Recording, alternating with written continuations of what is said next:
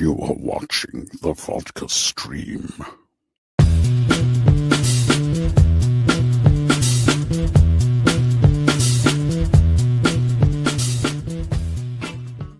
Hey, what's happening, guys? Welcome to the Saturday edition of the Vodka stream. That's right.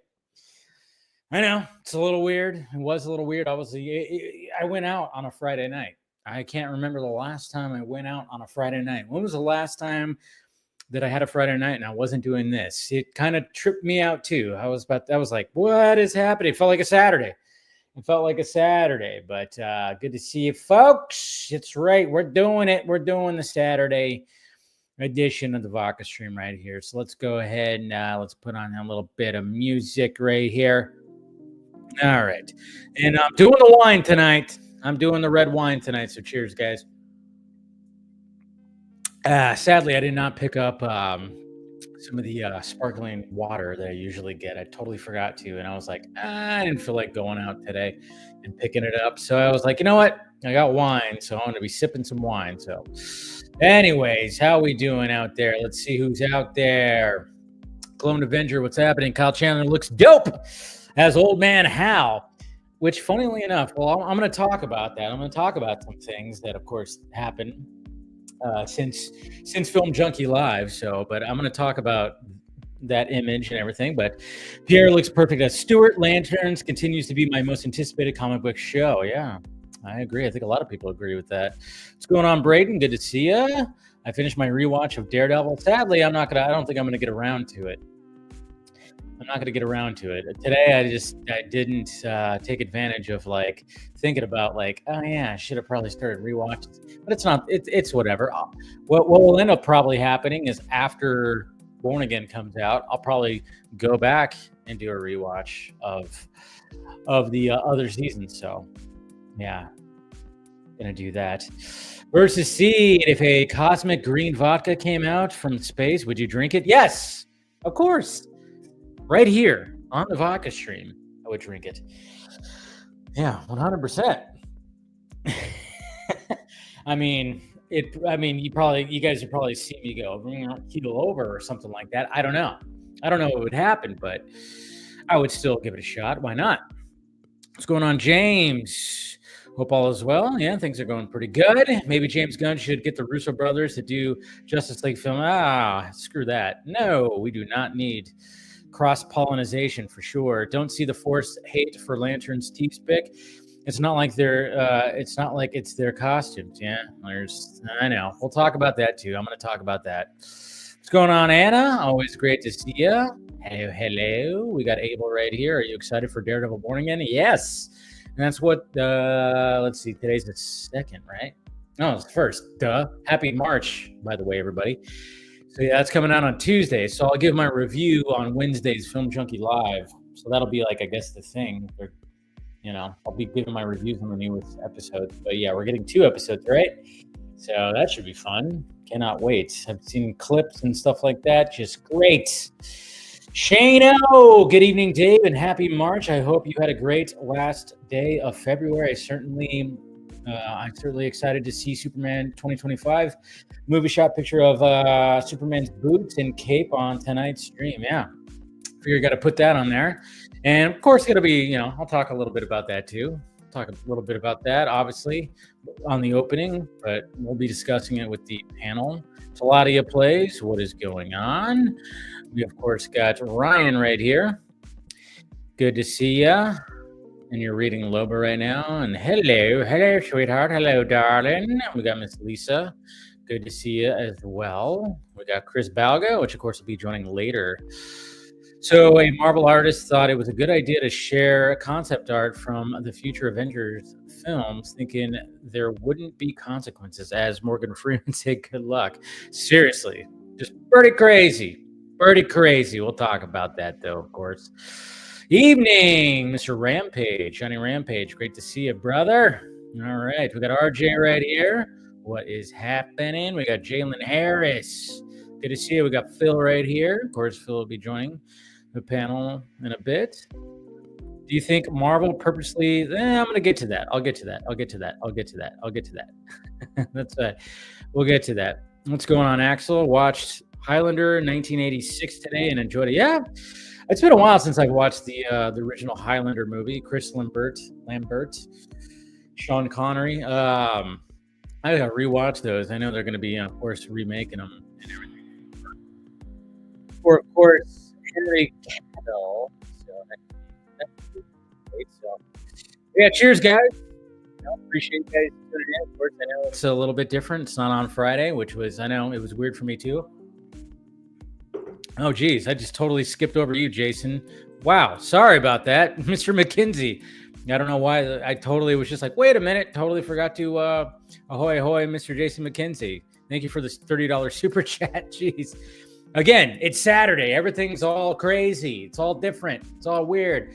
You know, obviously still getting used to the new space. And like I said, I think my background is pretty much set. It's set for right now. I mean, I know I've had some suggestions for people saying this is like looking a little blocked right here. So maybe I'll move that. I don't know. But as of right now, we'll see what happens. You know, I try to like keep the arm of my microphone down a little bit more, so that does show up a little bit better. I don't know. But yeah, of course, have the open sign right here. I think this is a good spot for it. So, but yeah, thank you again, Jason McKinsey. Sorry, I was like, holy crap, brain fart. All right. Cheers, good sir. Cheers, good sir. And like I said, guys, ask questions, do all that. And yeah, let's, I mean, obviously, you know, I don't need to do a whole full review of Last Breath. You guys saw my first reaction. It's a small little movie. I enjoyed it. My dad enjoyed it. And go see it if you want to. But yeah, it's, you can tell it's just going to be one of those movies that not a lot of people are going to go see and probably won't do that well at the box office, but it's still an enjoyable film. So, and it gave me, you know, there's moments where I was like, Jesus Christ, because I mean, it's literally about a deep sea diver who loses oxygen for about 27 minutes. Yeah, pretty crazy. So yeah, that'll make you just like your heart will gonna be pounding and everything like that. So yeah. Anyways, all right. So let's go ahead. Let's talk about this Lanterns image that showed up the other day, and I was like, ooh, here we go. Our first look at Jon Stewart and Hal Jordan, of course. And of course, let's talk about the response of it as well. But my initial thoughts, obviously, we got the image right here of them two. There they are. There's good old Jon, and there is Hal right there. And Hal's looking a little haggard. But I will say, looking pretty good, you know? I mean, yeah, he's old man Hal, but doesn't look all that old, you know? Kyle Chandler is aging pretty damn well. I will say that. Hair's a little bit of a mess, but hey, I am one to talk, right? Got the stubble going on. You can tell he's just not feeling it. And yeah, if you look at right hand, that middle finger right there, we do see the ring. And then of course, Jon Stewart just looking just super clean, super proper. Everything about, I mean, the polar opposites of these two characters. I mean, just look at it. Look at Hal. That's probably not even his jacket. Who knows? I don't know. His jacket even doesn't even look like it's his. And he just looks, it doesn't even look like it fits him. You know, look at how the sleeves are going over his hands a little bit. It might not even be his jacket. His hair's a mess. He's got stubble. And then you got Johnny Stewart over here looking super clean shaven. Everything's all clean and primped and everything. So you could see the polar opposites of these two characters in this very image right here. I mean, that's the thing. That's some things that people might not be taking from this is the fact that we are seeing how these two are right now. We got fresh blood and we got old school. And that's what I'm going to be loving about this right here. That's what I'm going to be loving. I'm loving the fact that they look so polar opposite when it comes to just their attire. Because I guarantee you that is not Hal Jordan's actual jacket. And it's so funny because, again, you see those dumbass fans that just want to just nitpick on every little thing. And I saw fans going, they couldn't even get his bomber jacket right. I'm like, do you think that's his jacket? Yeah, that's not his bomber jacket. Hal's been through some shit. Something has happened when it comes to Hal Jordan. You could tell. Probably not his jacket. He couldn't even get his bomber jacket. Shut up. Shut up. We don't even know the context. They're walking in the middle of the street, for God's sakes. What is happening?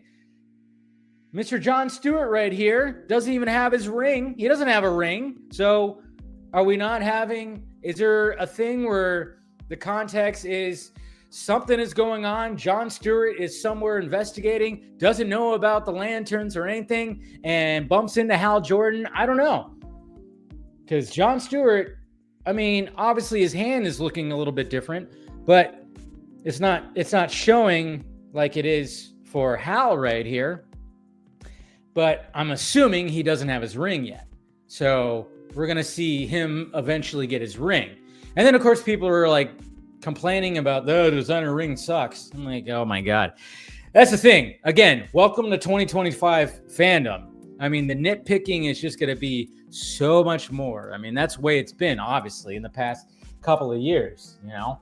And I think people forgot that, you know, during the COVID time, basically, I mean, most of the COVID time, I would say, is there was some, you know, it was dark when it came to DC and who was running DC and all that. So we'd had no direction of what's going on. Now we actually have a direction. So it just seems like people just want to shit on, oh yeah, even though there's a direction that we're heading here, we got to still shit on it. So, but I don't know. I really thought this was like a cool image. I mean, they're been a couple weeks in production.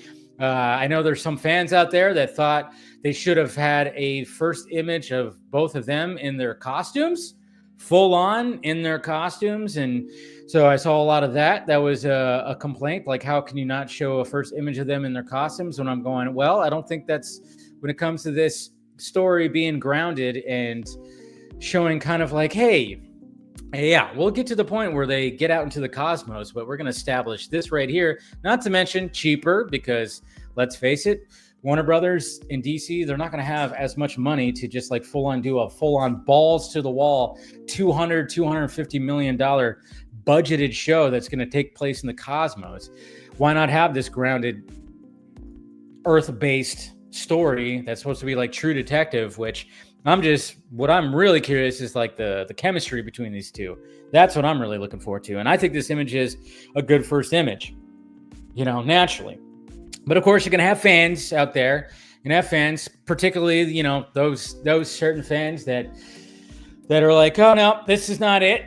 Wayne T. Carr is my Green Lantern, my Jon Stewart. He is the ultimate. He is the one. And I have to be that douchebag to remind the fact that it's like, yeah, Wayne T. Carr, great dude, excellent actor, and he would have nailed it when it came to Jon Stewart. But we have to remember that, you know, if Zack got his way when it came to Zack Snyder's Justice League and utilizing Jon Stewart, Wayne T. Carr would not have been Jon Stewart. Just saying. So if, you know, the people that keep on doing that, and then, of course, they want to do the whole colorism thing, which, you know, because Aaron Pierre is not black enough. There's that argument as well. But I'm just saying, if you want to, you know, the people that are just like, you know, Wayne T. Carr, I'm like, well, thank Jeff Johns for giving you that, because if it wasn't for Jeff Johns putting the kibosh, and I hate to say it, but it's Saturday. I'm being that kind of douche right now, I guess you could say. But if it wasn't for Jeff Johns and those guys for putting the kibosh on there, you wouldn't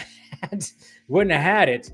But, you know, but at the same time, what is Zack good at doing? He's good at casting unknowns and putting them in the roles. So if somehow he would have had that Wayne T. Carr's Jon Stewart to be actually put into it when it came to putting on HBO Max, and then there would have been like sequels, obviously Wayne would have been in the sequels and he would have nailed it. He would have absolutely nailed it. But it's just, again, it's always kind of funny when I'm seeing people like, oh man, it's like, what are you doing? I mean, you're throwing up an image. Yeah, it looks really cool. But at the same time, this is like 2 weeks into production. There's not going to be anything that's going to be absolutely crazy and all this kind of, oh man, I tell you what, I don't know. Fans, like I said, 2025, it's just going to be like that. No matter what, there's just going to be nitpicks all over the place. There's going to be nitpick after nitpick after nitpick. nitpick when it comes to every little thing with the DCU. But what can you do? That's what we do. That's what we do. Yeah, I know Jeff Johns. Yeah, he hasn't done much when it comes to DC for a while, but he definitely helped ruin a cinematic universe. What's going on, Dell? Good to see you, bud. That photo that was released is essentially behind-the-scenes photo. Jon Stewart's clearly going to be the Green Lantern going forward. People are mad at how... Yeah, I know. I mean, it's just, again, people are nitpicking. I think it's kind of great. Again, I like the old, grizzled Hal Jordan and the young, fresh, up-and-coming Jon Stewart. You could see it. I mean, that is representing to a T in this picture right here. So when I first saw it, I was like, yep, there's a dynamic right there. There's a dynamic. Total dynamic. And I'm sure these two have excellent chemistry. So cannot wait for that. Did I just spill? I did. Damn it. I'm going to just hit my little thing right there. Of course, party fell already. So cheers to that. And everybody, and fans, come on, let's relax a little bit. We'll be okay. Good to see you too. We got Jose and we got Andy in there too. I saw him getting hate for Black Canary beating the shit out of Lady Shiva. People calling him racist. Johns has been in hiding, exiled. No, he hasn't been hiding. He's not been hiding. I wouldn't say that. Now, the other thing I wanted to talk about, I'm not going to bring up any images because I don't know.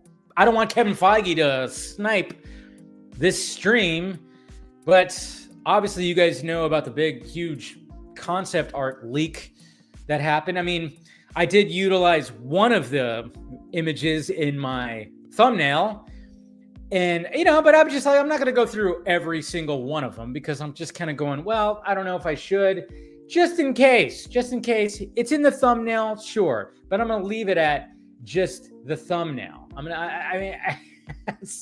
That's basically where I'm going to leave it at because I just don't know. But at the same time, there are conspiracy theories that maybe, just maybe, that this whole leaked MCU concept art thing that happened this morning. I mean, I remember just waking up and I woke up and I didn't look at my phone at first. I was just kind of like chilling, put on the TV and just kind of was just relaxing. I was like, I don't really feel like looking at my phone. And then I started looking at my phone and I started seeing stuff about MCU leaks, what's going on. Everybody was freaking out and I'm going, okay, what the hell?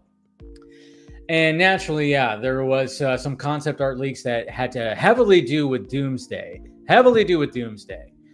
And so I went, okay, cool. That's interesting. Where are these images? Because the website that these got posted on obviously got sniped by Marvel Studios. Kevin Feige just blew it up and made sure, okay, we got to get rid of that off the interwebs. But at the same time, people are sharing them like crazy, which I'm kind of going like, man, you guys are really going to risk. I mean, you posting on Twitter, I was going, why are people posting leaked things on their Twitter, specifically on their Twitter, not quote tweeting, but literally just posting the images themselves? I'm like, man, I think people wanted some engagement today, and they definitely got that. But then I'm gonna go and like, what's gonna happen if they start sniping Twitter accounts? I mean, it doesn't look like that's been happening. So anybody who posted these images specifically on their Twitter and everything might be okay, but I don't know. I'm just saying, seems a little risky, but hey, what can you do? But yeah, I mean, it just seems like they're very much doing, well, I mean, like I said, I'm not too familiar with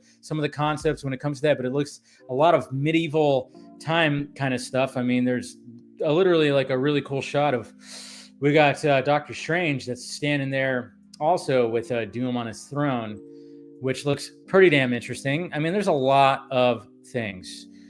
There's a lot of things to look at when it comes to these images, but at the same time, I don't know when it comes to, I mean, there's even like a Hulk and a She-Hulk thing. They're showing T'Challa, like a new actor playing T'Challa possibly, and even, I mean, essentially, I mean, I guess a lot of people are saying this could be like Battle World or whatever that's been rumored when it comes to all this. I don't know, but I mean, concept art always looks pretty good. Always looks pretty good. But I have to remind everybody, because I was seeing, again, welcome to fandom in 2025. All of a sudden, everybody's just saying, like, this is going to be the greatest comic book movie ever. They just saw these images and went, this is going to be the greatest comic book movie ever. Oh my God, I can't believe they're doing this, they're doing that. And I'm kind of going like, okay, how many times have we seen concept art come out after the movie? And then we go, where the hell was this? Where was this in the movie? Why wasn't this in the movie? Sometimes this doesn't even show up. And then, of course, there's the conspiracy theory of maybe they wanted to release this and they leaked it on purpose to test the waters, To which I say, okay, so when it comes to those certain Snyder fans that are now MCU fans because, they don't like the DCU because of that one guy with the spiky hair, now they become, we back in the 2010s, they rallied against the MCU and all that kind of stuff and was always supporting Zack and the DC EU. But now that they don't want to support this one, now they are 100% all about the MCU. And I saw diehard Snyder fans like going, oh my God, this is going to be absolutely insane and crazy. And oh my God, this is going to be the best thing ever. And I'm going, okay, so, but if the conspiracy theory is that they are testing the waters, if they are just kind of putting it out there to create hype and seeing what might work and what might not, which would be absolutely insane if they were actually doing. Does that mean that those same people that are saying that Superman was written and cast by Twitter and Reddit, are they going to say the same thing about this if this is absolutely true? Probably not, right? Because we're all hypocrites. Take a breath. But it's just kind of funny. It's like, oh yeah, if that's actually true and they're actually testing the waters and they're like, well, let's see if people like that. And then maybe we'll, not do that or something like that. But hey, you know how it is. We're all hypocrites. Right? Just like even going back to the Green Lantern image, hey, it's a grounded Green Lantern. It's like, hey, it's going to be like True Detective, which is what they've always said. Now, if a certain other individual was in charge of the whole thing, oh yeah, those same fans would be saying, this is the greatest thing ever and defending it. Everybody's bias is showing now. That's for damn sure. And like Zach said, and by the way, happy birthday to you. Happy birthday to you. Happy birthday, dear Zack Snyder. Happy birthday to you. That's right. It's Zach's birthday, so cheers to him. I'm sure that guy is like in Antarctica somewhere skiing, or I don't know. He's probably somewhere with his family and having a good time. So, yeah. Anyways, but it's just I mean, what did Zach say? I mean, this stuff's like religion. So, and if the person who is presenting the information you don't like, then guess what? You just automatically hate it. I hate that. I don't know. I wish that people weren't like that, but be careful, it's just, you can't get that. You can't get that. But yeah, there was a lot of things. I mean, they were showing Silver Surfer stuff. I mean, there was a lot of things showing the Fantastic Four baby. There's a lot of things that got released today, and it was just kind of like, okay. But again, what I have to keep reminding people, even young Avengers are showing up in there. In this leaked concept art, but again, we don't know if any of this is actually going to show up in the movie. There's just people that are going, oh my God, they were just freaking out. And I'm going, hey, concept art is, do you know what the definition of concept is? It's a concept, it's a pitch. How many times, again, have we seen concept art that didn't show up in the movie? For God's sakes, when it came to Justice League, Zach and concept artists, they brought up the concept of Batman visiting a parademon nest. Remember that? But Warner Brothers and DC Films were like, it's too scary. Too scary. But we've seen those concepts. We also saw different concepts of how Steppenwolf was going to be in his little lair with all those floating crosses and everything. It looked demented as fuck, which was great. And I wish that he could have did those concepts. But hey, guess what? Zach had to compromise a little bit. Remember? Yeah. He had to compromise and tweak it a little bit. He had to tweak things. He had to tweak things and tweak things. Just like he tweaked BVS. Because we must remember that, the Batman versus Superman original story was not the story that we eventually got. Chris Terrio was not part of that initially. It was a whole, from what I heard, when it came to Batman versus Superman, the original script was a little bit more action heavy, less political, and of course it had Metallo in it. And they completely removed that because there was an asking of a rewrite. And luckily, it ended up turning out to be pretty good because I love Batman vs Superman. But it kind of makes you wonder about that original story. But what could he do? Anyways, there you go. That's my little spiel about everything. Did I have something else? Felt like I had something else. Did I have something else I wanted to talk about? Oh, well, now I'll talk about that on Film Junkie Live. I don't really have to talk about that now. Yeah, I think that was about it. Yeah, that's probably about it. I mean, there was one thing that maybe I'll even mention right here, and it was kind of funny because I'm kind of like, I was thinking about this, not even, I wasn't even thinking, yeah. Because somebody posted a, who's your favorite live action Bruce Wayne? Who's your favorite live action Bruce Wayne? And I went, you know what? I'm looking at the image right here, and obviously here's the image right here. And this just happened today. And I saw this image right here, and I was looking at all the live action Bruce Waynes right there. And I went, okay, cool. Yeah, that's right. This is not Batman. This is specifically Bruce Wayne. So obviously it was asked, which is the best? And I was like, you know what? I'm going to put my top three. I did one of those things where I didn't, I put my top three as opposed to that. And my top three as of right now, number 1 is Bale, number 2 is Kilmer, and number 3 is Affleck. That was my top 3. That's what I was feeling like right now. And usually when I'm feeling like that, and the reason why, obviously when it came to Affleck, obviously in BVS and in Zack Snyder's Justice League, obviously leading the turn that he has, the turn that Bruce Wayne has, and some of the monologues that he has, it's absolutely great and fantastic. And I wish there would have been more. And if there was more, maybe he'd be number 1. But when it comes to Kilmer, even though he only had one movie, there's just something about Val Kilmer's Bruce Wayne, and I've said it numerous times, that I really loved what Schumacher did with Bruce Wayne in Batman Forever, even though it's not the true vision, and release the Schumacher cut, god damn it, where we can actually see more of that. But there was just something about Val Kilmer's Bruce Wayne, and he had a lot to do. Even doing physical things. There's just a lot there. I don't know. I just really, really enjoyed Kilmer's Bruce Wayne. And then, of course, Bale. Bale just had a lot to do when it came to his Bruce Wayne, specifically in Batman Begins, but even in Dark Knight, and even in Dark Knight Rises. Bale's Bruce Wayne just had so much range. He was like an equal part, because sometimes it's not equal. Like, yeah, I know some people are like, oh, how dare you not have Michael Keaton in there? I'm like, yeah, I get it. Michael Keaton would be 4th. For sure. He'd be 4th, but it just felt like when it came to his movies, specifically Batman and Batman Returns, it was more Batman than Bruce Wayne. And I don't know. Bale just had so much to do and so many things when it came to the essence of Bruce Wayne, where we actually saw him training.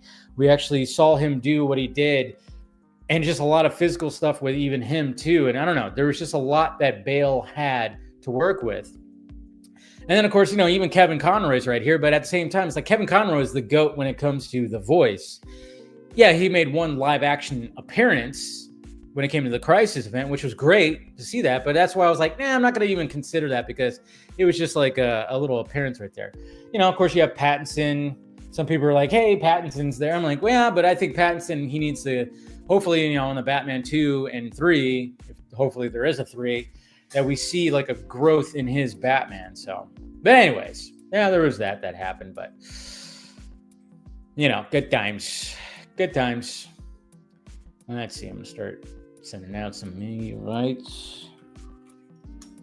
But yeah, what are your guys' like when it comes to your top 3 live action Bruce Wayne performances, or just, whatever, what are your top 3s out there? Let it be known.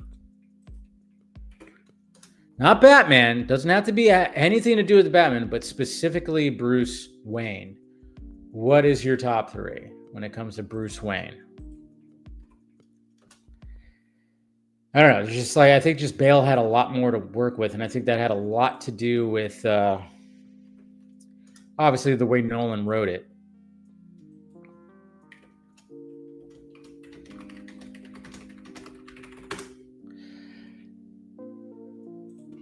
Let me know. Let me know.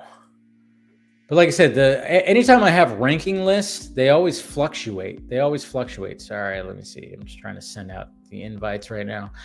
But it always fluctuates. Like even when it comes to movies, like stuff just fluctuates for me. It's never like the same. It's never like absolutely the same or whatever. It always just like goes like, up and down, back and forth or whatever. So let's see. What are you guys saying right there? What's going on for you, Jason? Great to see you. People comparing Ray Car first CGI look to lanterns and their civilian first. Yeah. I mean, that's the thing. It's like, I hate to like what. And I even commented on somebody who was like doing that. I'm going, it's not even a proper comparison. A proper comparison is like the way, I don't know. It wasn't even a proper comparison. It just wasn't. Like, stop doing that.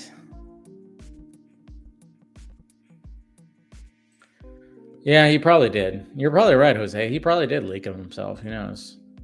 And I believe so. The Doomsday art does not get me excited.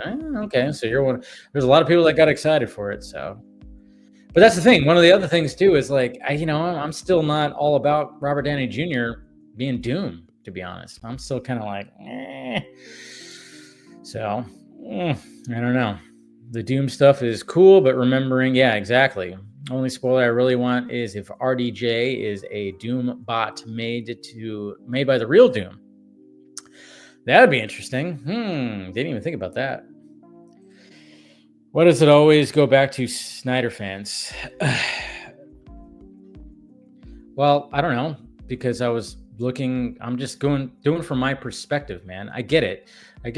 You're on that side, Axel, but I've said it many, many times. The grief that I see the most is from that side. And it sucks because, like I said, being a part of the fandom and everything, and even people that you associate with and everything like that do not like me because they haven't liked me for years. Come on. Aren't even Snyder fans. Yeah, exactly. And it's shit like that. It's stuff like this that gets me frustrated when it comes to all that. What's going on, Stephanie? Good to see you. Oh, there's more concept art? I just saw the Doomsday stuff. Yeah. I mean, there's other stuff like Fantastic Four stuff. I don't know. Did Gunn wish Zach a happy birthday? No, because they're not friends.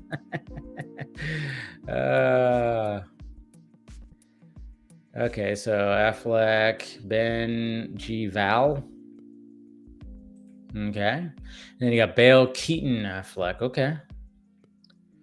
Pattinson is dead last. Kilmer's a great Bruce. Yeah. Affleck.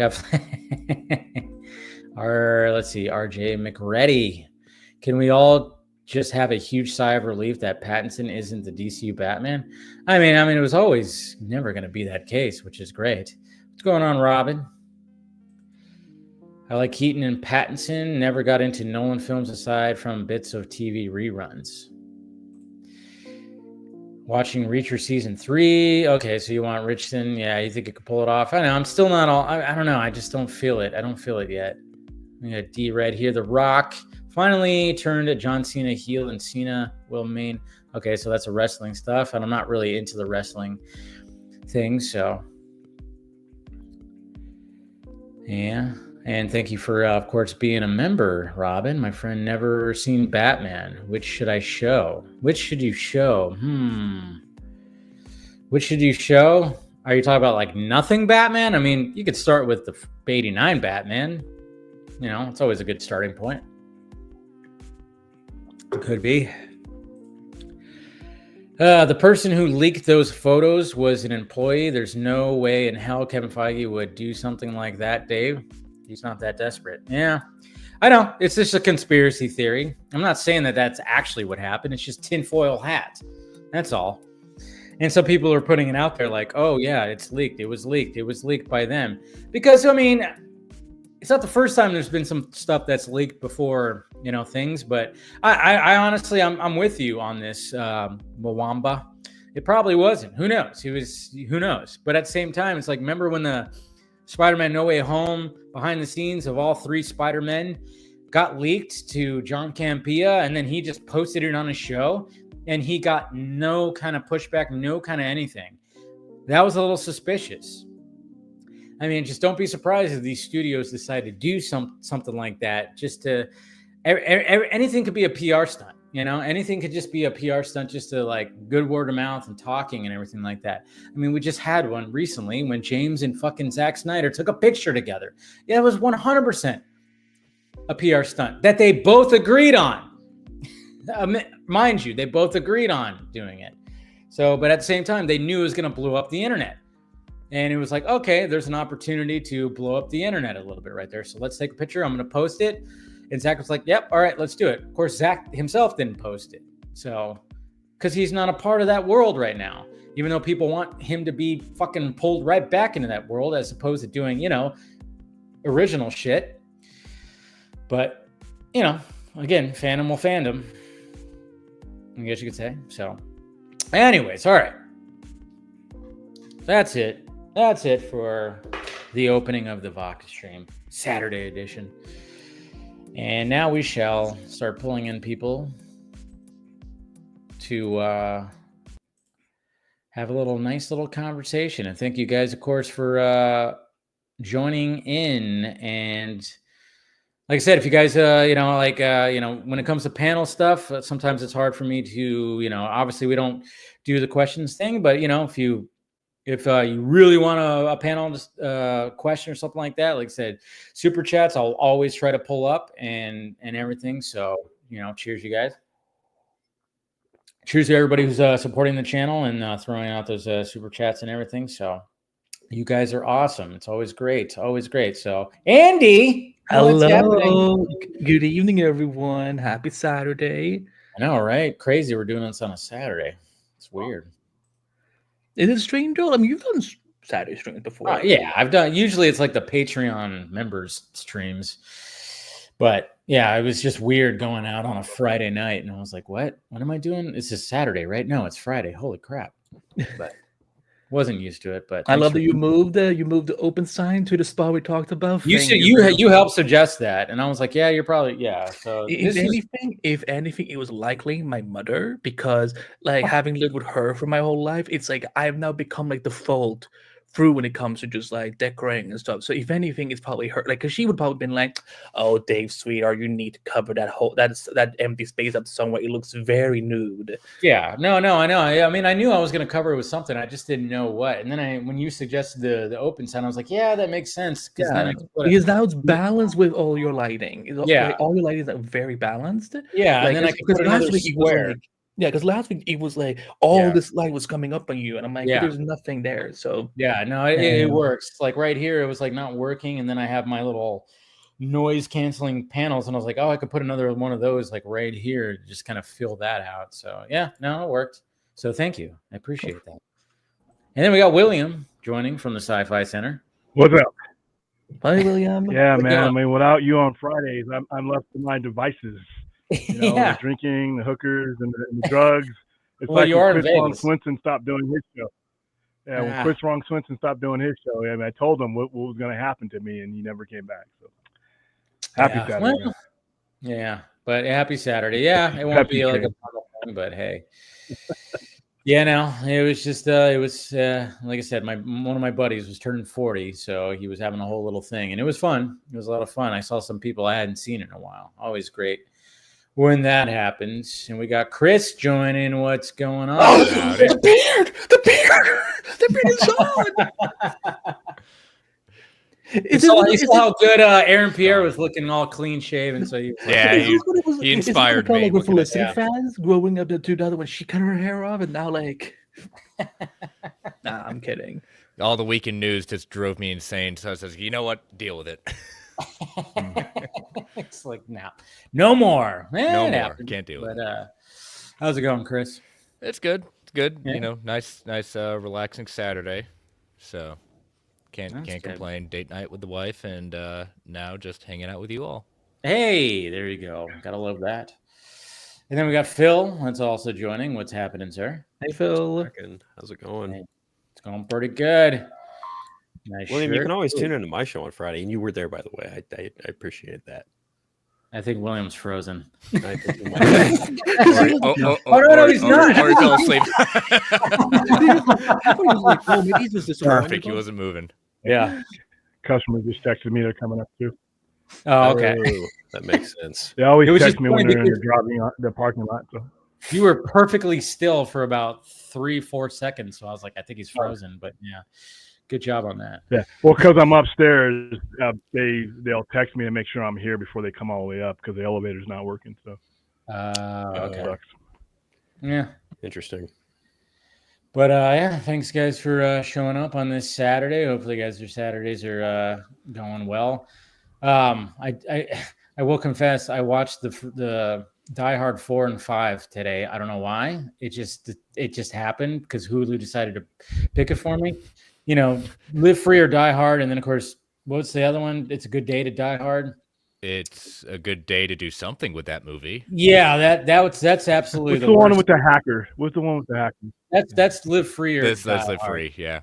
Which that's passable. Okay. Like it's hard to even say that it's a Die Hard movie because they made it PG-13 for some reason.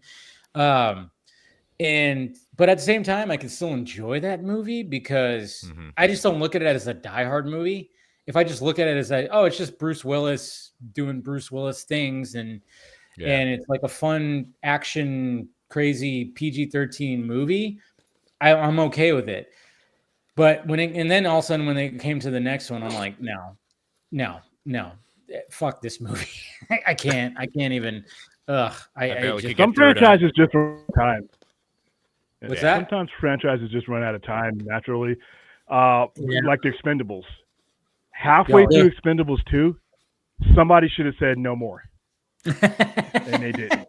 But then they kept on saying, "Who wants a paycheck?" And they're like, "Yes." Yeah. Well, I mean, you got. Yeah, but they diminish in returns when they're box office because, like I said, you're right. Completely you can right. run out of story and just run out of story, and that's it. Sometimes it's just time to say goodbye. Hey, William, check your mic. Make sure that you're on your mic because it sounds like you might be on something else, and it's kind of breaking up a little bit. I don't know. Check it. It's like far away. Yeah, it almost sounds like you're on a phone a little bit, so you might not be on the correct thing. I don't know. Just double check. But no, but like when it comes, I mean, the Die Hard trilogy is great. I mean, first one is obviously classic, Christmas movie, 100%. Second one, it's like, oh yeah, it's almost the same. It's not really. It kind of is the same concept. Takes place during Christmas. I enjoy it still, 100%. But the third Die Hard, when they turned it into a buddy cop movie and brought in Sam Jackson, I mean, I love the second one or the third one more than the second one. Yeah, and then when they went off and started trying to like, hey, let's bring it back, and now we got John McClane's kids. They're all they're grown up. They're going to be involved, and I'm like, you could have did something with that, but you didn't really do the greatest job. I mean, Elizabeth Winstead being what's Susie McClane? I can't remember her name. It was good. It's fine. Like I said, and Justin Long in that movie was, he was great. But when it comes to the fifth Die Hard movie, fuck that movie. I can't stand that movie. Jai Courtney, ugh. I'm glad I saw that movie just on an airplane instead of paying money for it. Money for it, yeah. Ah, my God. I've only seen the first 3. I've never bothered watching 4 and 5. Never even seen any of them. No. I haven't seen 5. I saw 4. I saw 4. I'm with you, Dave. There are more parts of that movie I like than you. I'll watch that movie again over 5. Yeah. God, I only saw 5 once, and it just started playing after, because I just let Hulu do his thing, and I'm like, oh man, they're playing the fifth one. Well, if Hulu thinks I like it, why not? Yeah. I was like, oh no, and I just let it run. I didn't watch the entire thing. I will say, I was like halfway. There's there's just times where I went, oh. I kept on going. I was just working on things or whatever, and I just look over and be like, I'm like, their chemistry is not even good. And I'm like, his chemistry with Justin Long in the last one was really good, but this with him and Jai Courtney, just they're not. And then it's just it was essentially they turned it into Fast and Furious because the action gets so crazy and it's so VFX heavy that it's just it just lost its its roots. The first 3 movies were just. There was no VFX. I mean, obviously there was stuff that was like models and everything like that, but it was like pure like action. But yeah, it just turned into Fast and Furious. Where Fast and Furious is now. With cars going into outer space. Yeah, not quite that, but wait, cars. Really? Is that something they did? Yeah, they did that. But Fast and Furious, yeah. Yeah, with duct tape. Well, maybe and the kind of car that went out there too was like. Maybe the next one with Christina Hodson that she's riding. Maybe you'll have like. Saving babies in space or with cars or something. I don't know. Hey, don't put it past them. They're going to do that. I guarantee you. Oh, man. God knows what's going to happen with that. It's so funny because you would have thought that, like, when did Fast X come out? That came out 2 years ago? 22? 2 years ago. So 3 years ago. 23, 22, 23, because it was the year of the strikes. Yeah, it was 23. Yeah. Okay, so it's only been 2 years, but you would have thought they would have just got to filming on that real quick because there's a cliffhanger, and now we're just kind of sitting here waiting, like, hey, you guys left it off on a cliffhanger. When are you guys gonna? And then there's a whole talk about going back to the roots and all this kind of stuff, and I'm going, well, wait a minute here. You still have to conclude this story. Finish it off and make sure that that's going to be happening first before you start going, all right, maybe we should bring it back. I don't know. It just seems it seems like they didn't really have a full on, I don't know, conclusion or story of what they wanted to do with Jason Momoa. That budget was so big. They're still swollen from that. That's what it is, right? It's probably something like that. Massive. That movie made a lot of money, but when you look at what they spent to make it and when they spent to promote it, that movie cost a lot of money to make. I think they thought they were going to make Avatar money or something, but that was a lot of money. They made, it was profitable, but like they still made profits, yeah. Yeah, but like by what, 100 million or something? I mean, not by much. Not by much. So according to Wikipedia, the budget is $378.8 million. Box office total $714 million. So they barely broke even on that. Yeah, you figure the advertising budget and the 15% they have to pay back. They probably didn't even make money from. Yeah. So now they're just like, hey, you got to, pardon the pun, pump the brakes on the next one. So they're gonna Tokyo Drift. Come on. They got it. I mean, I kept on saying they should go back, like make it about Dom and Letty trying to just go back to just LA and just establish their family and just obviously family is always a big thing. Let's go back to the street racing stuff and just come up with something that's just back to those roots. And you can have a small, but I don't know. It got too big too fast. Oh, Jesus Christ. Did I just say that? That's the next title. That's the next title. Yeah. Roll credits. Too big, too fast. Too expensive. And then they just had so many characters come in, and you have Dwayne Johnson, and I don't know. It's like they're trying to. Jason Momoa be the villain, which I thought he was a great villain. I thought he was really good as a villain, and I'm kind of going, all right, how is this going to resolve? But now it just seems whatever they had in mind probably is going to be tweaked. Wasn't Brie Larson in one of them? She's in Fast X. Okay. Yeah. She's a good guy. Good girl. Good girl. Mm-hmm. Yeah. Then you get the Mr. Nobody thing with Kurt Russell. Yeah. In the movie last time, but not really in the movie. And his daughter, right? Or who's somebody's his daughter, right? Is it her? Wasn't it Brie Larson? Yeah, it is Brie Larson. Yeah. Yeah, she's the daughter of Phil knows all those answers. Yeah. That look alike. I just know how to reboot the franchise. I know how to reboot that franchise, but make it about cars again. Pitch it. This is going to sound insane, but I recently just wrapped a show on Netflix called JoJo's Bizarre Adventure. And at the end of it, the final attack. Okay, back it up.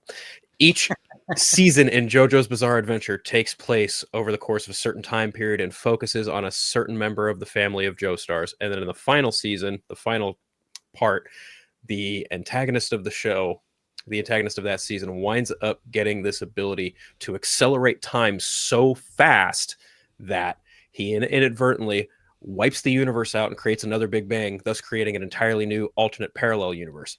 I think in Fast and Furious, they should make a car that goes so fast, you accelerate through the universe and create a whole new Big Bang. Wait. Instead of Dom, should we get a white-haired man in a lab coat? James Gunn. Hey, we'll take it. Sell it. I like it. I love it. Sell it. Sure. Yeah. Higher writers. I like it. I forgot that Alan Richardson was in the last one too. Jesus Christ. Was he? Wow, man. Yeah, he was. Yeah. I saw somebody He's just say that. he's everywhere these days. We love it. I have not seen a Fast movie since Tokyo Drift. Wow.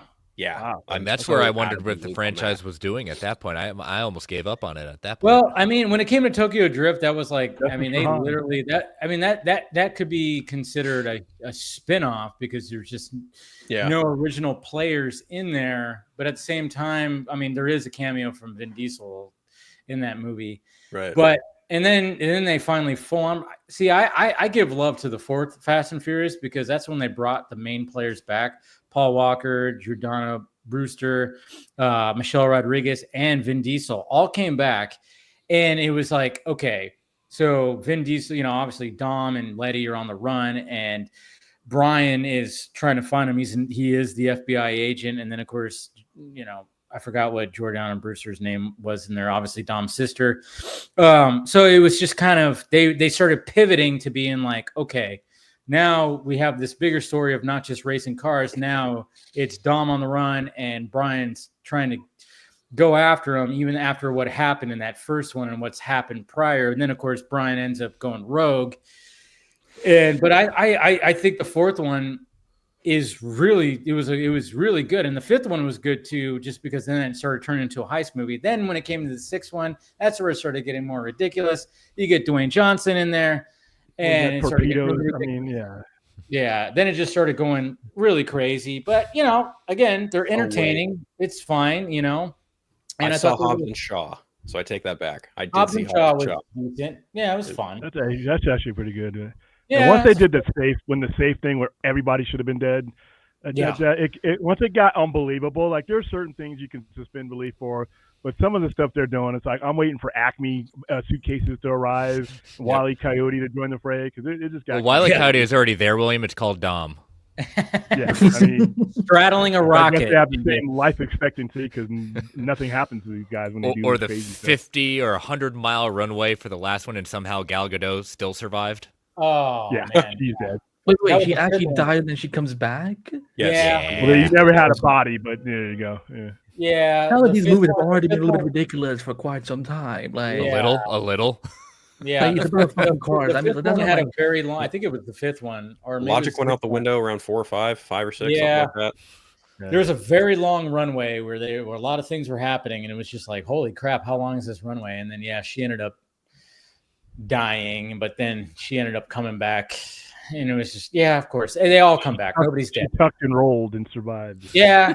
She probably had a few broken bones. I guess we'll find out how she came back. Walk it off. Did she like tuck and roll Wonder Woman 84 style? Is that? No, but she yelled, no, Cal, don't do it. No. Don't do it, Cal. Dom, no. Oh, man. But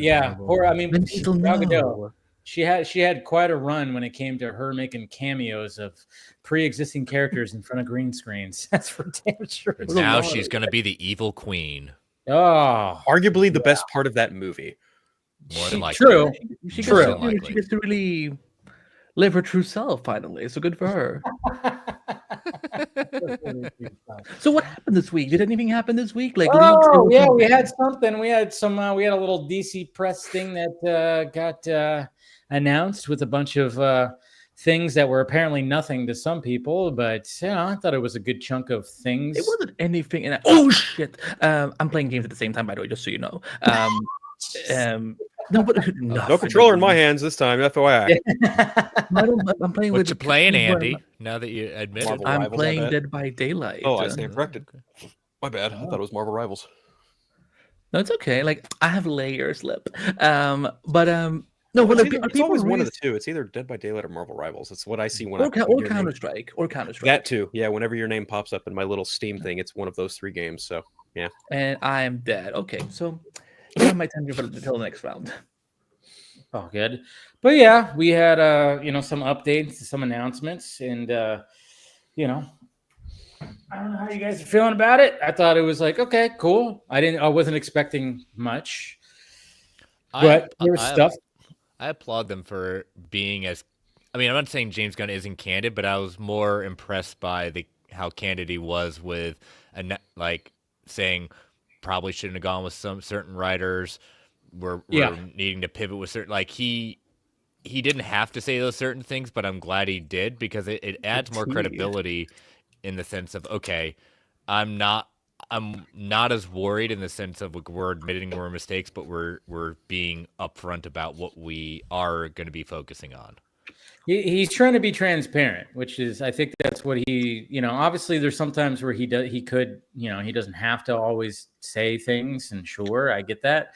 But yeah, I had no problems with him talking about that too. I mean, he's the co-CEO of DC Studios, and when somebody asked a question, and he was very candid, and he was like, "Hey, yeah, sometimes you gave a writing assignment to certain writers, and they just didn't turn in the work," and he just, he was candid and said, "Yeah, sometimes it was just I wish I didn't appoint that with that person," but still things are working out, and he still was like, "We're still very blessed on what he's seen," and that's the thing. It's like, we still are waiting for obviously Superman's going to be like the send off when it, the first full on stepping point of like all this whole thing, which is a lot writing on it. But then of course we have all these other people that are involved that are creating great things. Can I add something to that? What you just said, because this is what I've always felt we've missed with. And yes, this is gonna be a bit of a DC Marvel comparison, but this is where I feel like. Sure. Because there was a lot of people saying that this is not good PR for DC Studio, but I'm like, is it really bad though? Because I feel like the public is better to hear like more honest updates and being honest about the fact that, okay, you know what, we've had some setbacks, we are having some issues, some writers not being hired. I wonder who he's talking about, because I really want to know if it's Christina Hudson or not. But the thing with Kevin Feige, he's like, Dan McBride is not on. Wait, what was he? Was he supposed to be on something? Rumored was Booster Gold. Booster Gold. Okay. So for me, I appreciate the fact that James can be that candid, whereas with Kevin, I feel like he, it's almost like he's not willing to acknowledge that yes, the public perception of some aspect of the MCU is just not doing well right now. That's just my take on that, though. No, it's understandable. I mean, obviously, you looks so different without your glasses. I know. Like I said, when people say, "Where did Dave go? Where did Dave go?" Ooh, that's Superman. When people say that Clark can't trick people without having his glasses on. Come on, when you're used to seeing people with their glasses. No, but to that point is, obviously, dealing with people on Twitter, when they have grievances about James Gunn and how forward he can be, it's like, yeah, I could see that, but at the same time, when I just look at your profile and I could see that you're not a James Gunn fan, you're over here. I could see where you're at. What's over there? It's just, you could tell. You scroll through.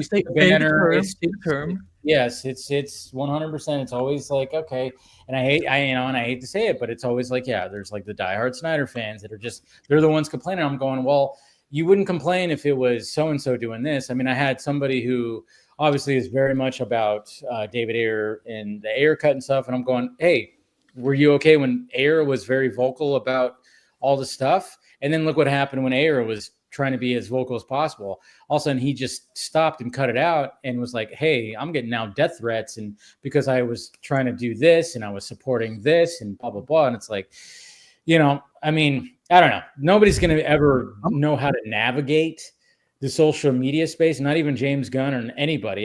Kevin Feige was never going to be on social media doing this. Zach utilized social media to his point when it came to the Snyder Cut. And I thought he did it well because he had his own basically social media site that he was supporting and invested in that didn't require him to just post things on Twitter all the time. Right? And Twitter is just, let's face it, it's crazy. It's the fucking wild, wild west. Bill's favorite place. I would expect a creative. I would expect a creative like James Gunn to be more transparent than I would an executive.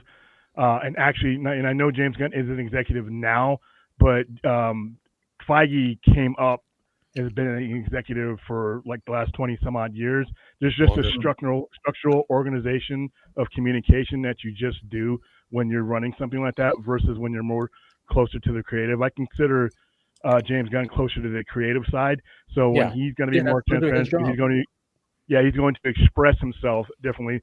So there's no wrong way to do it, but an executive like Feige, those guys tend to hold things close to the vest because they have to. Peter Safran is the one was also there, and he was also very transparent about some things too. And I feel like that's again like he has been in that world longer than James obviously has, and that's why I was saying like I feel like Kevin honestly could benefit from that.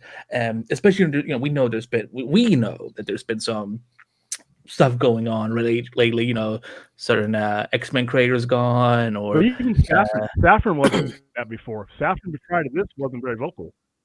Yeah, he was. No, because again, the higher up you get, the more security you kind of also have at the same time.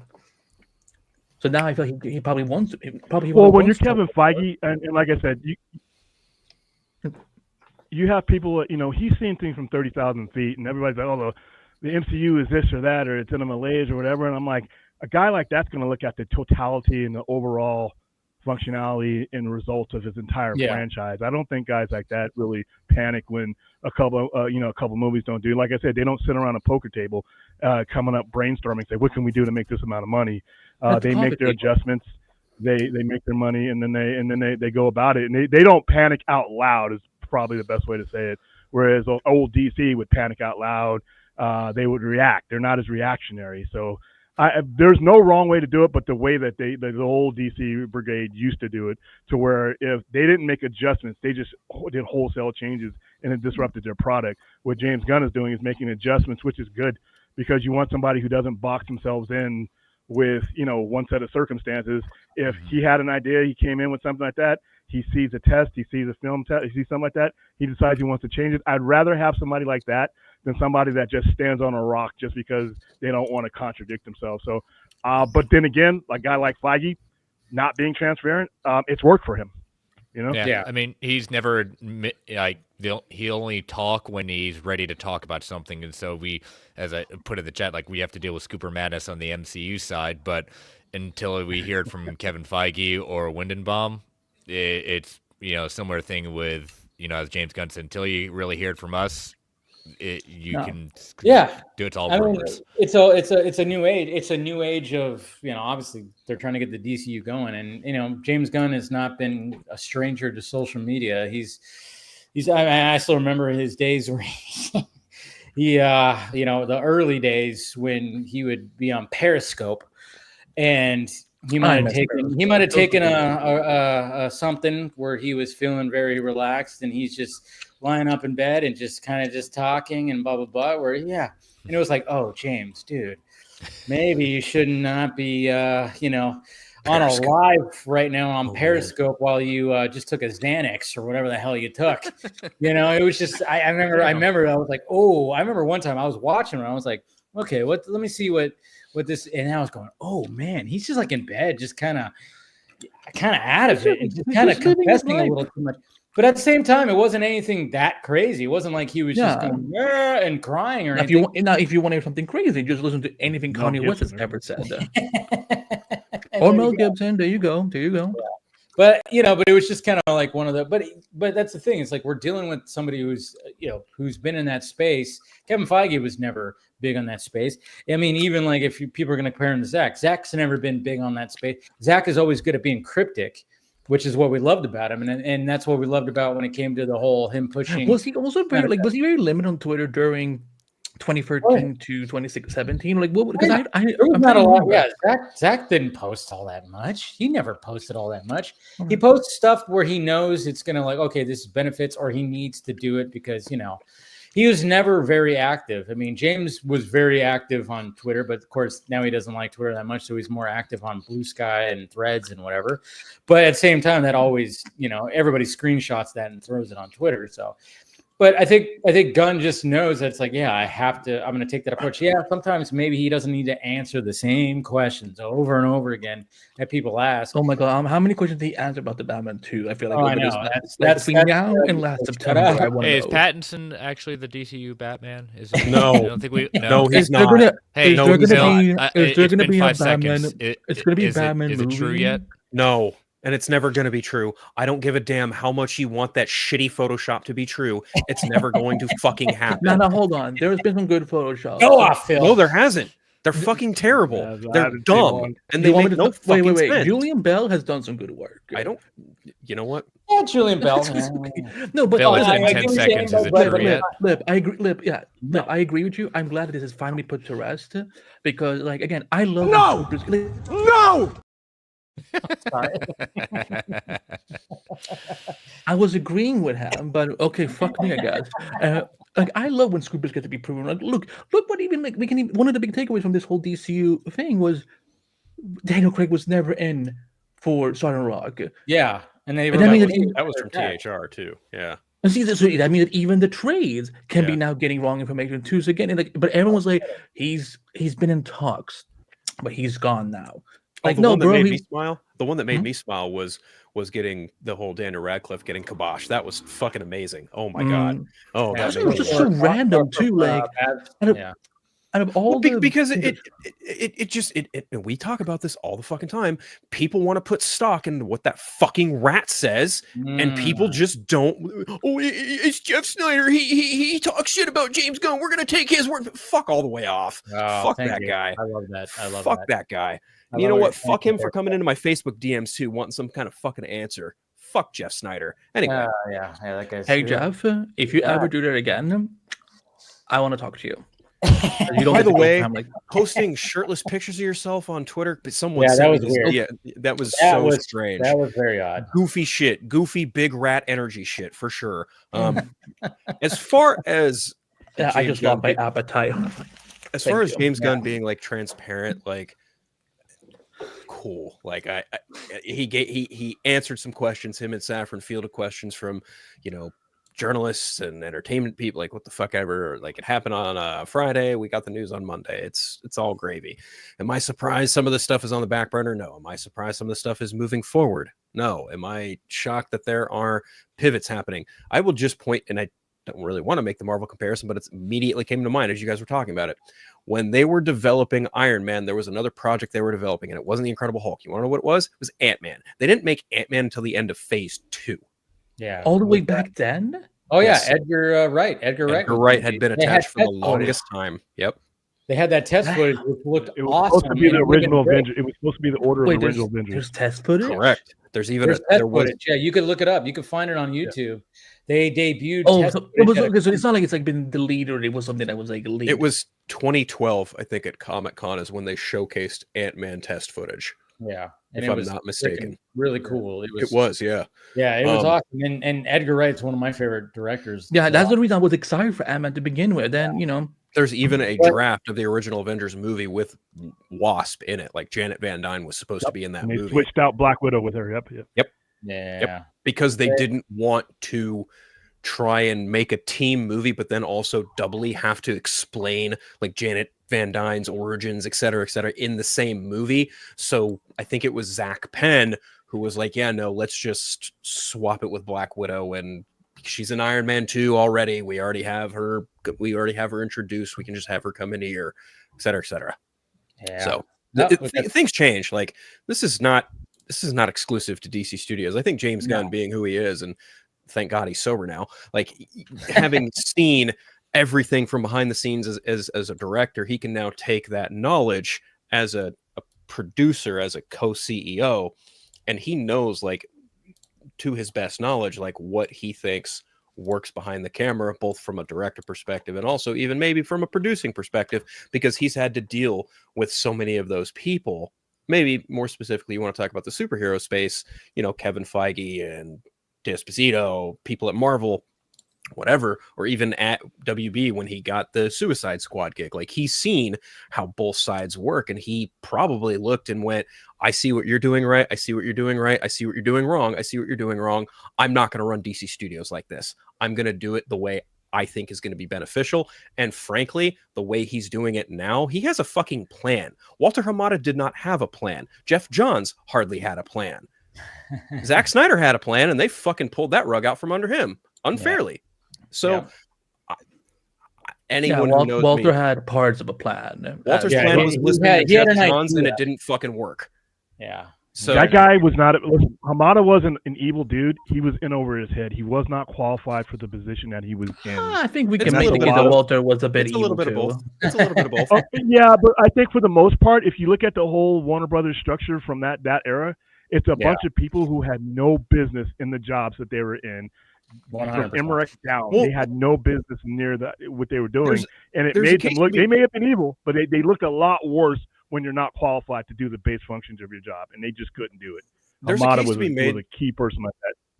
There's a case to be made that DC Studios should have been established a long fucking time ago. Like, it should have been established 2012. after the Avengers. 2012, 2013, whenever.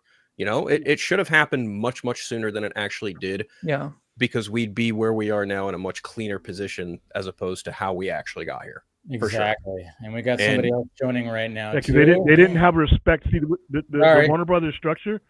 Damn, William. I try to find a. Damn, Will. You messed up my drop, dude. I know. Okay, well, we'll do it again. Ben. There you go. Hi, Ben. How are you? Hey, guys. Hey. It's been a while. How you guys doing? Good. Really well. I'm getting asked in video games. I'm happy you're here. I was hoping you did a live stream last night. I was really looking forward to joining. I was like, all right, I'm not I saw your response, either. And I was like, sorry, man. Like, yep, sorry, I had a little, party thing that happened last night. So, but hey, you're here now. Good to see you, Ben. Good to be seen. Cheers, man. Yeah, we're just diving into everything. Obviously, when it comes to DC and the press and everything, and the fact that now we're in a new era of. Again, I mean, it's so funny because I sometimes think that sometimes fans don't remember that it's been like when it comes to DC, it's just been so. What the hell is even happening? Mess for 5-6 years. I mean, COVID totally just. I think people blank out the COVID years, and that was like 3 years, essentially. What's COVID? If you think about it, so people just don't remember like those years, and I think some people think, oh, hey, did the Snyder Cut come out a year and a half ago, 2 years ago? No, it's 4 years. COVID. Yeah. And remember, like there wasn't any structure, so yeah, you might not like who's in charge, you might not like what's going on, but at least they have something that's going on and something that's. It's better to have this than having constant. There's creative difference going on behind the scenes, and that's why directors are dropping out or actors are dropping out, or why extensive reshoots are happening, or the fact that they have remnants from previous stuff, and they're trying to be like, oh, we're going to send it in different directions, but we're going to use this and use that. I mean, obviously, Gunn still has some of the stuff that he utilized, but what's good about that is like the fact it's like, well, I established this, and I think this could still work right here. Yes, he made the mistake of like going, oh yeah. Here's my plan before all these movies come out. Yeah, I mean, again, there's always going to be that the things where, I think that's all things where people are calling him a liar again. What was it for? They call him a liar for everything, but I can't remember exactly what it was for. But it was because the showrunner for Lanterns mentioned Chris that. Bundy? I think they mentioned that. That the Lantern season 1 is not part of the bigger picture, of the DCU where they eventually want to go. And it's still part of DCU. That's what he meant. Yeah. But he was basically saying like, the season 1 is going to establish this, and it's not going to be part of like a big, huge story. But then he was saying, well, yeah, but we're hoping that, obviously there's going to be more seasons. And then of course it's going to attach to the overall bigger story, but of course people ran with the whole thing of, hey, people were saying that it was not connected. Everything's part of a big story, and it's like, no, they're trying to establish things. I'm glad that Lanterns is not going to be like, oh yeah, it's going to talk about, we don't even have a big story in the DCU right now. No. We're waiting for that. We don't know what it is. We don't have a movie yet. There's no movie yet. Exactly. Yeah, we don't know anything. Nothing out there yet. So the thing is, like that Lantern show, because I saw some of the vitriol, and it was all vitriol on Twitter. Yeah, I know. And it was about that it was not connected. How come it's not connected? I was like, I know, if you go back to other movies like Wonder Woman 84 or the first Wonder Woman, it had nothing like those two stories have nothing to connect to the larger story that Zack Snyder wanted to tell on his 5-movie arc or the DCEU.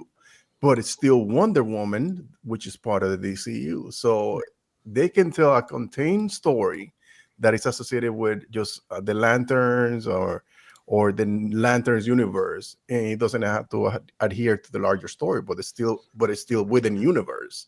So something like Star Wars. Star Wars has, or if you want to use a James Gunn example, look at how Guardians of the Galaxy 1 and 2 was very much like in its own corner, like, or it was literally not on Earth, it was literally in outer space, literally in its the outer side of the galaxy, dealing with the things there, but they're still part of a larger franchise. The same universe. Supergirl Woman of Tomorrow. It was told exactly. Well. That's what I also like. I think when it came to Guardians of the Galaxy, I think the fact that they Feige even said in an interview that Gunn helped with how they progressed the Infinity Saga. The stones, the way that he wrote the stones, and the fact that Thanos was a part of. But at the same time, it was good because to take like characters like that not a lot of people knew about, but the connection, obviously Thanos and Gamora, there was a whole arc right there where you go, okay, you're already teasing Thanos. How do we move forward with getting him in the bigger picture while utilizing this corner of the universe? And he nailed it, obviously, because it was just like, okay, this is how we're going to do it. We're going to have Thanos be a part of this, and then have another villain, and then we're going to establish more of the stones. And it worked out, and that's why it ended up being like successful and everything. But it Dave, very much its own thing. Dave, can you bring up the comment from Versus Seed at 11:21 p.m.? Okay, let me see. I think the main thing is we don't need to know everything right now. This one? No, the one above it. Oh yeah, sorry. Okay, just so the people who don't work in the television industry, here's the thing: James Gunn does not own HBO or Max. He can, in theory, get these shows to continue at DC Studios, but he can't decide automatically. Oh, well, it has to be on Max. Or it has to be on HBO. If Max or HBO says we don't want another season, then he has to shop it to other places. So like. Yeah. It's just so funny because that's why people are even saying, oh, he's the reason Superman Lois got canceled. I'm like, no. Well, he's the reason why that Creature Commandos got a season 2, right? And it's like, no, he's not the reason.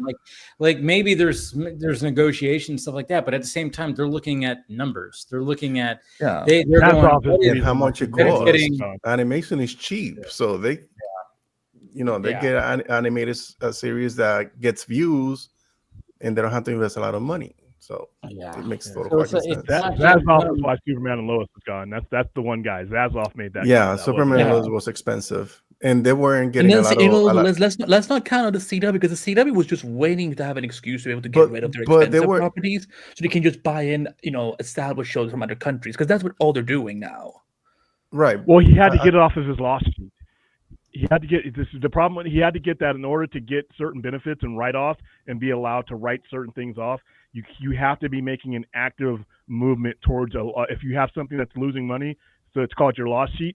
They won't justify write-offs and markdowns if you're not taking an active, aggressive movement. So if you have something that's not drawing revenue, that has to go in order for you to be able to move about and consolidate your debt. So Superman and Lois, especially those last couple of seasons, were some of the best looking things that CW's ever done. That wasn't cheap. It was originally supposed to go more seasons, but when they took over and you have all that debt and then they started writing things off, there are certain rules to whereas okay, how are you going to justify writing this down while you got this ongoing thing that's not drawing? It's losing you this person's money. Then there was also the Next Star acquisition. Once Warner Brothers and Paramount had less ownership of the CW, I think Nexstar was just like, well, we don't want to have any more reasons to fund these expensive productions. Either you do it or, we don't Well, want and there to was see no ad revenue. I think Nexstar would have taken it, but there was no ad revenue for those shows. That's the thing, is in order to justify those shows for someone else to take on the burden, there has to be ad revenue or there's no profit for them. But you know what? They also got fucked by getting themselves out of that Netflix deal. Because the reason, I think, why so many of those CW shows even continued was between, was it 2015 till 2019? For those years when, as soon as the season had ended on the CW, it would go up right away on Netflix, because everyone in the entire world would watch them. That's where they actually made any profit. On the CW, it was like, yeah, they may get 1 million views and then that's it. And then, but once Warner Bros. Was like, but you know what we want to do, guys? We also want to get on the streaming service bandwagon that everyone else is also doing. And then, the rest is history. Yeah. The rest is history. That's the way it is right there. But yeah, I mean, for anybody who thinks that like, oh yeah, when I saw that a lot when Creature Commandos got renewed for season 2, they're like, oh, of course, because the guy just renewed it himself. I'm like, no, he can't just be like, oh no, we're just going to do that. No, it got views, just like Peacemaker got views.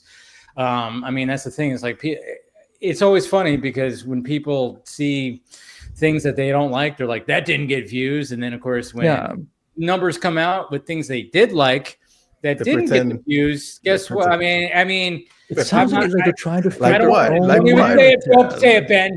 Like what? Like what, Ben? Like what? Please say it. I'm curious. I'm asking because I don't know. Is there a movie? Well, in all fairness, an extended cut or something? That got a lot of people upset the other day, which was the Rebel Moon numbers. HBO Max did not do. They weren't transparent as far as their numbers goes.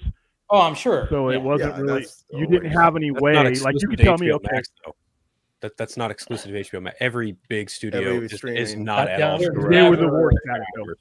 They were the worst at it because I don't know that you can say that they're the worst when they're all guilty of the same thing. Yeah, exactly. How can they be the worst, William? If there's different levels. That's why I feel you said, bro. But wait a minute. How can hold on? How can HBO Max be the one that's worse at it when, first of all these streaming services that existed before HBO Max, they were doing that same shit all the time. So how is HBO Max suddenly HBO Max the most the guiltiest one?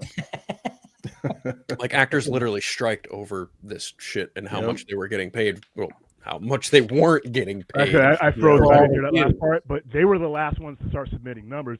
And even still, a lot of them were going to do it that way because remember the organizational structure when these numbers are coming in, they were using sound, they were using all kinds of things. So I don't think that they had the apparatus or the capabilities to properly reflect that years ago. So it wasn't, Here's the problem. There is no equivalent for network television has Nielsen. You guys back? I'm gonna come out and come back in. Streaming doesn't have that. There is no Nielsen for streaming numbers. It's all educated guess. I mean, for crying out loud, when the Snyder Cut came out, people were pointing to Samba TV numbers as like the record, the official numbers, and it's like, no, that's not even pertinent to the totality of the number of viewership that movie actually got. So yeah, true. Warner Brothers and HBO, whatever, they weren't exactly transparent with their numbers, but that's not exclusive to any other streaming service. Like every streaming has a way to count a view very different. One is like 1 minute and a half. Another one is 2 minutes. So it all depends how they. You know what's crazy? Like when it comes to Nielsen, I remember when during my my cable guy days, I remember only one time, I saw a Nielsen box in someone's house, because they literally sent out boxes to people, and I guess you get like a discount on your cable, you get some kind of perks.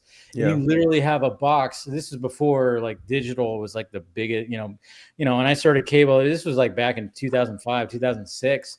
When everything was starting to convert to digital. But I remember I went to a house it was actually the first couple of weeks when I was training, so I was riding along with another technician.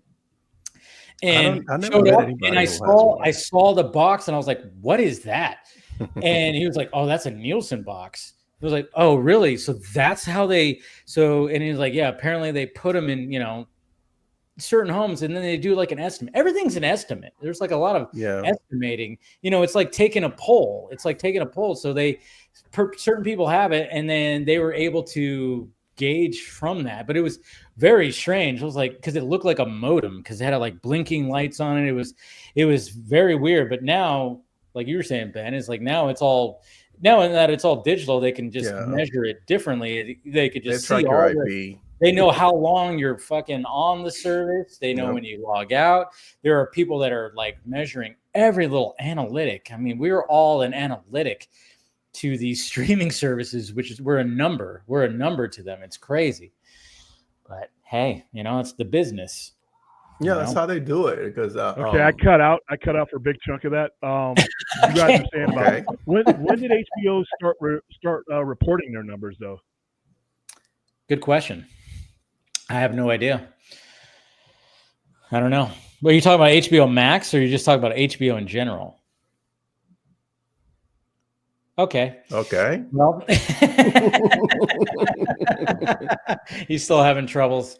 Yeah, he's having some issues. But anyway, going by the DCU event, because fuck streaming numbers, was there any update that everyone was kind of like, yay, let's try and bring some positivity in? Well, I mean, the only thing we just got to, I mean, obviously like I was saying, like even when studios released the budget for this movie was this much. But it's never going to be. You can always tack on probably another 20 to 30 million, whatever. They're never going to be full on truthful because they don't want the bad press. And there's always going to be those things. But then you get the third party companies that like can do their best to look at numbers, and you could put things out there.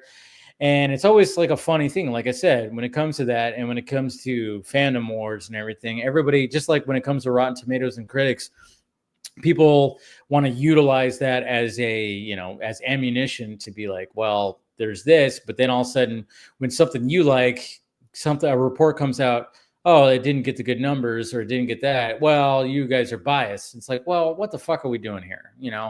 Who's biased, who's not? You just got to take the numbers as they come, and I don't know. That's with everything. People weaponize when they hate something, they weaponize whatever it is that.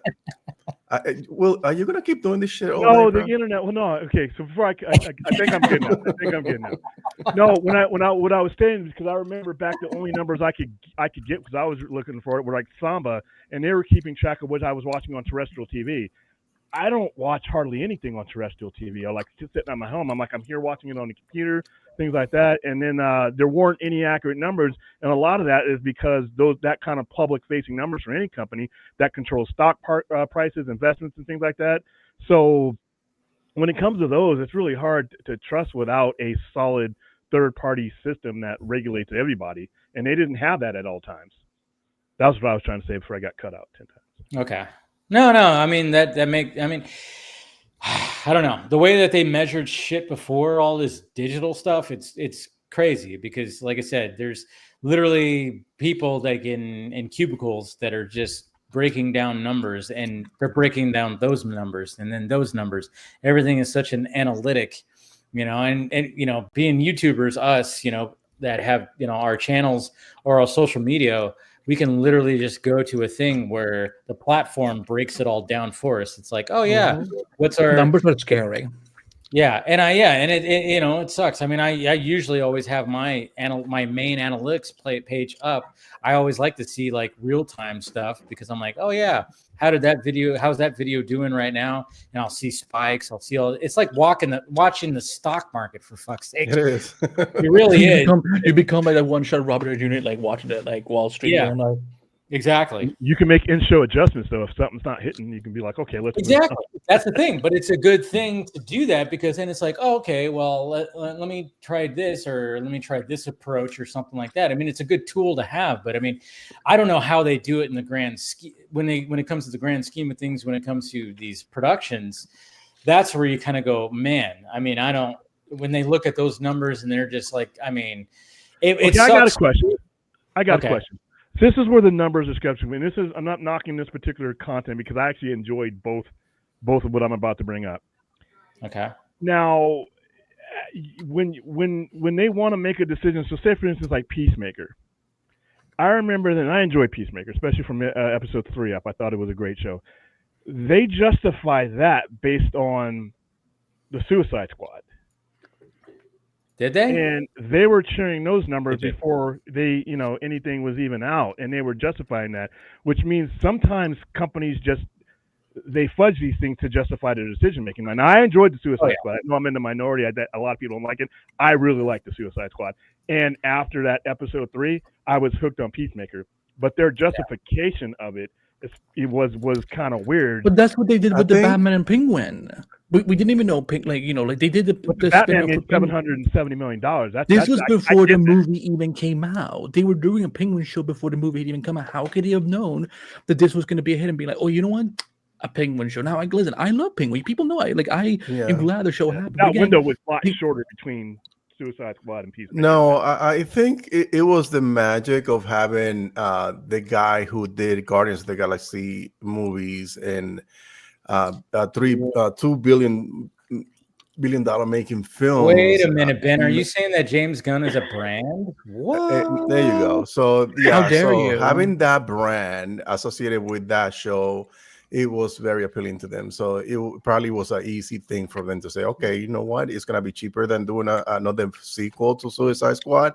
Yeah, you can do your show. And if it's successful, then you do a season 2.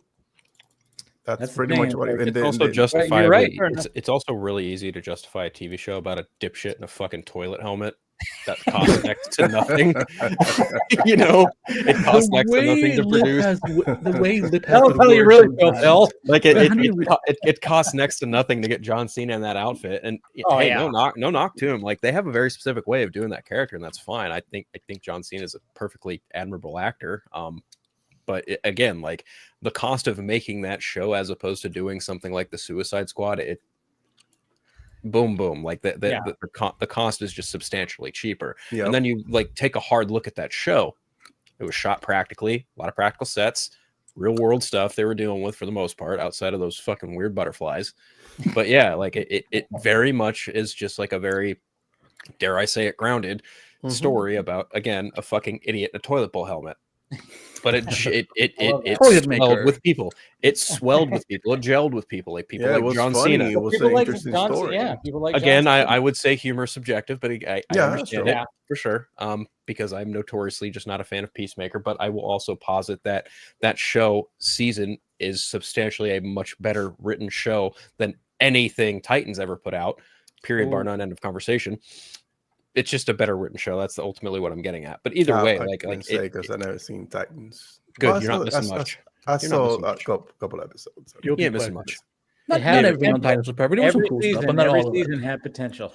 But it was written overall like trash. Like it was just not written well at all. Like from a storyline, seasonal standpoint, every season just tends to drop the ball somewhere, and it just wasn't. It was usually the final episode, like Wonder Girl getting killed by a telephone pole. Oh yeah, dude, I saw that. I had a problem with that. I liked that. It was bad. It was just flat out bad. It was I think Troy, Wonder right? Girl would have survived that.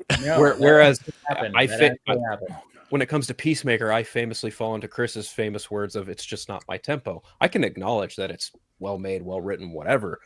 Again, just not really my tempo as far as DC stuff is concerned. And like at the other end of the spectrum, William likes the Suicide Squad. Me, not so much. But again, I didn't like it. I didn't like the Suicide Squad, but I love. I hate the Suicide Squad with a passion. Yeah, I didn't like it. Every screen I'm on, I'm literally in the minority. I actually enjoyed that movie. I'm so happy that you like it, William. That's the beautiful thing about TV and art. It's subjective. I don't know how it lost that much money, but maybe William, when I talk about Smallville, you don't have to gripe me on that. Like I support you for loving things that I don't like. Go suck a dick. I don't care. Damn. No, yeah. When it comes to the Suicide Squad with me, it's like, it's enjoyable. I don't think it's like, I'm like, okay, it's fine. It's what, I've seen it a couple of times, but when I hear like William talk about it, and I hear Scott, who obviously his whole podcast is called Squadcast, when he goes, I really enjoyed that because he nailed Suicide Squad for me. And this is Scott McClellan here. I'm going, okay. So it seems like, again, this is why I say James Gunn is like the perfect man to take on this job that he took on because he has this unique knowledge, especially when it comes to these obscure characters. Yeah. It's like he's got that unique knowledge, you know. And I remember I said something controversial like a month ago where I was like, you know, who knows more about comic books? He does. You're right. Than Zack Snyder, but Zack Snyder, you know, he has a unique look at comics. James Gunn just knows more about. He hangs out in comic stores. Yeah. Yeah. It's like there's always that guy who likes comics, but he likes specific comics. But James Gunn is that dude that just like consumes everything. He would be at the comic book store every Wednesday. Yeah, he would be there. Yeah, he's there, and like he was in Atlanta. Who's this guy who wrote him? And he, you know, that's that guy. He's that guy. He is that guy. He is that guy. That's so. I didn't even think it was a controversial take, but I remember people in chat were like, "Oh boy, what'd you just say?" I'm like, "Well, wait, were people actually mad about that?" No, you really brought mad, logic into a live stream and people got mad. Yeah, no, but people didn't really like. I mean, it was mainly people were like, "Oh man, you're gonna get How dare you, Davey?" For that. I was like, no, I don't think anybody's. I think people, even the diehard Snyder fans, would be like, yeah, probably, because it's true. It's true that he has like this unique knowledge. He just knows more. Zach just has like specific books that he really always talks about and gravitates toward, and he has a unique outlook. A unique look at those characters and knew how to break them down and everything. And that's what we really enjoyed by it. It was a fresh take when it came to his time doing all this. And now we got somebody in there that has just like this unique knowledge of like these obscure characters that hopefully can become winners. When I see people going, fucking Sergeant Rock, why is that going to be a movie? I'm like, well, it could be something huge. It could be a low budget movie that's cost like $30-40 million. And if even that. And it's been in that movie has been in like on development for years. It's not just like it just came out of nowhere that he's like, oh, I want to do this character because nobody knows about him. And I want to be the first one to almost made a fucking Sergeant Rock movie. Yeah, Arnold almost made one. Yes. Phil. Yes, fella. It's funny. I'm glad you brought that up because I was listening to a podcast today and they were talking about who the fuck asked for this movie. And I'm just like, oh, gee, I don't know. No one really ever asked for anything. Right. Exactly. Yeah, and it's just like, hold the fucking brakes. You want to sit here and talk about, oh, they need to use their big guns? Well, guess what? The last regime kind of fucked their big guns and shot a bunch of blanks. That's why Wonder Woman's not getting another movie. That's why Aquaman is not getting another movie. And that's for damn sure why The Flash isn't getting another movie anytime soon.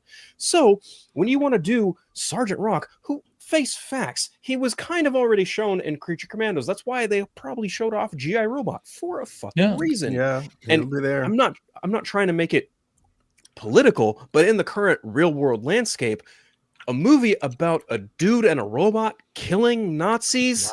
I don't know. That seems to like maybe sell itself. Seems like it could sell. Yeah. Right. And he's giving you Superman. It's not like he's giving you a big gun. He's giving, and you're getting another big gun with lanterns. It's Supergirl.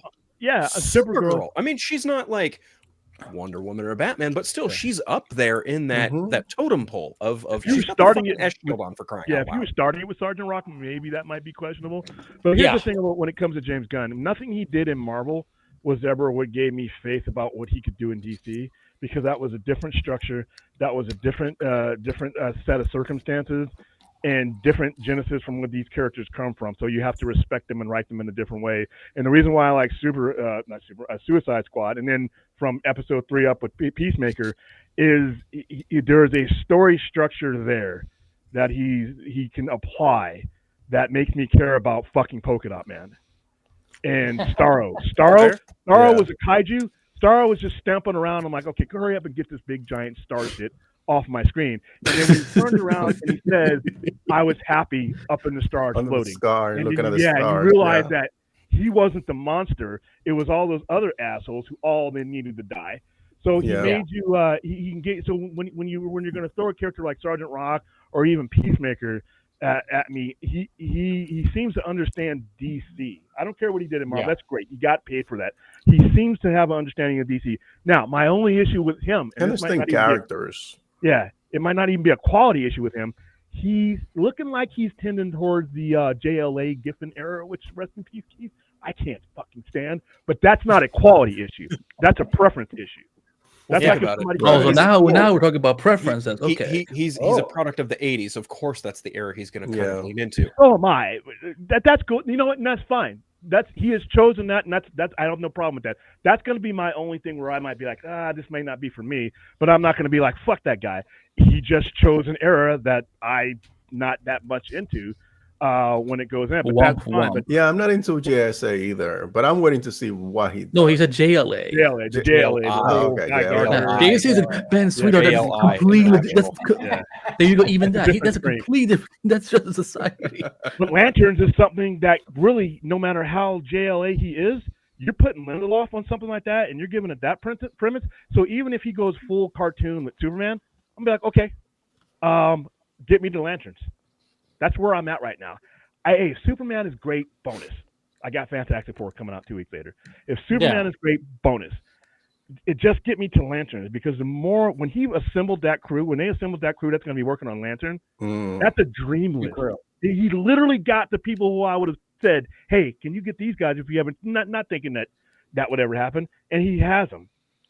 And Lindelof has only done one thing that I really didn't like. That was Lost. And that was the last thing. That's very early in his career, too. I love Lost. Yeah. Very early that in his last, career. But wait, wasn't he involved in Watchmen? Yeah, he was. Watchmen was amazing, bro. Yeah. Watchmen was amazing. I wanted more. That stuff Leftovers was amazing. So he can write. So you got the right guy. I thought you guys were leftovers of that. He also did a pass on the script for Prometheus. Okay, just putting that out there. He did a pass on the script for Prometheus that Scott did, right? Yeah. So he did one of the drafts. I think might have been the first draft. I don't really remember.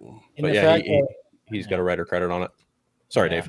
No. I was cutting you off, but but the fact that when we get this first image, which I thought was great, I was like, when are we going to get that first image of Lanterns? And when he dropped that, and I loved. I was just ranting about it. Obviously, when people who were just like pushing back against it, I'm like, you literally in one shot you see the polar opposites of these two characters in that shot. Yeah, Hal looks like he's like been through so much shit. Oh yeah. And then you got Jon Stewart, who is like, I don't even know what the fuck I'm doing, but I'm just clean cut. He's like, I'm excited. He looks like a Marine. Whatever we got to do, I got to get this job done. Whatever the fuck is going on, and he looks just clean cut. He's the rookie and sharp. Yeah. And Hal looks like he's just like, I found this jacket. I found this jacket. This is not my jacket. It doesn't even. It was a good jacket. I mean, my God.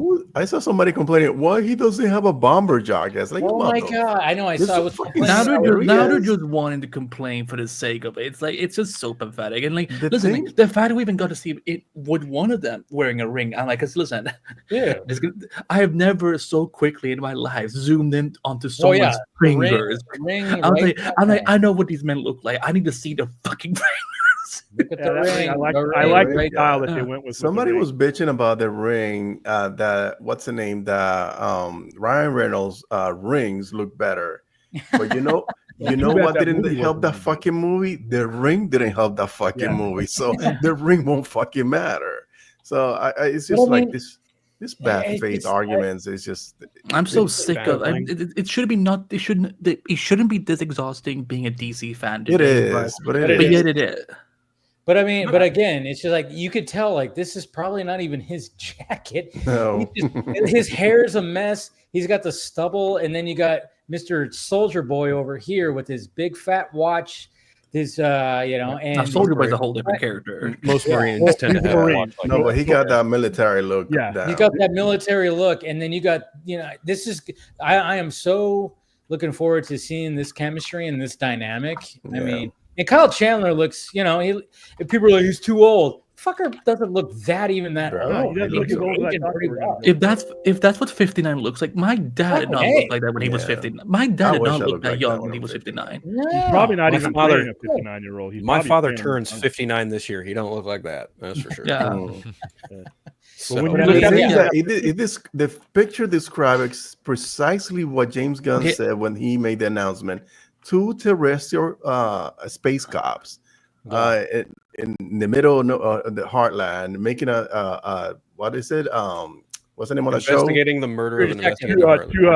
True detective investigating a murder. Like, that's what it looks like. So why are people acting so surprised? Well, because Like, not everything. Actual nitpicking in the chat. That's just fucking hilarious. Why in the middle of the road? That's very dangerous, unsafe.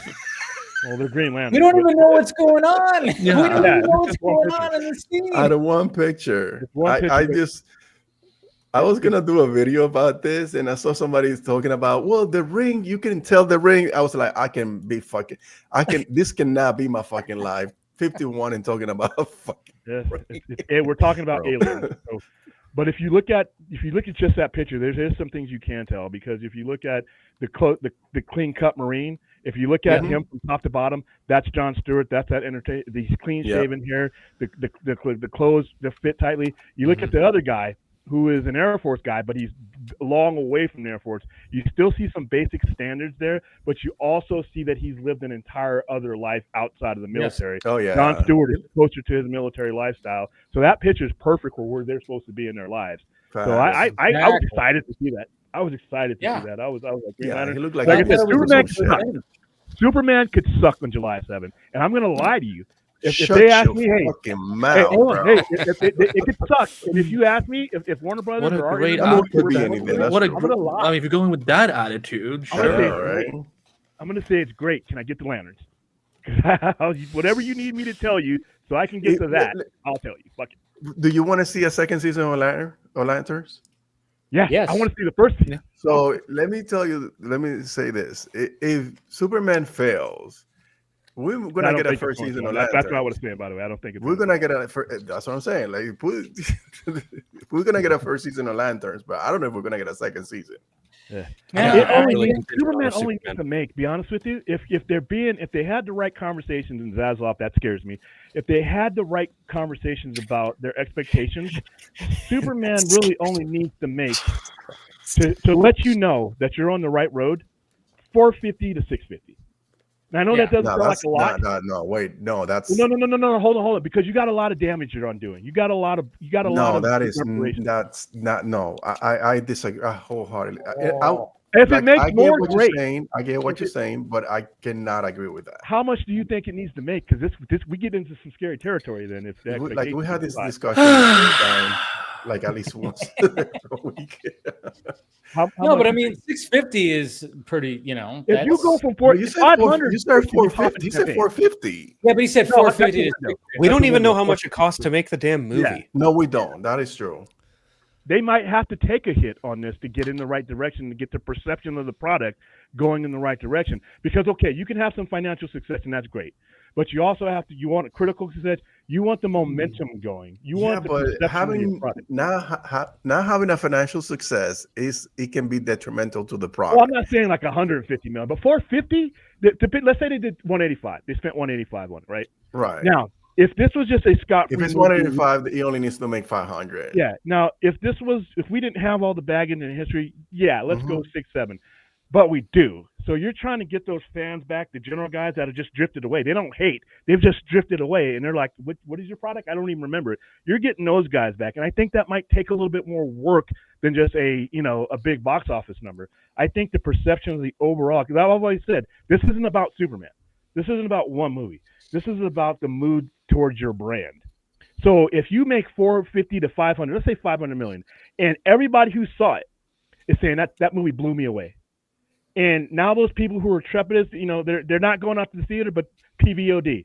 They're watching it with their family. They're giving it a shot. Your numbers. If you're getting the momentum and you can feel it, then I think that's as much important as the box office. The box office is important, but right. I don't know if you need to be going 7, 8, 9 for this to be a success. Is what I'm saying. No.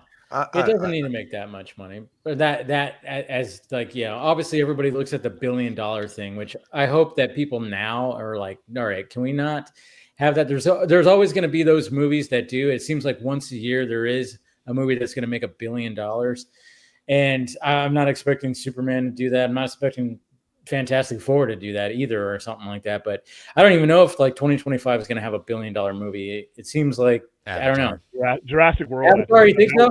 I don't think Avatar's. I mean, Avatar's had the track record. It's got 2 movies That's in a true. row, and the second one came out, at the end of pandemic. So I mean, true. I know, but I mean, I think just I don't know that anticipation. But then again, they are selling the experience, the IMAX experience. I mean, that's what you're being sold when it comes to Avatar, for sure. But, I mean, we talked about that before. You know, I mean, you say that we can understand in the sense of Superman not being a $1 billion movie, but the idea of Superman itself, the general audience seeing Superman, they have a different expectation for what they can do with that. Now, I don't think it needs to be getting $1 billion to be deemed a success.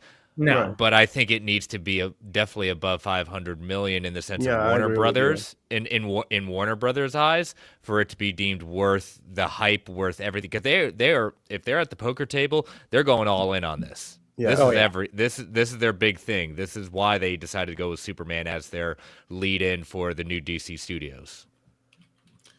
And you can go all in, but you also have to understand the scope of the situation that you're in too. Like I said, I think it can make that money. Personally, I'm just saying that in order for you to go forward with your universe and build something diligently, build something that has staying power, no panic moves. Make adjustments, but don't just blow up everything because you don't know what kind of there's a lot of people who aren't going to see movies that they want to see right now because of finances. You don't. I don't know think they're gonna blow anything, but it's gonna be damaging if that film doesn't make a substantial amount of money. And we just have to figure out what substantial is. That's what I'm trying to. Well, that's the eye of the beholder. I agree with Chris. It has to be 700 and up. 700? Like if he goes 400, I think it's a bad.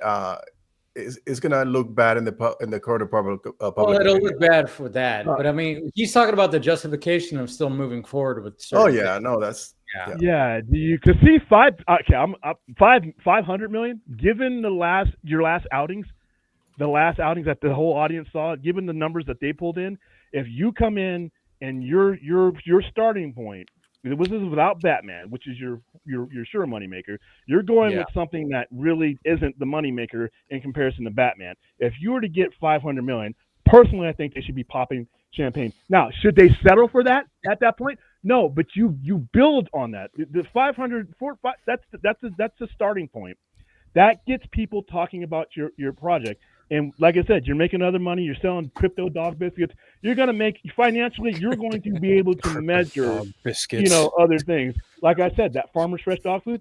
Why they don't have a commercial with crypto and him throwing Lois out? Well, you never know. Solitude, But there's other ways licensing you can get that money back. But if everybody is talking about your movie saying shit, that was great, and then like I said, PVOD $29 a shot. You're making that money. You're selling. There's a whole bunch of analytics that you can look at to determine whether, okay, we got something here. I just don't want them to do what the previous regime did, set some dumb expectations, don't meet those, and just wipe it all clean instead of making adjustments and be like, okay, what worked and what didn't work. If they do it's okay to have expectations, but not change the course. I think you can make adjustment, but not change the. Which is what the whole point was. Blow everything up. They literally talked about having to do adjustment. That's what they literally said. Yeah, you can't have adjustments because if you make adjustments from the initial announcement 2 years ago, you are a liar. For fuck's sake, Dave.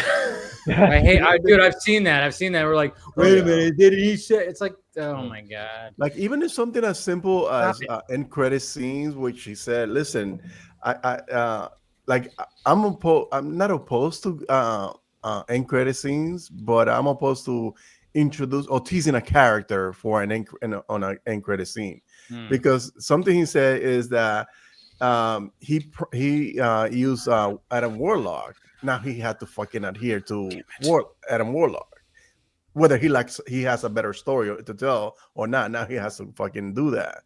So probably not go away from that. It's the best course of action, so that way you don't have to lie to the public like, okay, I'm introducing XYZ character, but the next movie doesn't have that character in there. I'm also ready to be wowed. I don't want to know everything. This is the thing, and I know that's you're right. Antipathetic to what we do. I want to actually be like, holy shit, I did not see that coming type of energy.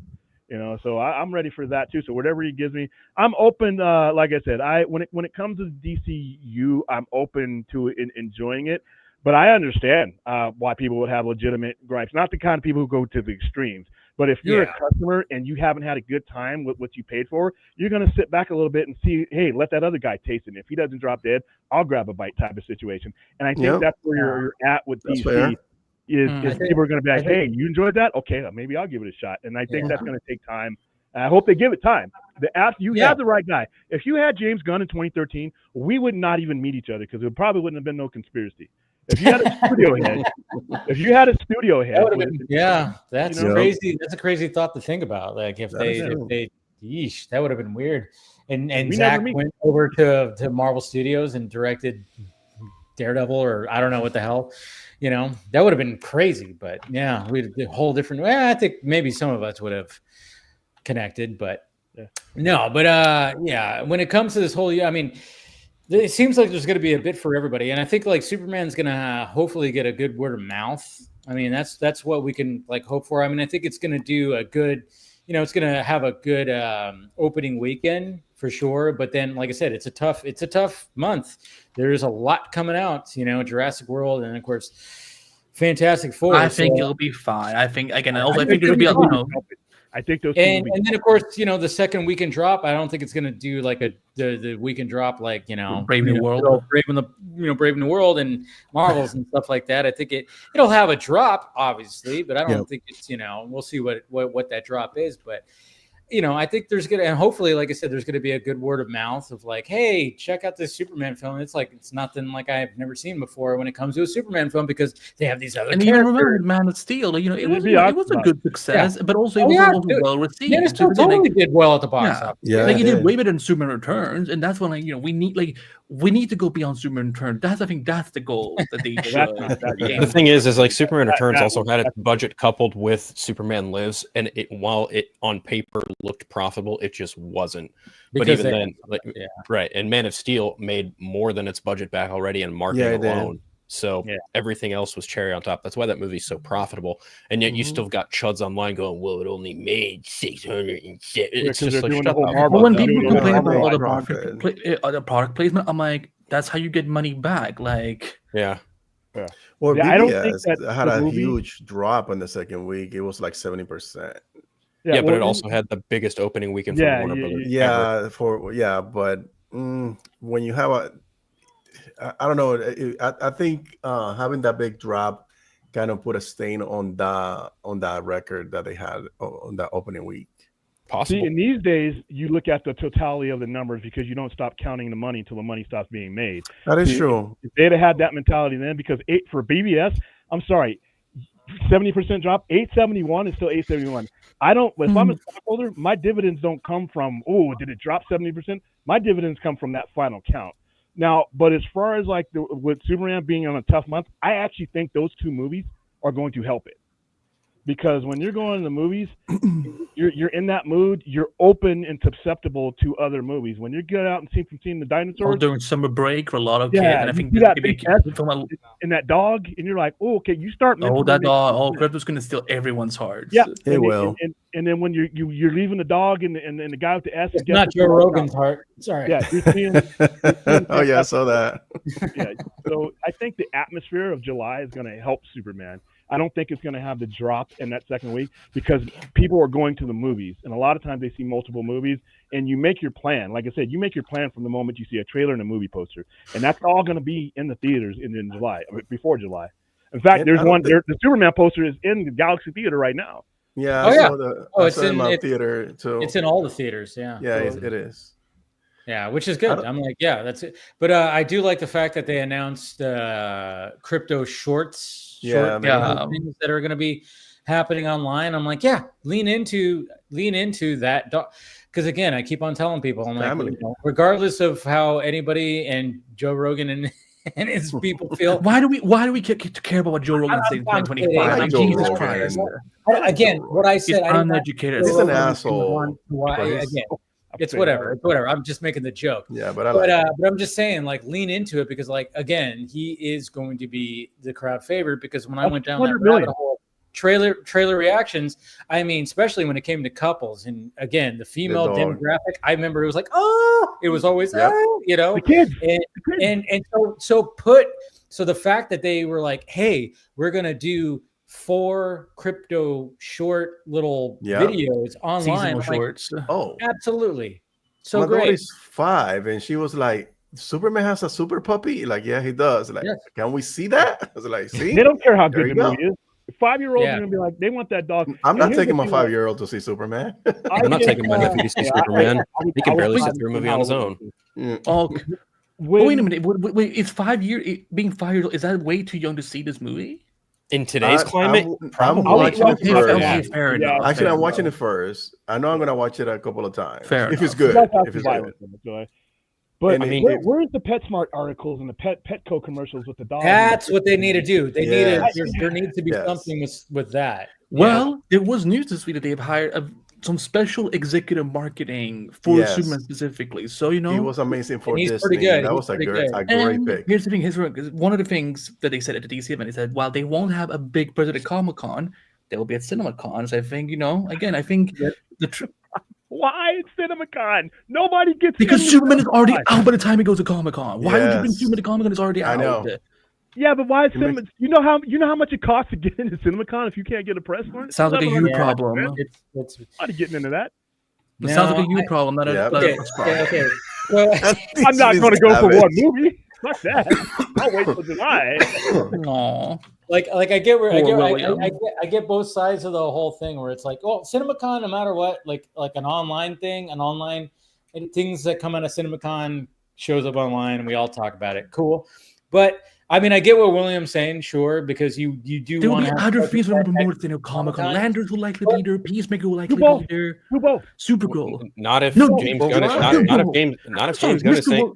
Hold on, sorry, Mr. Williams. You've been bitching about they don't have the. Where's the money? Where's the money? You think they can afford CinemaCon? No, I have not been saying there are a shit ton of streams of you on this show where you talk about Warner Brothers' money problem. You think they can afford CinemaCon and San Diego Comic-Con? Bro, come on, be so for fucking real. They don't spend their money. Here's the thing that drives me crazy. They don't come out of their wallet and say it's their money. There are people who spend this money for them. And when you're doing advertising, when you borrow money for a movie, part of that is the advertising budget because those people get their money back with interest. So they want the movie to do well, so their percentage is higher. David Zaslav ain't going to go digging in his backyard for his little war chest to pick it out. It ain't coming from Warner Brothers. Those are financiers who do that. For Dune, Warner Brothers didn't pay one dime to promote Dune. All of that money was Legendary. So where the money comes from, I just told you, those guys. You never spend your own money when you're doing this. You'd be belly up in a heartbeat.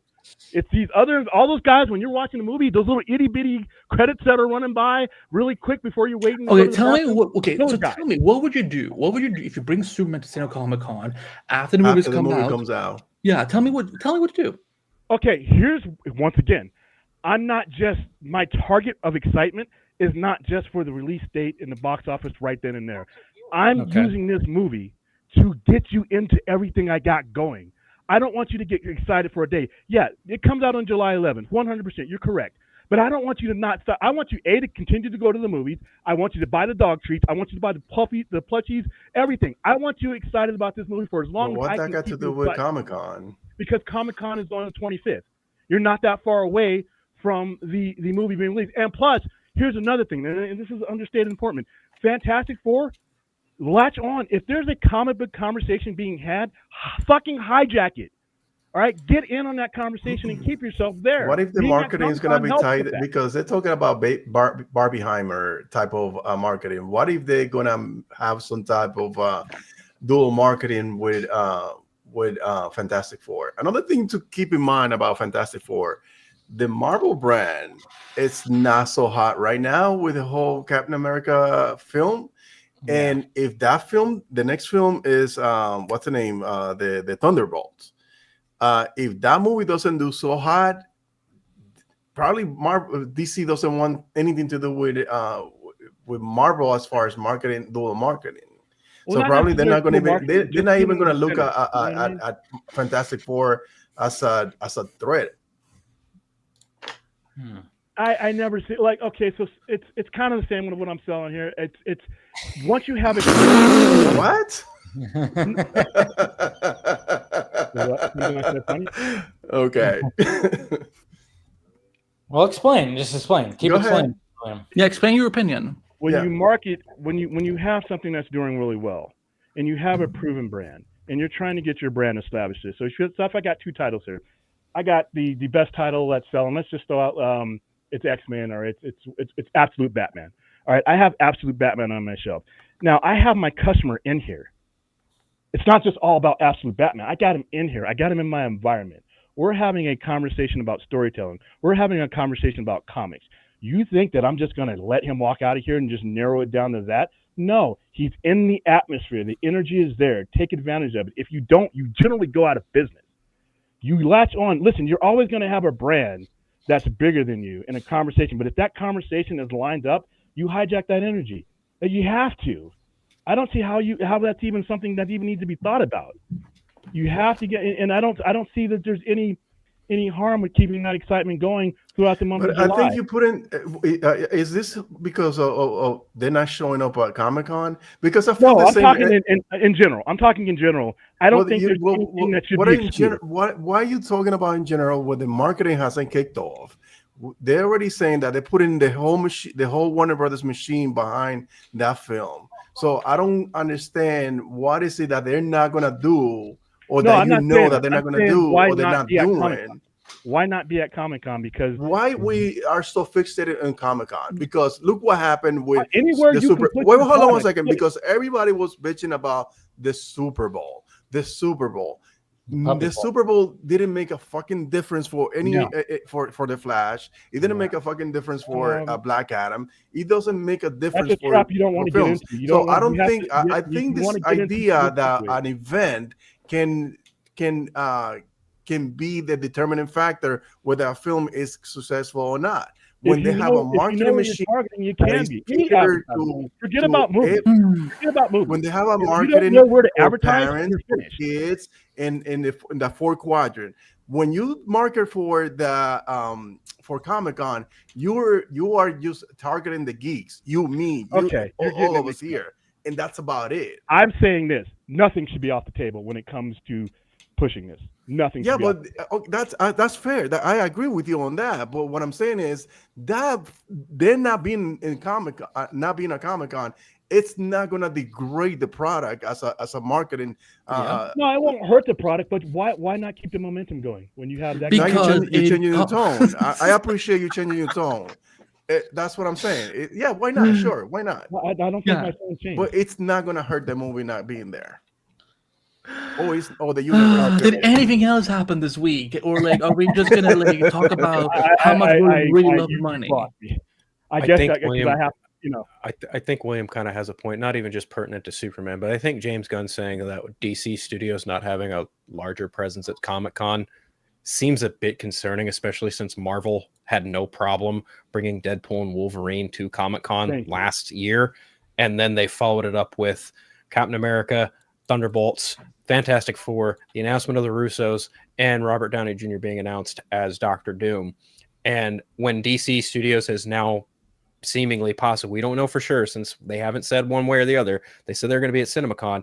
But if you're going to miss out the summer your Superman movie comes out and you have stuff in the works, it's kind of like, Superman might not be here, but that's hard to figure out. But that's the thing. When James Gunn outright says, we might not have a presence at San Diego, that's a little concerning. Especially when we know there is stuff in the not a big presence. He might bring other stuff though that are yet to be released. So again, but here's the thing though, it's going to cause concern and it's going to stir up an old pot that has been ongoing for the last decade, and it's going to bring out that narrative of DC is too chicken shit at Comic-Con to go up against Marvel. And I hate saying that, but it's going to be spouted by those idiot Snyder fanboys. It's going to be spouted by those hardcore Marvelites. It's just going to be a narrative that's going to be floating around. I certainly hope you're right. I certainly hope that DC does have a presence at Comic-Con this year, and I'm hoping that they do. I fucking hope so, because they so far they've had strong PR. James Gunn is good at it, and I'd certainly hope it continues at Comic-Con. But if they don't, it's gonna be like, come on, man, what the fuck? Okay, wait, Lip, can I ask a clarification? Are you talking specifically that Superman has to be at San Diego Comic-Con, or just DC? DC as a whole. DC Studios as a whole. Okay. Doesn't have to be on the same page. We're on the same page, Lip. We're on the same page, Lip. Yeah, I agree with you. Yeah. So and James Gunn saying that, I mean, maybe he's specifically saying Superman because yes, Superman does come out before that. So but hopefully, maybe he's just kind of going like, well, I just said Superman, and maybe he's doing that whole thing where it's like, well, I just meant Superman, and maybe there's going to be more Lantern stuff. Maybe we'll get more Lantern stuff. Supergirl, maybe. Maybe some Supergirl stuff. There could be a push for Peacemaker because Peacemaker comes out in August. To me, it just seems like when he gave that response, it's like, okay, maybe he was talking specifically about Superman. I don't know. Yeah. But there could be like a thing where it's like, oh, we're gonna have a small panel. It's not gonna be Hall H, which is, again, maybe they can't just afford it and it's not in the budgets of anything like that. Because again, we have to remember, because of the last 5-6 years when it comes to what this company has done, that they just don't can I bring up something from 2023? Yeah. So one of my friends, she was at Hall H for the Black Adam and Shazam panels. Yeah. Who was sitting right behind her? I kid you not, because she had a video on that. Shoulder Miranda from Blue Beetle. No shit. Because DC Warner Bros. could only afford to bring 2 movies that year for DC. So poor Blue Beetle didn't even get a shot at it. So again, it is down to financial reasons as well. If again, yes, well, I understand why not go in on Superman. Again, but what would be the point? It's not going to depend. It's the success. It's not going to be dependent if it goes to Comic-Con or not. Comic-Con is 140,000 people who goes every year. That doesn't represent the whole entire. I'm not talking about Hall. I'm talking about bring any Superman presence that has to do with cast members or whatever for a big panel, whatever capacity. I just don't see the point. I agree. If they don't bring anything with DC Studios, that's a bigger concern. But I think again, DC Studios was obviously going to be there. Again, I only said they're not going to have a big presence at San Diego Comic-Con. I never said that they're not going to be there at all. And I think all James meant was yes, Superman will not be there. So.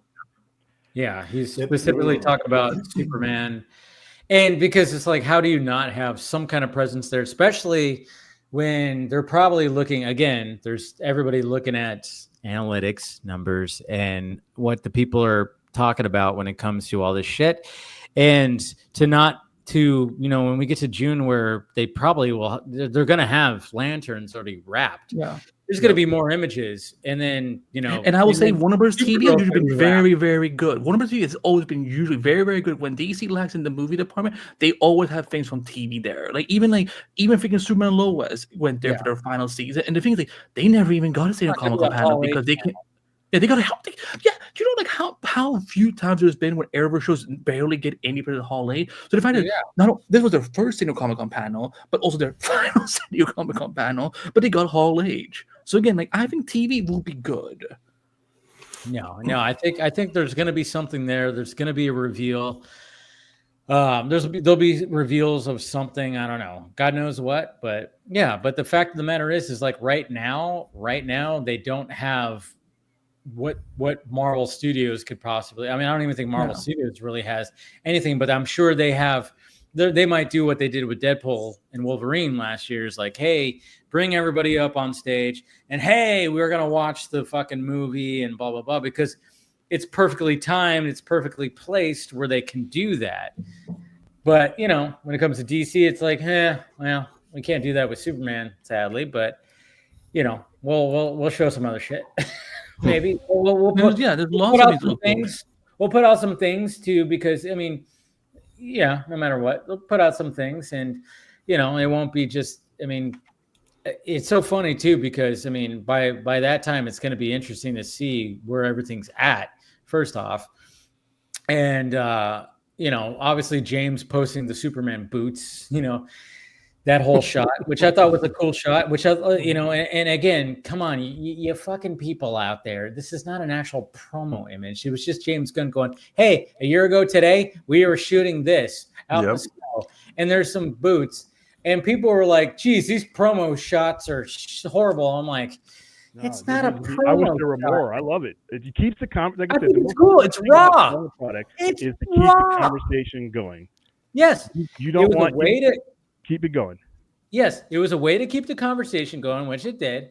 Mm-hmm. But and then I love it when again concept artists fucking take it upon themselves to turn that into a poster, and they did. I don't know if you saw. It was Job Hutz that I think it was Job Hutz or it was one of those guys out there that they turned into a poster and they put the shirt paw rip. prints. They put paw prints in the Yeah, snow. I saw that. That was so cute. And it was cool. like, oh, that's cool. That's great. You know, and I'm like, okay, that's cool. I'm like, wait. Guys, can we just throw this up on screen because this was also pretty cute when this guy did. I was sent it in the private chat. Hold on, because I was actually watching him make it when it happened. So I mentioned before, my friend Julian Bell, he does a lot. You guys, everyone, you all seen it. Yeah. But no, show for everyone who may have not seen it. I watched him working on it, where like again he takes this one comic panel from DC and turns it into live action, where he's literally doing the shirt rip and stuff. Yeah. So basically, he took this image right here. I don't know. I'm trying to see. Yeah, that was pretty cool. Larger. Yeah. But he did this, but this is from this image right here. Yeah. Exactly. Yeah. Listen. Like I was on Discord when he was working, and like that kid needs to work in the fucking DC marketing department because I'm like, damn, this should have been a fucking poster. Yes, a lot of people that should be working in the marketing department. You know how many times? But especially him because he's my favorite, obviously. But yeah, I was kind of like, this should have been a poster this entire fucking time. So yeah, you know how many times I've seen these concept artists, or not concept, but like these online digital artists that create something like, again, even just from that behind the scenes of the boots that, and you had what's his name put like that and put the paws in there and it was like, and then put it like a Superman poster. I mean, it's just the ideas, and that's what's cool about nowadays is somebody can take like, oh yeah, I'm gonna take that, I'm gonna take a certain idea and I'm gonna fucking make my own thing. And I saw that too, and it was like, yeah, that's really sweet too. And that's the important thing about sometimes like why aren't these people hired? Because it's like, just pay them like a fee. James Gunn, if you're ever watching the stream, Julian Bell's handle is on all of those images, so you can easily find him and talk to him. I'm sure he would love to do some work. Love to work, and he works quick. He works quick. Companies commission people like that, but that's a cool thing though, is that you're starting to get the conversation be about images and stuff. And I know there's going to be people who react to the images because of previous things. I can understand that, but I'm not adding that baggage to what I'm going for. I want to get to the point, and I think they have a unique opportunity. They don't have a wide window to start controlling and steering the conversation to where it's positive, to where we're like, wow, that was fucking cool type of thing.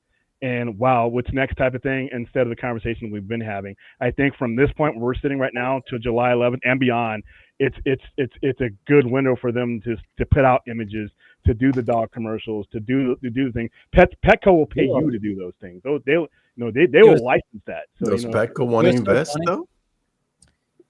For ad time like that. Also realize that Warner Brothers, even though it seems like everybody thinks they're broke and they're scraping out of the bottom of the garbage can, but here's what they do have. They don't have. That's what you've been saying all this time. What are you talking about? Bitch, I got receipts if I need to pull them up. I will fucking go through every fucking bother stream, but you've literally been dragging Warner Brothers about. Yeah, you're the one driving that narrative. What is this shit that you put suddenly have? Kill me, like what the fuck?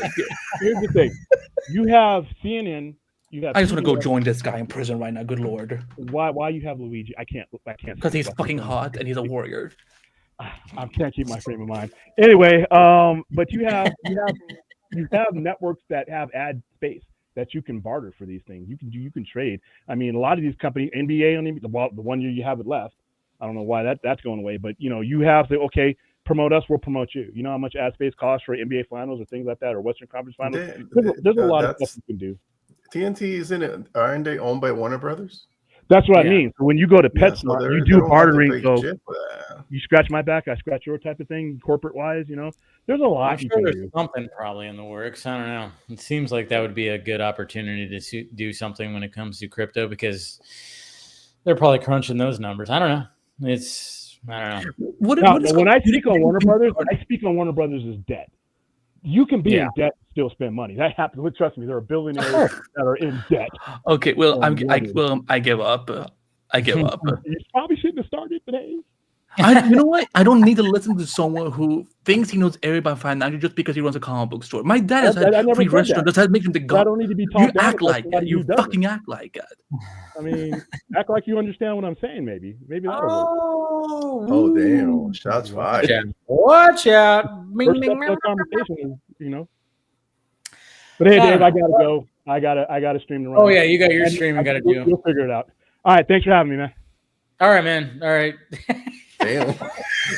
Peace out. He's like, I gotta go. I think I know everything about finance because I own a comic book store. In that case, my dad must be the god of money because he ran free restaurants. And trust me, he does not know everything about finance. So it's I don't. It's just getting ridiculous. It's sick. What else happened this week? Oh man. Well, I don't know. How you guys feeling about the plan of having 7 projects a year in the next 6 years? That's a lot. So that's we got 2 live action films. We got 1 live action animated film, 2 live action series, and 2 animated series. How are we feeling about that? And 1 video game. Oh, the good Lord! Jesus.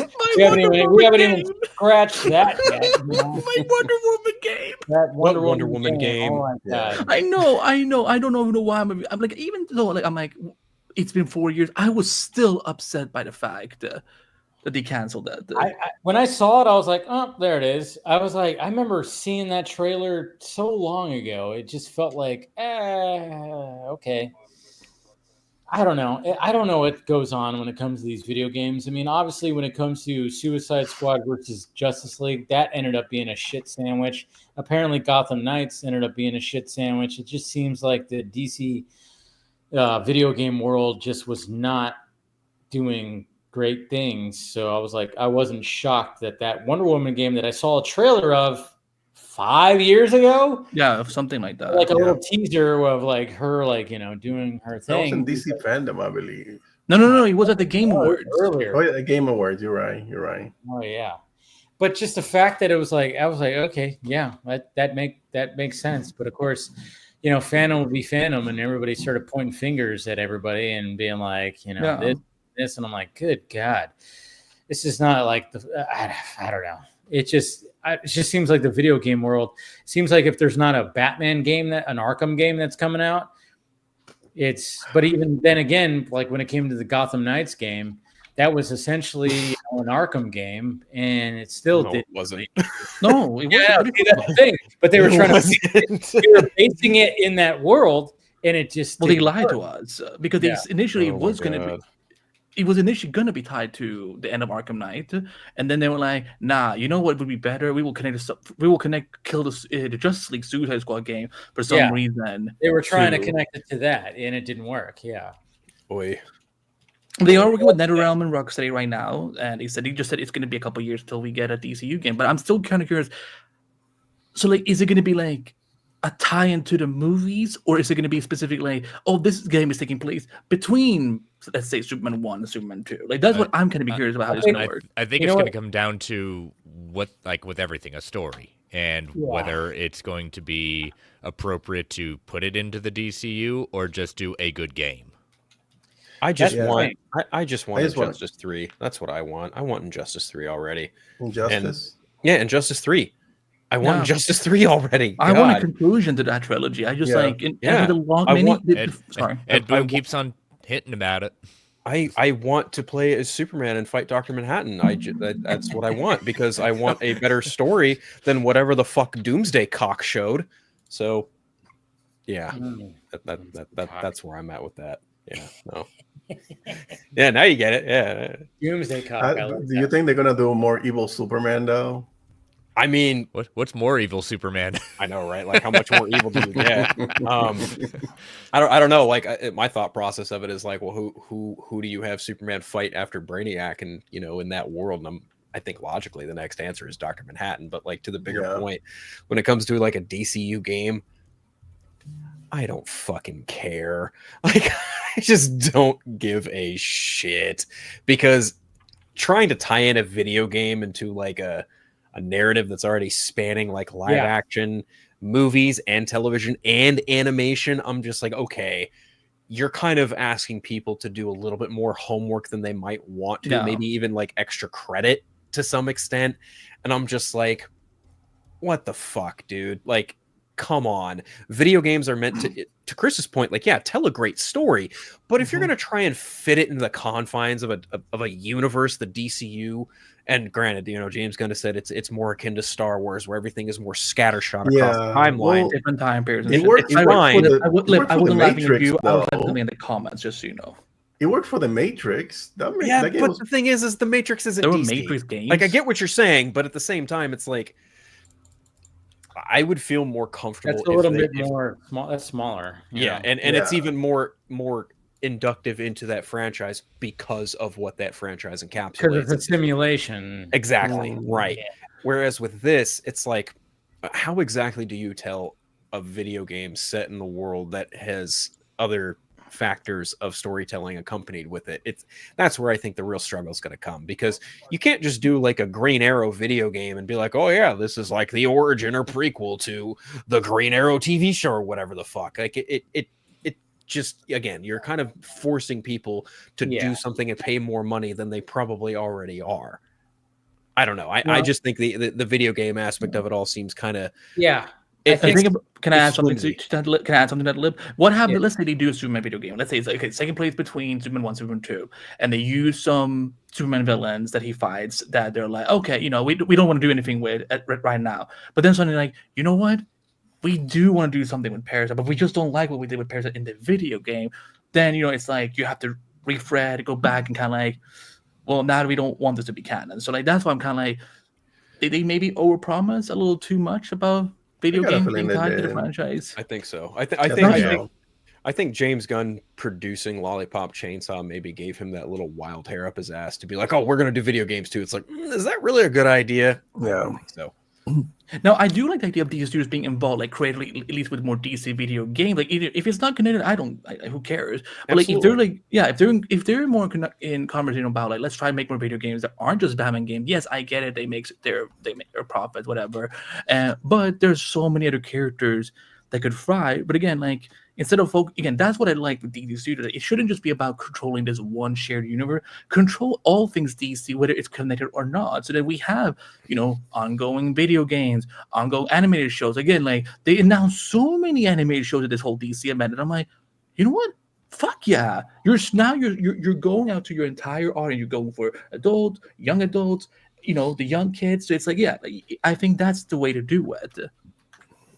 Instead of having just, you know, DC Films division with Walter Hamada, and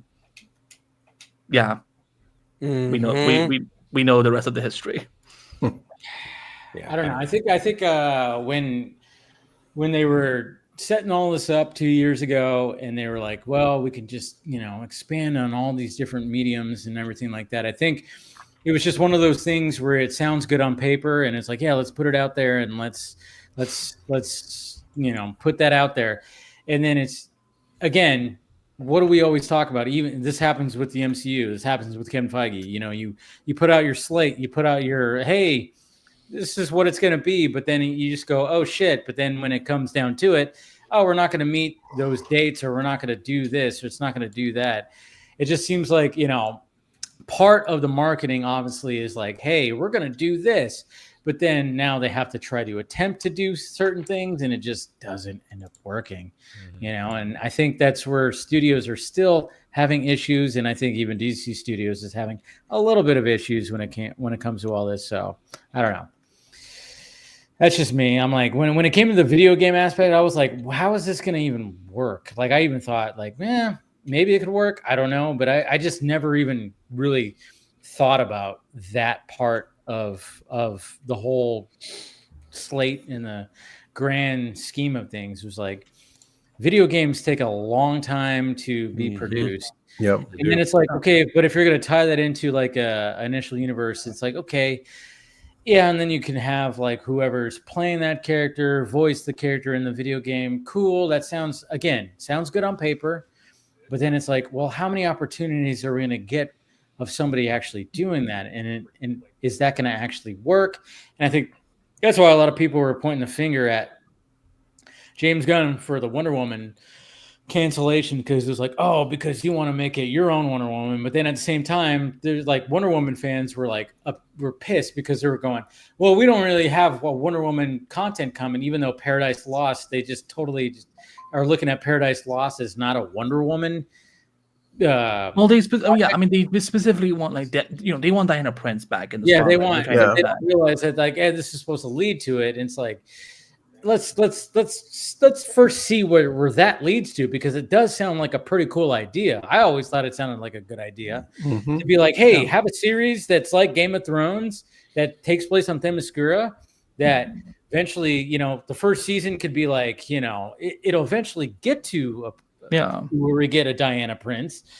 But I think people have already been like, especially Wonder Woman fans, the diehard Wonder Woman fans are just like, no, that's not. She's not in it. She's not a part of it. Fuck that. And I'm like, man, when I was seeing that discourse, I was like, holy shit, because they were pissed.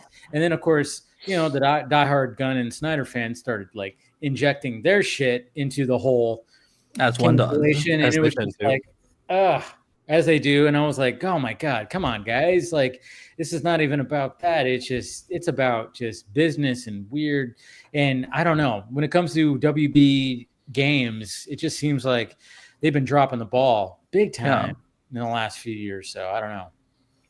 Again, I don't play the games all that much. I was in Arkham Asylum and Arkham City and Arkham Origins. I played those games, but yeah. Well, we don't talk about Origins.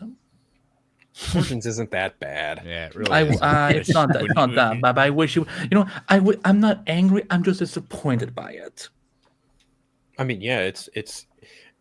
I think the biggest problem with Origins is it kind of falters in the writing because it wasn't written by Paul Dini. Neither was Arkham Knight. I think that's ultimately where those two films. I love Arkham Knight. I will say that those two games really, the story overall, very lacking in comparison. Because again, when you're going up against Paul Dini, I'm sorry, there's just no other Batman writer who just understands Batman like Paul Dini is. In my opinion, the definitive Batman writer, no matter what. And he got Arkham Asylum and he got Arkham City, and he really understood fundamentally what makes Batman works. But then you get to Arkham Origins, it's handled by, I think, the same writers who did Assassin's Creed 3. And then when it came to Arkham Knight, they had the internal writers team handle that one. Arkham Knight's a little more like kind of in line with the other two, but it's pretty good though. Not really. It's fine. I was happy with the conclusion to that. Yeah, me too. I don't really like. I don't know. I feel like that ending's kind of convoluted and kind of bloated, but that's just me. But again, I kind of hold it to a pretty high bar because again, I think Paul Dini again is like the definitive Batman writer for me, especially no matter be it video games, not live action, but like movies or television. Like Paul Dini gets Batman better than anyone, I think. Yeah. So it'll be interesting to see just how a DC video game will be made if one ever actually gets made, because I'm under the impression it's not going to happen. What if Paul Dini did The Brave and the Bold? I don't think he's going to do Brave and the Bold. He's never been asked to do a live action film. Yeah. I don't see them starting now. Oh. He'd consult, but I don't think. Talking about that, are we getting a Brave and the Bold before we get in the Batman sequel? Some people were talking about that. I was like, geez. I still don't think Andy Muschietti's directing. I go back to that. I think he is. You think so? Oh, 100%. Yeah. You think so? Yeah, I do.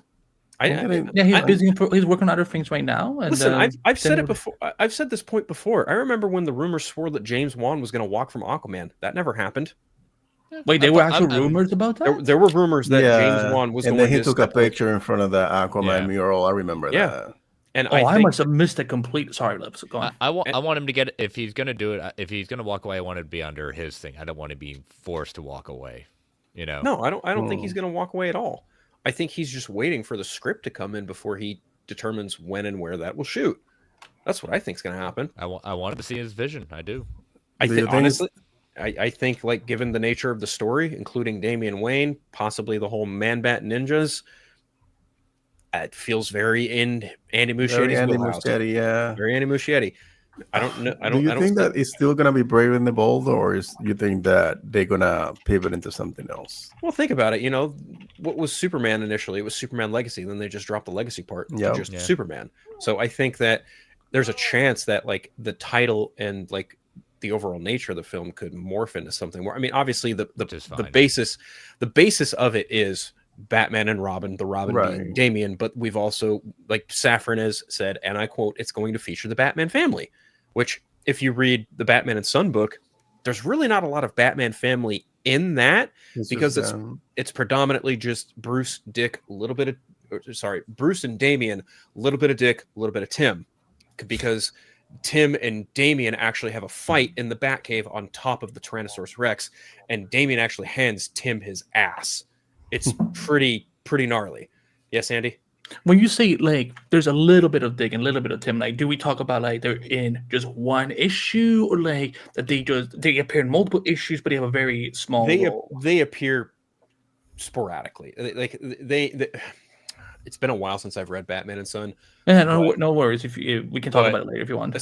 And it's also the Son of Batman movie does a pretty good job of adapting it. They just changed Tim and Dick with the fight, but ultimately, like Dick and Tim, like they're aware of Damian's existence. Like Dick is consulted, and he's like, "Wow, you actually have a kid that's of your blood." And Tim is just like, "Well, I'm fucking Robin," and that's Damian's whole spiel is like, "No, you don't deserve to be Robin because you're not the actual blood kid. You're just an orphan, fucking adopted kid. I'm the blood son. I should be the Robin." And like that's the whole thing. In order to prove his dominance and in order to prove like he's worthy of being Robin, he comes into the Batcave while Dick and Batman are having a conversation, and he drops the head of a villain and says, "Here you go, Dad." And Batman's like, "What the fuck is your problem? We don't fucking do that here." So I think that's very much in Andy Muschietti's wheelhouse. It's just a matter of like when getting the time. Yeah, getting the time to do it. I think these conversations of him like stepping away or being like shown the door, it's all predicated on the Flash, and that's honestly not really all his fault. There's a number of people you can point later. It's women's fault. I don't even think that's it either. I see what you're saying, but he said it, forget context. He only reiterated what was told to him by marketing, okay? Exactly. I know. I'm facetious. I know exactly why he said. I'm going with what Ben's I don't putting necessarily out agree there. with them. No. I'm being facetious. I know precisely why he said. I know you are, Ben. I know. I'm just saying, I just wish he could have said that I don't necessarily agree with what these Warner people are saying, but like, again, we don't need to defend on that. Again, I don't think if Andy would have left, they would have said something on last Friday, but they didn't. So it's like, again, like unless it's the Snyder rat running his mouth again saying that he's leaving, it's like I don't see why he would leave. I think it's more of just a matter like when will he have time to do it, and where it put in the schedule. The way that they talked about Andy, when they say he'll be the first one to read it, it's not indicative that he's locked in. Like when they ask him about Robert Pattinson being in the DCU, it's like no. That guy is in a different pocket universe. So they were very specific about saying this. So if Andy was the one to be the director, they could have easily said, yes, we want Andy to direct. He's going to be our first at the top of our choice. We're working out the details for the contract, et cetera, et cetera. Then that would give me an idea like, yeah, okay. So I think Andy is good. But when they say he'll be the first one to read it, to read the script when the script is finished, that's not a glaring endorsement that he'll be the director.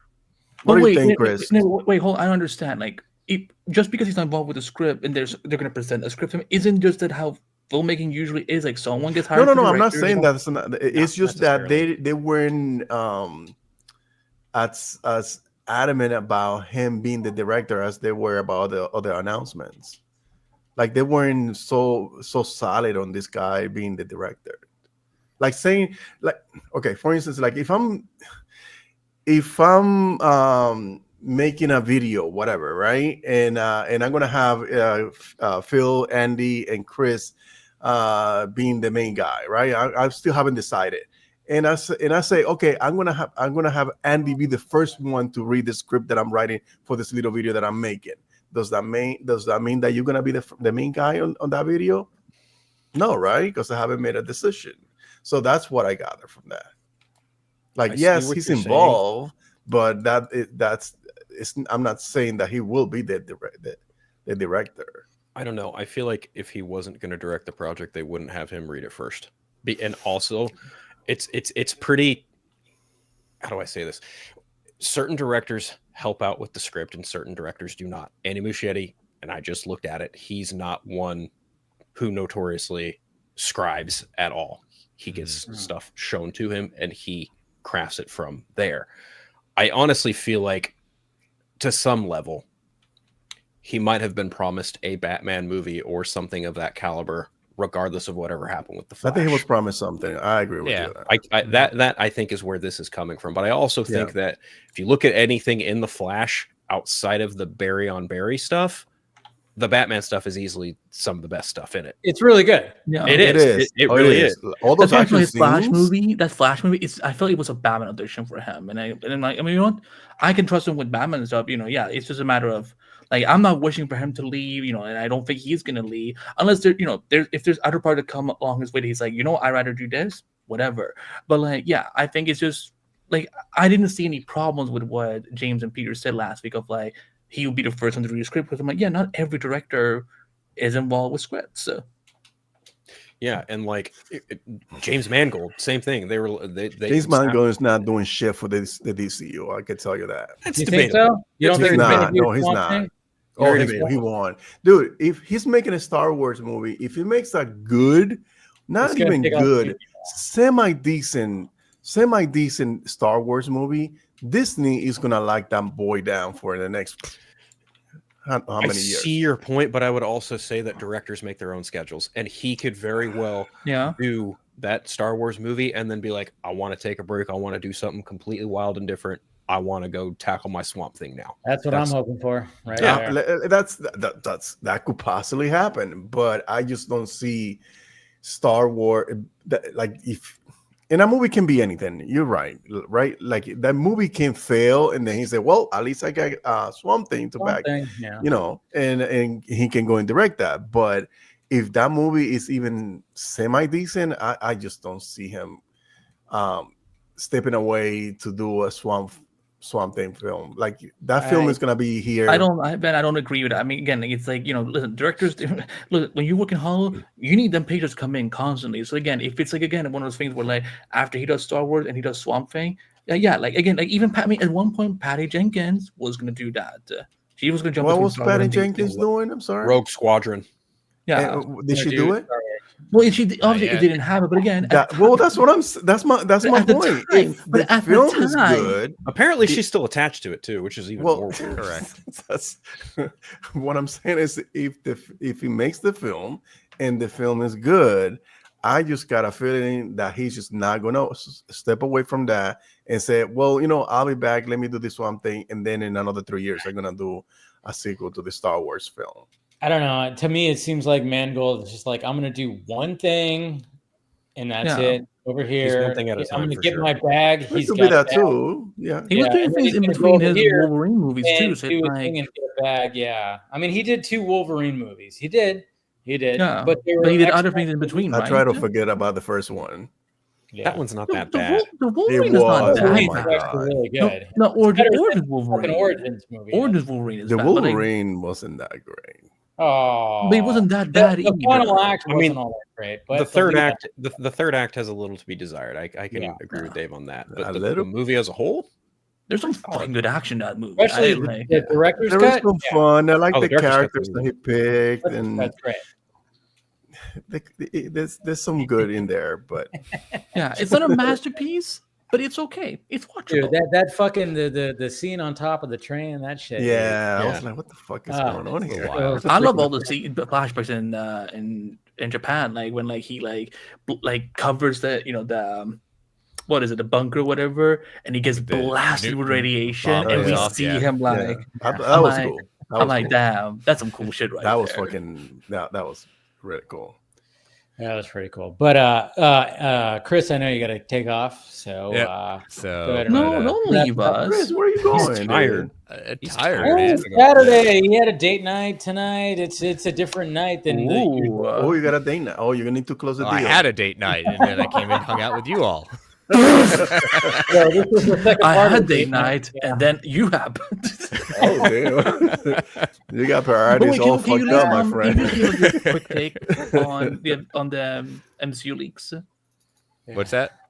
Can we at least give Oh, you quick takes on the MCU? Oh yeah, stuff? yeah. Let's get your take on that.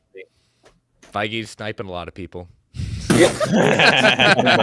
Feige, sure. He's not. If it is true that it is some poor, young, naive animator or concept artist that decided to want to put it out there before, he's. Hey.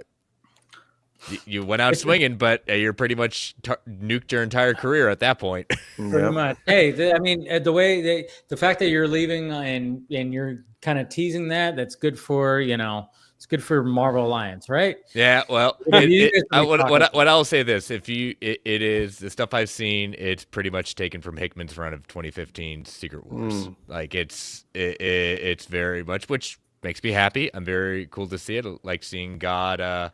Dr. Doom, RDJ, there is a reason they brought him back. Love it, hate it.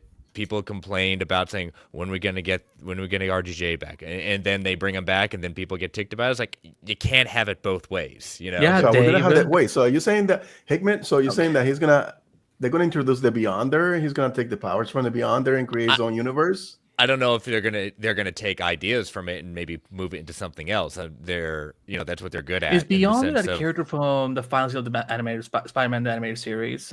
No, the Beyonder. What? That's what I'm asking. Yeah, the Beyonder. Wasn't he in that? Because I don't know who this character is, but it sounds like a character that was in the Spider-Man animated series in season 5. I have no idea what the fuck you're talking about, bro. In Spider-Man the animated series season 5, the final season of that show from the 90s, there's a character who I think was the Beyonder, and I was asking, is that the character you're talking about? I don't remember the Spider-Man. Because you're probably old as fuck. That's why you don't remember. I'm old as shit, but I don't remember that. I think I saw the first season. Do you remember the 5th season though? It doesn't sound like you do, because there was someone with like long hair, and anyway, armor. so he takes the Beyonder's powers and he creates a fucking universe, and I think that's why he's doing this. But we don't know that's gonna happen. They may warp it into bringing back other characters that have that ability to do that. Bringing Wanda back. That's true. They can use Wanda can reshape realities. Doctor at that Strange. Point. Yep. And we saw that in concept. I mean, Mephisto. RJ saying in the chat saying it's concept art is very talented. I agree. The concept art looked great. It was very impressive. So if that's what. But why was it up? Well, that's what I'm kind of curious about. Like. Yeah, there's all kind of conspiracies and everything about it. Yep. So we'll have to see. Again, how much concept art have we seen in the past where it was ideas and never got put out? The definition of concept. And then it wasn't. Concept. No, that's true. You did post something about. Remember Doctor Strange and Mysterio in Spider-Man movie? Remember that? Oh yeah. Remember I haven't even seen. Remember all the concept art when it came to fucking DCU? Jesus Christ! Yeah. Oh yeah. What were you saying, Liv? Oh, that concept art with the Aquaman movie. Remember that concept art where you see the Blackbird? Can we let Liv talk? I'm trying to hear what he's saying. Oh, I'm sorry, dude. Go ahead. I just said I have not seen any of this concept art, so I'm in the dark on all. Good on this. you. Good on you. Good on you. Yes. Stay out of Twitter, Phil. Right? Go ahead. Yeah, Why would I go back? Go cuddle with your wife. Come on, Dave. Don't tell him what to do to his wife. Jesus, Dave. I don't know. Yeah. I just said cuddle. I didn't where can you say cuddle, dude? Try to keep it PG. Where can we find you on social media, Chris, and your other projects? You can find me on all the socials at Chris Belga. No Marvel Alliance this week. Lack of news, but next week. Oh the devil comes back. The devil comes back to Hell's Kitchen. We got Daredevil. Kitchen. 2 episodes. Yes. So they're dropping next Thursday, about right? That. All right. Starts Tuesday. Tuesday or Thursday? Tuesday. March 4th. Even better. Yep. Tuesday, 9 p.m. Eastern Standard Time. 6 p.m. my time. 6 p.m. your time. Only on Disney Plus. Exactly. I'm still saying that Frank Castle is going to be there after he's beaten someone with. I'm Frank. I'm John Bernthal. I play Punisher. You're watching Disney Plus. and he does the Disney. He does the Yeah, He is getting his own special, so He is. Oh, Yeah. It is? yeah, he's that. getting his own special presentation. Yeah, No. Y'all have a good weekend. you Talk too. to y'all All right, later. Take it easy, Much buddy. love, Thanks, man. Chris. Bye. Take care. Damn, But, that conch bar okay, looks so sick, though. to put a bow on the press and everything that happened with DC, how are we feeling about like the animated stuff that got announced? You know, Starfire, My Adventures of Green Lantern, Green which Lantern. apparently is that supposed to take place in the same Yes. universe as My Adventures? Jake Yes, Wyatt it is. Is Which is executive cool. producer. I like that. Or I'm like, okay, cool. So that's not this universe; it's this universe. Cool, that's gonna work. And then of course you have the superpowers animated. Yeah, that sounds like it's really like directed for the kids, Yeah, Yeah. totally. So- You know, Are so the- which is How okay. they- Which is okay. It just sounded like really Separate. They weird. need to create separate logos. This is DCU, and this is supposed to be Elseworld. Whatever. Yeah. That's what James Well, is that's doing. coming. He literally That's said that. Yeah, he said he's doing that. He said Yeah. he's doing that. Oh, okay.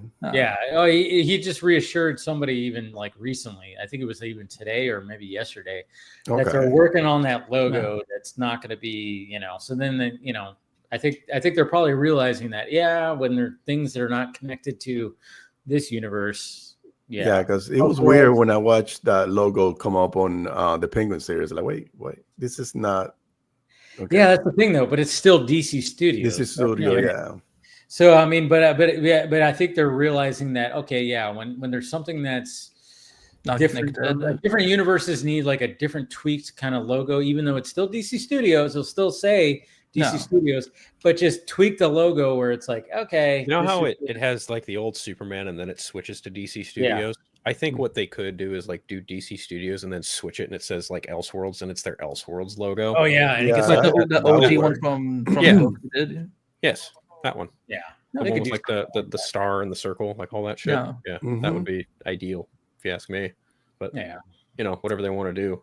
I think it was David that said color themes. So if it's Green Lantern, make it It would be green. cool if they Yeah. colorized the logo Yes, with the logo. I'm Yeah. sure they're gonna do stuff like that too. Yeah, they're probably- Again, that's why it's so good that we have DC Studios now instead of DC Films, because now with people like James Gunn and Peter Safran, we can have that kind of clarification when all these products are airing, whether it's on Max or the fuck is that channel called? Am I Adult Swim? I'm like Adult Swim, Cartoon Network. Yeah. So like it will help. The which one is the other one? The stock animation. It's like a TV or movie. No, it's an animated film that they're making about Then I'm the gonna do Robins. no. Oh, you're talking about Dynamic Duo. The dynamic Yeah. duo is that they haven't that's decided Skybox. whether that's Elseworld or They are waiting with confirming that because James said that there's a world where it could fit into the DCU timeline, but because of the story they're doing, he said probably not. So okay. there's it to be determined, Benjamin. Gotcha. But I know that was always up in the air too when it came to that. But I think like it felt like it was at first it was that'd be kind of cool to tell it like that. But then they were like, well, it could be its own thing, and it's like, all right, well that's fine too. Like I said, everything is just so up in the air, and they're just trying to find their what is gonna be. We're just in that time period right now when it comes to all right. After Superman comes out, that's where it's like, all right, now we got to really figure shit out, see what happens when it comes to that. And then now that it's like, if that's a success, then it's like, all right, now you guys got to just like really. And we got James Gunn talking about like there's a project that he's working on right now that nobody knows about, that it's his favorite project for like the last, few months. Finest. No, it's You think it's world's finest? Yeah, I think so. Well, that's what the rumor is. Snyderverse. What do you think it is, Phil? not world's finest. That's for damn sure. Well, you cough, motherfucker. Say something. It's who you think it is. Frankly, but now you just want him to say what you want him to say. Don't you say, and they'll say who you think it is. frankly, I don't give a shit what it is, but I don't think it's world's finest. You don't think so, huh? No, Wait, why does everyone think it's world's finest? By the way, Lib? Why from what I understand, everyone thinks it's world's finest because he's working so closely with the writer on Brave and the Bold, and he wants like its own Batman. And personally, I don't think it's world's finest. You don't want that. It would be very, very, very bad. It would be a very bad look for him to do a world's finest movie following Superman. You really think he's not going to get drawn comparisons to a certain other director by doing that shit? Some shit about that, bro. Like world's finest existed before BVS, bro. I'm well aware of that, but even still, I think it's like we think that like the Snyder cultists are running the fucking world, and they're not.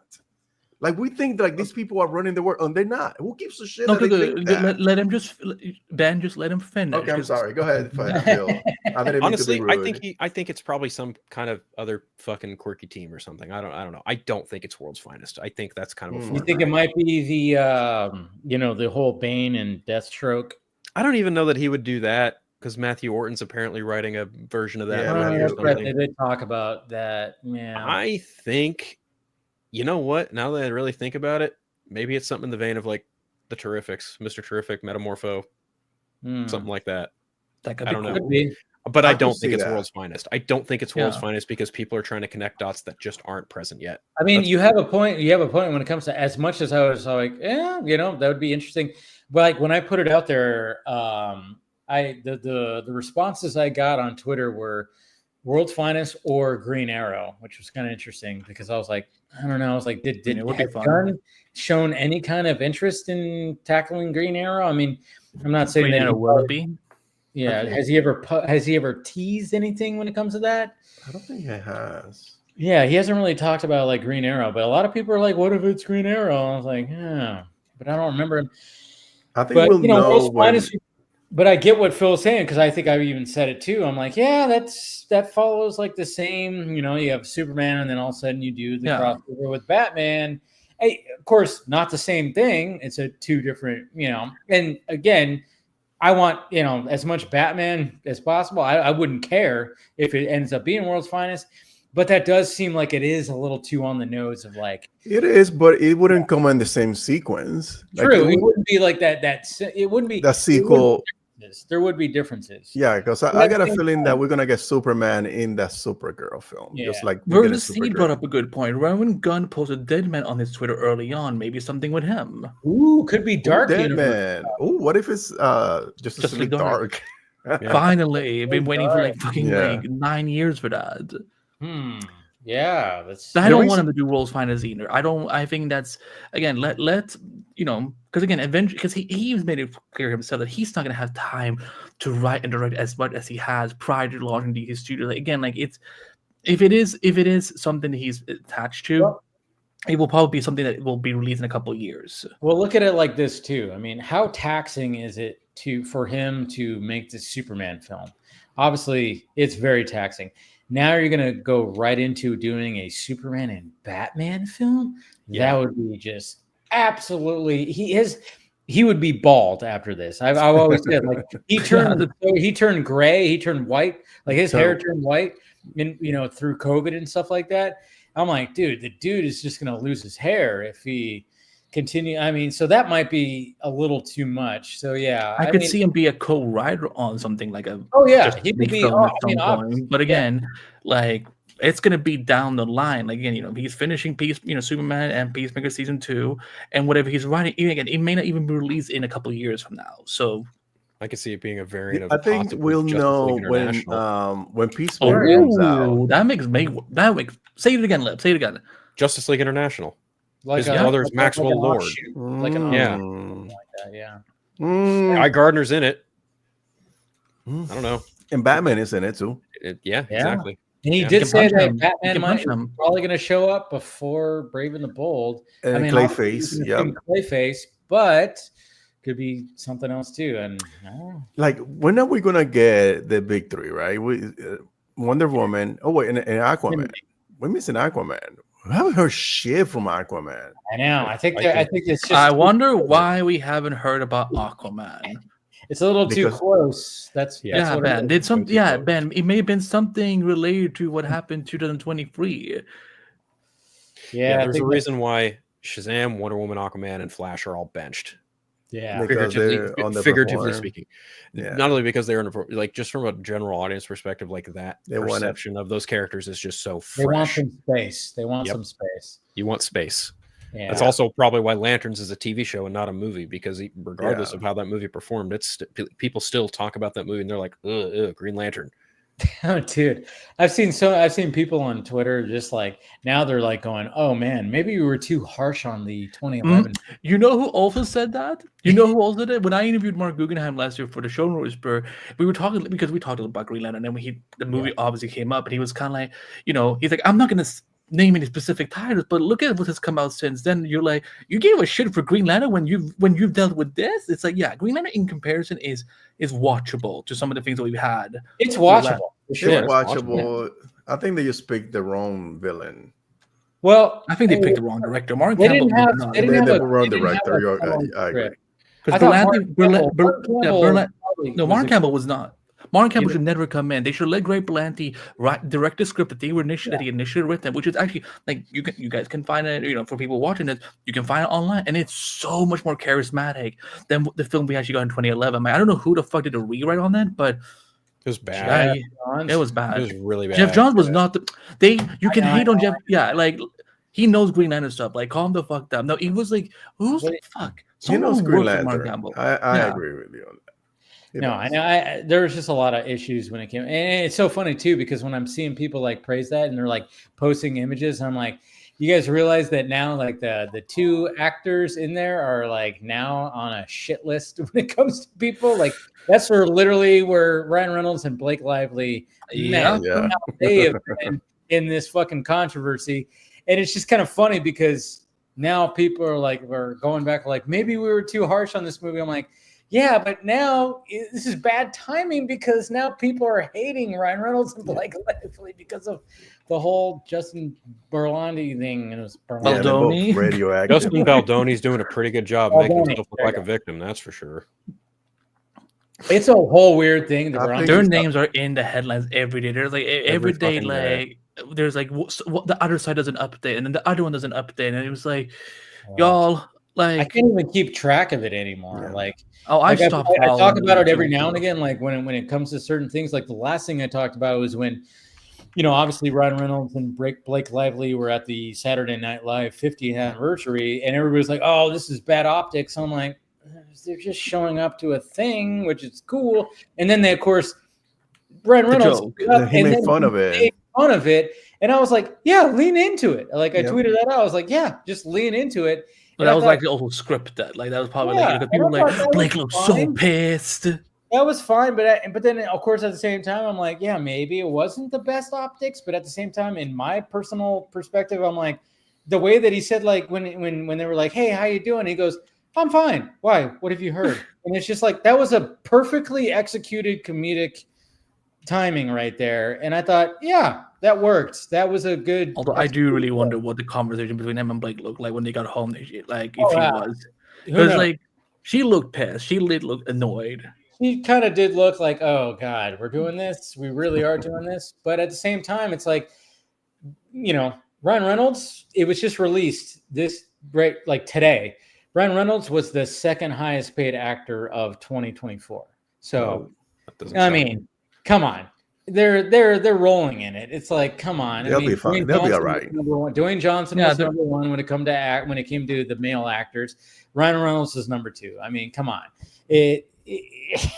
What are you gonna do? It's like, yeah, I'm sure it's so funny. In Hollywood, they'll be fine. Hollywood is weird because I just even listened to a podcast with TJ Miller recently that he was on. Yeah. And remember at one point he did kind of throw Ryan Reynolds under the bus, but this time he was like, when they were actually talking about things that were happening to Ryan Reynolds, he was like, at one point, I guess there was things, and maybe Ryan Reynolds does have this kind of superiority complex that happens because he takes the content very seriously. He takes everything very seriously. Maybe that's why a lot of it works, because even when it comes to like Mint Mobile and all this stuff, it all works. Like marketing works with Ryan Reynolds for some reason. Right, but also at the same time, like you like to make other people suffer for it behind the scenes. Like that's obvious. Yeah, like a product is not worth it in the end. Like yes, I love Deadpool Wolverine, but like if he bullied his way through, like and caused people, go through like fucking like depression or anxiety or like just really bad mental health because he has an ego about things, then no, I don't want this movie. Like it's not. No movie is worth it. Because like a few weeks ago, I watched the first Deadpool movie. I hadn't watched it in a bit, and I was just watching, and I even put a poll out. I was like, "What is what do you consider your favorite Deadpool movie?" And of course, 55% voted the first Deadpool movie over even Deadpool and Wolverine. Second Deadpool movie doesn't really get that much love, but it was just kind of funny because when you hear about the fact that Tim Miller and him probably clashed and everything, and that's why Tim Miller didn't show back up, and yeah, that sucks. And then I just kind of go like, but at the same time, I'm like, this Deadpool movie is, it turned out really good. But at the same time, I'm going, it's like, because I've always had, ever since I saw Ryan Reynolds in Two Guys, a Girl, and a Pizza Place, I'm like, oh, this guy has something here. It's like, there's something about him. And this was back in like, the late 90s, early 2000s. And I'm like, this guy, and then Van Wilder came out. I was like, oh, okay, there's that guy again. He's going to turn into something. And then, I don't know. And then he finally did. But then at the same time, you hear about these stories and you're like, shit, I hate the fact that maybe he's like that. But then I'm like going, but maybe he just knows that I don't know. It's such a weird thing for me. I don't know. I don't know how to. Bad behavior. I mean, it doesn't matter if you know something. If you're never meet your heroes. Yeah, that's the thing. Yeah. But then at the same time, it's like, it is Hollywood and who knows, it's like, you just never know. Like, I mean, obviously, like when it comes to, I've met, not many celebrities, but I mean, one of the ones that I've literally interacted with is Zack Snyder, nicest guy in the world. When people say, don't meet your heroes and stuff like that, and don't meet, but I'm like, yeah, but I met Zack Snyder, who I very much looked up to. And that guy was everything I thought he was, even better. I was like, Jesus Christ. Same when I met Tom Welling and I interviewed him in person. Like he was, like I grew up with him like for over 20 years. So like I don't always necessarily agree with don't meet your heroes, but like I would say don't put your heroes on a pedestal because again, we don't always know what's going on behind the human beings. The human beings just like you and me, they fuck up just like we do. Yeah. And I think it's one thing to make mistakes. It's one thing to make mistakes, but if there's a pattern where someone like Ryan Reynolds, who is continuing, like he gets his way through because he bullies his way through production or whatever and so on. Like I don't care if he's the smartest guy in the room. Like no bullshit like that should ever be allowed because it does, again, the people who work so hard on these films and TV shows are like, and I'm talking about like the ground people, like the set people, the costume people, like all the people that work that are not an executive producer or an actor or a director or a writer. I have horror stories from like even like people that I talk to in the Arrowverse, like they have gone through shit and I don't care how much of a perfection product we get, if the result to get there was to harass and bully and like threaten people stuff like that, I'm like no, then I don't want it. Yeah. See, that's the bad part. It's like, so it's like, even though like maybe the final product ended up being good, but it's like, but what it took to get there, it's like if it was toxic, I'm kind of going like, I don't want to hear that there was toxic to get to this point. That's where I was kind of like, the final product ended up being good, but at the same time, I'm like, if it was toxic and it was a bad set, because you just want to think like, oh yeah, did you see this movie? This movie was great. Look at how it looked. But then you start hearing like, but you know what it took? There was just like a bad ego. There was bad, there was headbutting and everything to get it to that point. People also probably work overtime who probably even didn't get paid and then for their work. It's like, and that's the thing. That's where I started going like, oh shit, maybe even though that the first Deadpool movie is absolutely fantastic and I love it and a lot of people love it, then I'm just kind of going like, but when you heard TJ Miller, and I even said like, TJ Miller, we've heard bad things about him.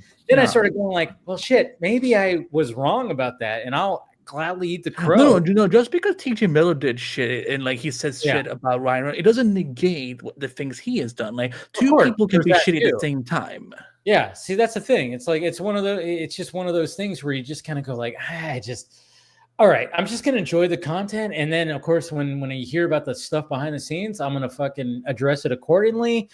That's what you got to do, I guess, in this fucking sphere that we're in when it comes to all that. But it's just I don't know. Like when it comes to Ryan Reynolds and Blake Lively, I mean, she has a sequel to a simple plan, whatever. A simpler plan. The trailer looks so wacky, but listen, I'm gonna watch. I didn't see the first one. It's good. It's good. I heard it's good.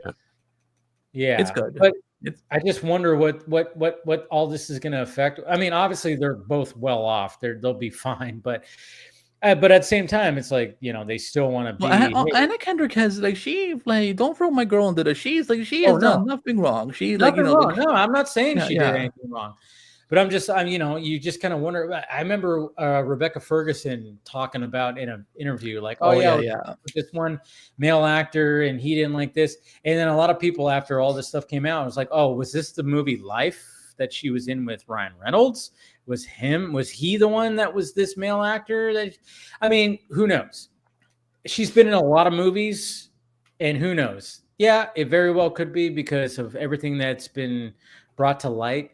And that's the thing. That's why I always tell everybody, especially when it comes to fandoms and everything and how we latch on to directors and actors and stuff like that. It's like, don't worship these people, Please don't worship these people. They're not, they're not like, oh my God, they're not like the greatest people in the world. Some of them are very fucking dark and they have issues and they're people. They're fucking people. Hi, Joss Whedon. We don't miss you. Yeah. But that's the thing is like, we don't. Yeah, I don't know. I just hate it when people like worship so much where it gets to the point of like, oh my God, anything you do everything is great. It's like, no, it's not it's not the case. It's like, yeah, you can be like, hey, I look up to. I think that's what I'm seeing that looks cool, but at the same time, you just can't. You can't idolize. I don't know. I don't idolize. Like I used to idolize athletes. I'd be like, yeah, athletes were, but even those people, same thing. They're fucking, they're How many of them have they beat their girlfriends? Exactly. There's stuff like that. Yeah. Like when I grew up in the 90s, Ken Griffey Jr. was my fucking idol. Baseball player, fucking the most beautiful swing in baseball. But he had his issues. And I've even listened to him on podcasts where he's talked about some of that stuff. And I'm like, see, everybody's human. He's not perfect. He's not a fucking god. When it comes to actors, they're way worse because they have to literally sell themselves all the time. And it's like, and same with, and even when it comes to directors, it's like, yeah, we have the directors that are good. We have the directors that are bad. You have all this kind of stuff, but people just turn it into a religion. And I'm like, stop it, guys. No. Let's enjoy the content that is provided. And now we have Kevin Feige leaking.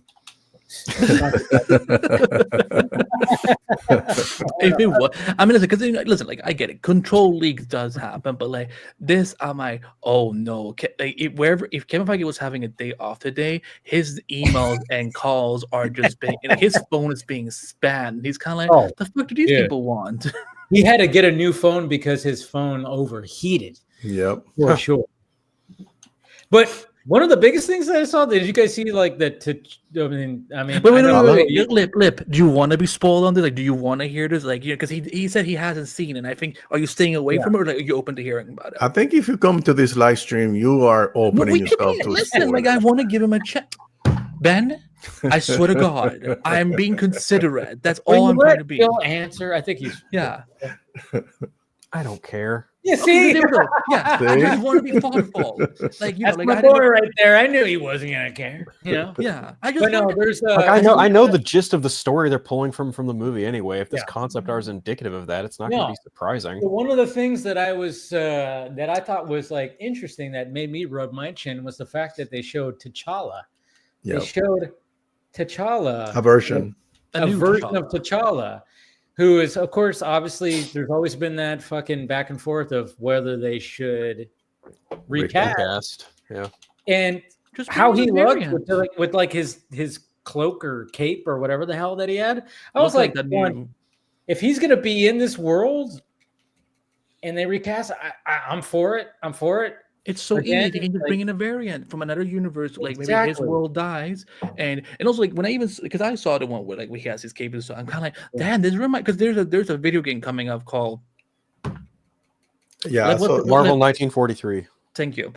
Where like they they're going with that. Listen, when it comes to vegan, I know he's always gonna know. So but in that game they're going with like one of the original Black Panther, and he had a cape. So I'm kind of like, oh, this is nice timing. What my attention went to, I'm like, why the fuck is Star-Lord sitting with the Young Avengers? That boy ain't young. Well, he is a man. I think he's just mentoring them. What do you say? He Star-Lord is a man child, so yeah, that's true. Well, he could be mentoring. Yeah. I like that they bring in T'Challa. I hope this is like, because I think somebody I saw a tweet about rebooting the MCU. And, Brad Winderbaum was asked about I saw that quote, and they flat out say no, we cannot reboot this universe. So pretty much they're gonna how they have established so much. Exactly, they have laid out. It will be a soft reboot if anything. Like they will merge they're gonna timelines. soft reboot it. I think this is their gateway into rebooting the universe by tapping into the multiverse. Whether because I fucking hate the whole multiverse saga. But once they establish whatever, this is a good way for them to establish other heroes and bring back the core members of the Avengers, because we need Captain, we need Iron Man, we need T'Challa, we need. Why do we need Cap? Well, not this Cap. why do we need Captain America? Because we do Captain America, bro. Captain America is the Superman. Captain America. Captain America is the Superman of the MCU. It's just not the same. It doesn't hit the same without Cap in it, bro. If he had the super serum, I would probably be a little bit more on board. But the fact that he just doesn't, I don't know. That was like one of my things was like, and they talk about it in Brave New World. Where like if he's gonna like take the serum, and then of course like when Bucky makes his cameo and they talk about that, and then even the third act when he's gonna take on Red Hulk, he's just like, man, Bucky was full of shit. It's like, yeah, man, yeah. I mean, it's like you're so Captain America. Captain America. Sam take the serum after like. Why do we have to go back to Steve Rogers? That's the question I'm challenging. We don't have to necessarily go back to Steve Rogers, but I think it's just the whole lure of Steve Rogers because of the fact that he's the man out of time, quoting Loki, which I thought that was an actual good line. The fact that he said that he's the man out of time. There's just something about that lure, I guess you could say. But at the same time, when you're doing movies like this and you're doing it over a span of a decade, you have to do a wrap of the story, so it does make sense. Yeah, you had him for free. You had him for free phases. So exactly. So, but at the same time, it's just I think that's where a lot of I mean, when I was watching Brave New World, I was going, I don't mind Sam, but at the same time, I'm going, yeah, but how is he going to take on all this? And I mean, I think they didn't even know what the fuck they want to do. That's why they were just like, hey, how about Incredible Hulk? Fucking villains and shit in this movie, and it's like, what? That doesn't even make sense. Nobody even talked about Bruce Banner in the movie, and there's nothing but Incredible Hulk villains in here. Yeah. But there was zero mention of Bruce Banner. Like, why the fuck did they not even mention Bruce Banner? Really, it's like they just kind of talked about Gamma Ray and and of course Betsy and and it's just like. I was just kind of going like, what the fuck are they even doing here? But I don't know. I think, when it comes to Steve Rogers, yeah, he's just the definitive Captain America, of course. But I don't know if they were going to do something. And then there's the whole thing of like having an actual Tony Stark interacting with Reed Richards. A lot of people wanted to see that. And we're not going to see that. I mean, it would be kind of cool to see Pedro Pascal and Robert Downey Jr. interact. But at the same time, it's like, well, we can have. You mean specific as Tony and Reed, and that, which, by the way, we could have we can have a Tony and a Reed. Eventually. Yeah. Well, here's the thing. It's not going to be Robert Downey Jr. No, wait, hold on. Just because they've announced him as Dr. Doom, it doesn't mean that Robert Downey Jr. could also be playing a Tony Stark. Again, true. What part of multiverse are we not listening to here? Like, there is millions of universes. That's why we fucking hate it. You hate it. I have I can acknowledge. I hate it. I can acknowledge. You hate it until it's beneficial, because if it brings you new T'Challa, you won't hate it. Well, that's what I precisely said that. Like, the only benefit of that is that you can bring all these characters back to life without having to reboot the entire universe. But I mean, no one wants the whole. I don't have a problem with RDJ playing Dr. Doom. Like, all these people saying, "Oh, look at this aura," and it's just RDJ under the hood. I was like, well, Genji has ruined that word anyway. Because anytime I hear aura, I'm like, what are you talking about? I don't mind that at all. Like, that dude is a freaking Academy Award actor. He can pull. And even before he got his Oscar, like, he's proven himself. And like, Lip, what was that? Because you told me this about from after Comic-Con. What was the arc where Victor Von Doom and puts his mind in Tony Stark's body? Or like, it was like a recent Iron Man run or something, where they literally switch minds, and that's how they do one way of Dr. Doom being. That wasn't me. I don't even remember. It was some recent, like, what if book. I don't remember what, but yeah, I wrote about it. Yeah, that wasn't me. I stopped reading Fantastic Four a while ago. I mean, I'm not really like, I'm not against the idea. I think having the guy who started the universe be the one to upend it and retool it seems pretty fitting narratively and spiritually and what's the word I'm looking for here? Like, organically. It just feels kind of nice to see him, like, for so many years be like that driving force and that hero of the universe. Now he's like the villain of the multiverse. Pretty telling, pretty interesting concept, all things considered. I'd actually be shocked to see if the new Black Panther would be from the same world as the Fantastic Four, because he did initially appear in Fantastic Four, if I'm not mistaken. Oh, I like that. So I don't know. I mean, I'm not going to sit here and like lambast Marvel for a lot of shit that they've done, because clearly some things in the multiverse saga haven't exactly been great. Opposite the Infinity Saga, it's just been, hit or miss more or less since Spider-Man Far From Home. It's been hit or miss no matter what. I think their biggest sin is not doing an Avengers movie after Phase 4 wrapped. Like ending Phase 4 on Wakanda Forever, I think, was not the smart move.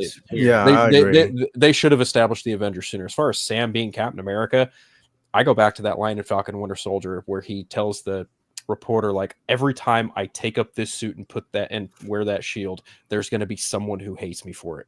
Yeah. And it's fucking true. Whether you like him in the suit or not, whether you think he deserves a serum or not, bottom line is, as of right now, he's Captain America. And he's going to probably be a leader of the Avengers to some extent or another. Yeah. Whether or not Steve Rogers comes back, I don't know. I frankly don't really care all that much, because Chris Evans has like kind of put water on coming back in that role, even though, Dumberto Gonzalez said he was coming back for Doomsday. And I'm like, all right, dude, what the fuck ever.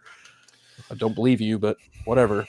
People want to be up in their feels. People want to be up in their feels about Steve Rogers not being Captain America anymore. It's like, that's fine, because in the comics right now, both Sam and Steve are Captain America. If Marvel can find a way to do that, but have it maybe be played by someone who isn't Steve Rogers, fucking more power to them. Because what I am ultimately sick of is fucking discourse, and I know it's not gonna end. It's not gonna end at all. Never. I'm just sick and tired of these really stupid bad faith arguments. Like, someone sent me in a Discord that I'm in, like, this someone complaining about, oh, I don't like the way that Sam throws the shield or tries to use the shield like Steve. I'm like, do you really have nothing better to bitch about in the fucking movie? There are far more substantial things to criticize that movie for, and yet you're sitting here being like, the way Sam Steve uses the way that he moves his arm when he throws that shield. Fuck all the way off. Like, what the fuck? Go touch grass. Get laid, something like I don't know, dude. And people who say that racism is dead. Oh my god.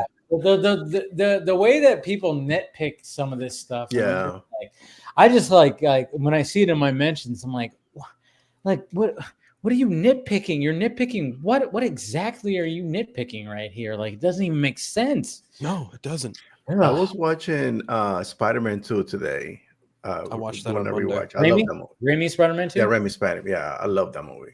And I remember, like at the end when he beats Doctor Oct, and Mary Jane goes on to fake married George son, and he's at the top of that little crane, and all of a sudden he just throws his web and he just like flies off.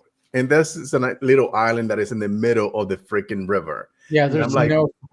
So there's nothing for him to latch on. Oh my god, I never even thought about so it. I'm looking at you this just like accept it. You just go fuck it, whatever. You just took it for.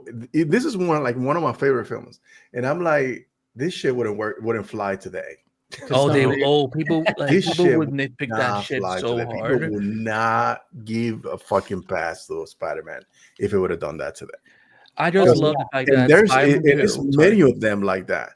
There's many of them like that. Like, what the fuck? Dude, I watched it on Monday. You release X-Men, X2, fucking all those early 2000s. They have a lot of so many the movies that set the foundation. Ironically, wouldn't work today. Oh, dude, like you. I mean, people just look at it and like, oh man, this was great. You see a lot of that, but man. But then you put on your like critical glasses, and you're like, wait a minute, wait just a damn minute. I just would like to remind everyone that. Because Spider-Man 2 is also one of my all-time favorite movies. Like again, like I can like even if I do a rewatch, I'm not gonna rewatch the whole damn trilogy. I will just go to Spider-Man 2 immediately.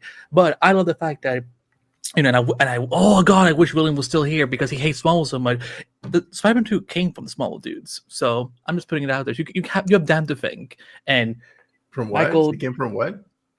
From Smallville. They worked on Spider-Man 2, so like.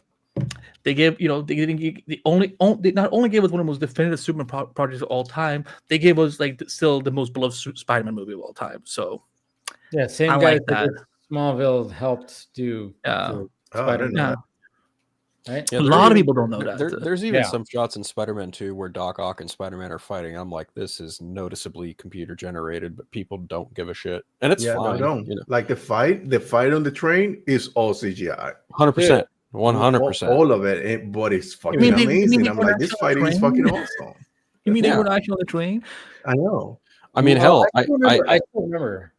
Like, sorry, I didn't mean to cut you off, but I still remember. Like, I had already seen it, and then me and my buddy, who's also like a big comic book fan, like back then, we took our girlfriends at the time to go see that, and. It was the funniest thing because we saw it in IMAX. The first time I saw it, I didn't see it in IMAX, but we saw it in IMAX, and both of us were just like doing that whole thing, like like during that whole fight. Both of our girlfriends were just like, Jesus Christ, you guys need to sit next to each other because we literally didn't sit next to each other. We should have sat next to each other, but both of us were just like. And we were just looking at each other. When I think Spider-Man 2 was filmed. It was like guy, girl. It should have been like girl, guy, girl, because we should have been like fucking high-fiving each other.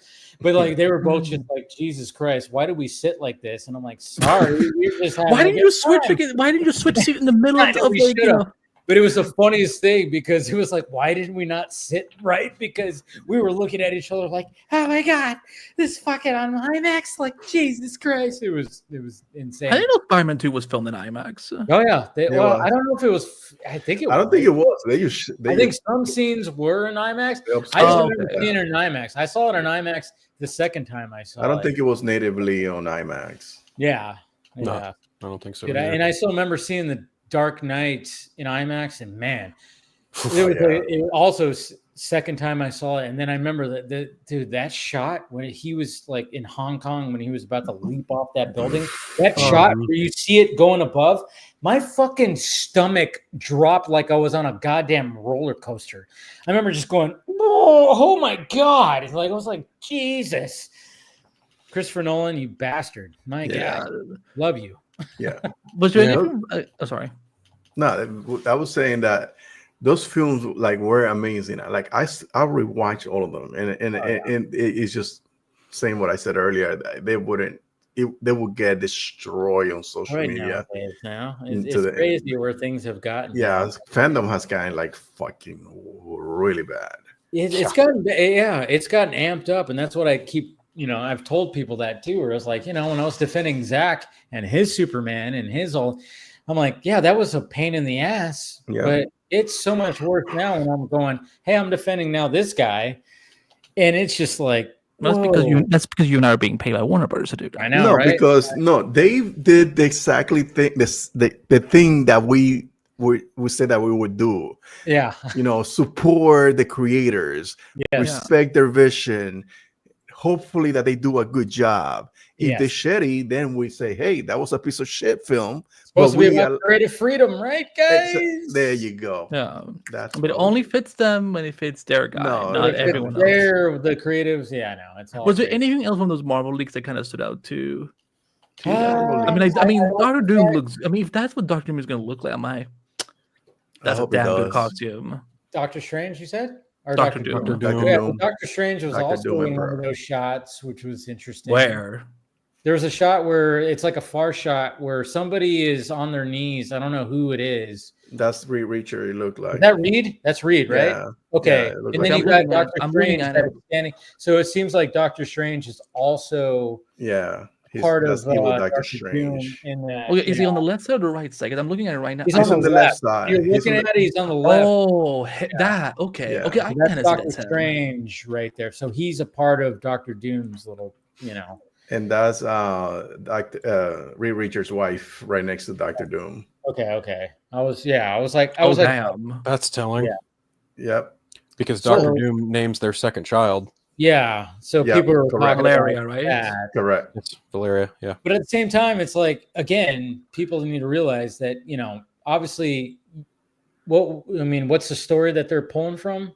Secret Wars. The Secret Wars. That's what the movie's called. But that's before Secret Wars. Well, that's when they do. But there was like. How do we know this is specific from Doomsday? Why couldn't this be from Avengers? Well, they take inspiration from this run. They don't. Oh, Doomsday. Where's Doomsday coming from? Chris and I talked about this a little while ago. My phone's not in front of me. So there's the Hickman run. Yeah. There's Hickman. Yeah, but I think the Doomsday book. I was looking into this. There's a comic called Ultimate Doomsday or Ultimates like Doom or something like that, where it's same kind of concept. Like it leads into Secret Wars to some extent. Like basically Doom just comes and lays waste, and essentially what happens is like by the time everything's all said and done, there's two worlds left, and it's the Ultimate World and Battle World. No, not Battle World. No, Battle World is what is created in wake of these two worlds merging.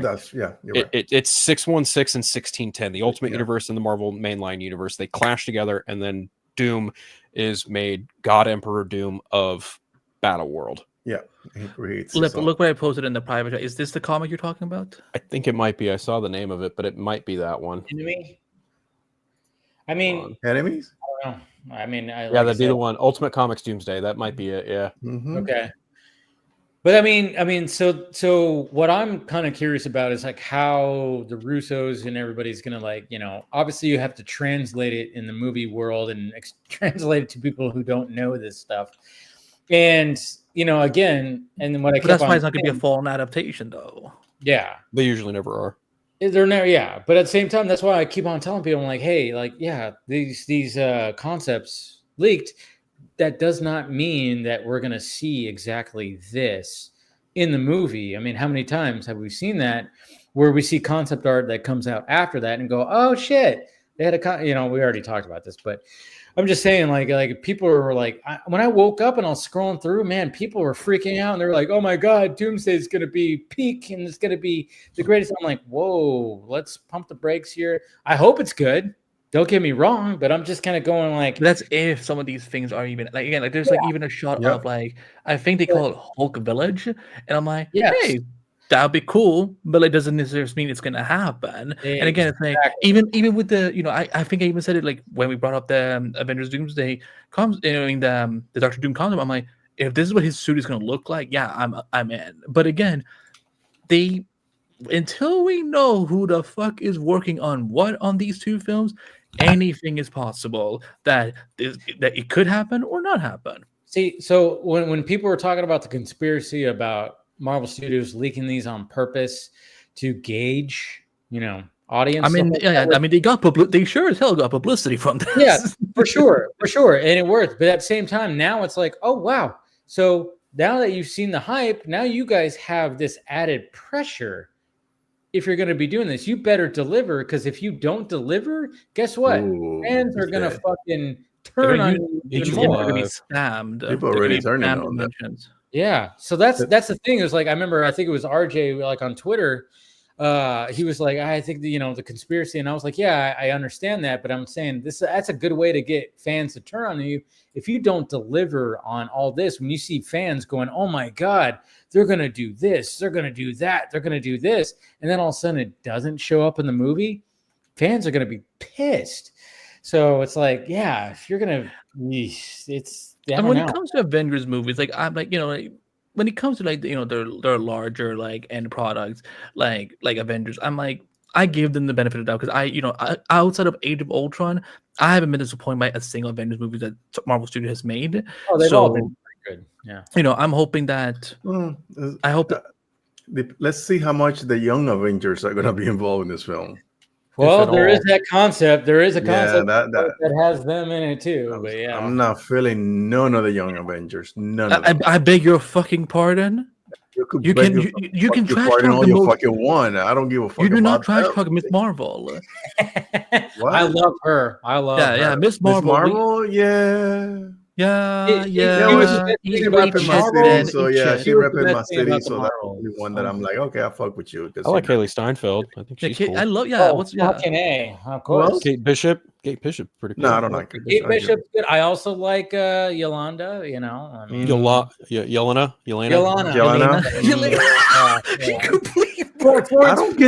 I really don't get the appeal of that actress. What's her name? Florence Pugh. I don't get it. I honestly don't get it. I don't. No. It's not that I don't like her. Like, to me, she's like one of the bunch. She's not like, oh, there goes Florence Pugh. No, I don't. Oh, I'm totally like that. When I see her, I'm like, oh, there she is. I don't get the appeal. I honestly, I don't get why she makes Don't Worry, Darling watchable. Oh yeah.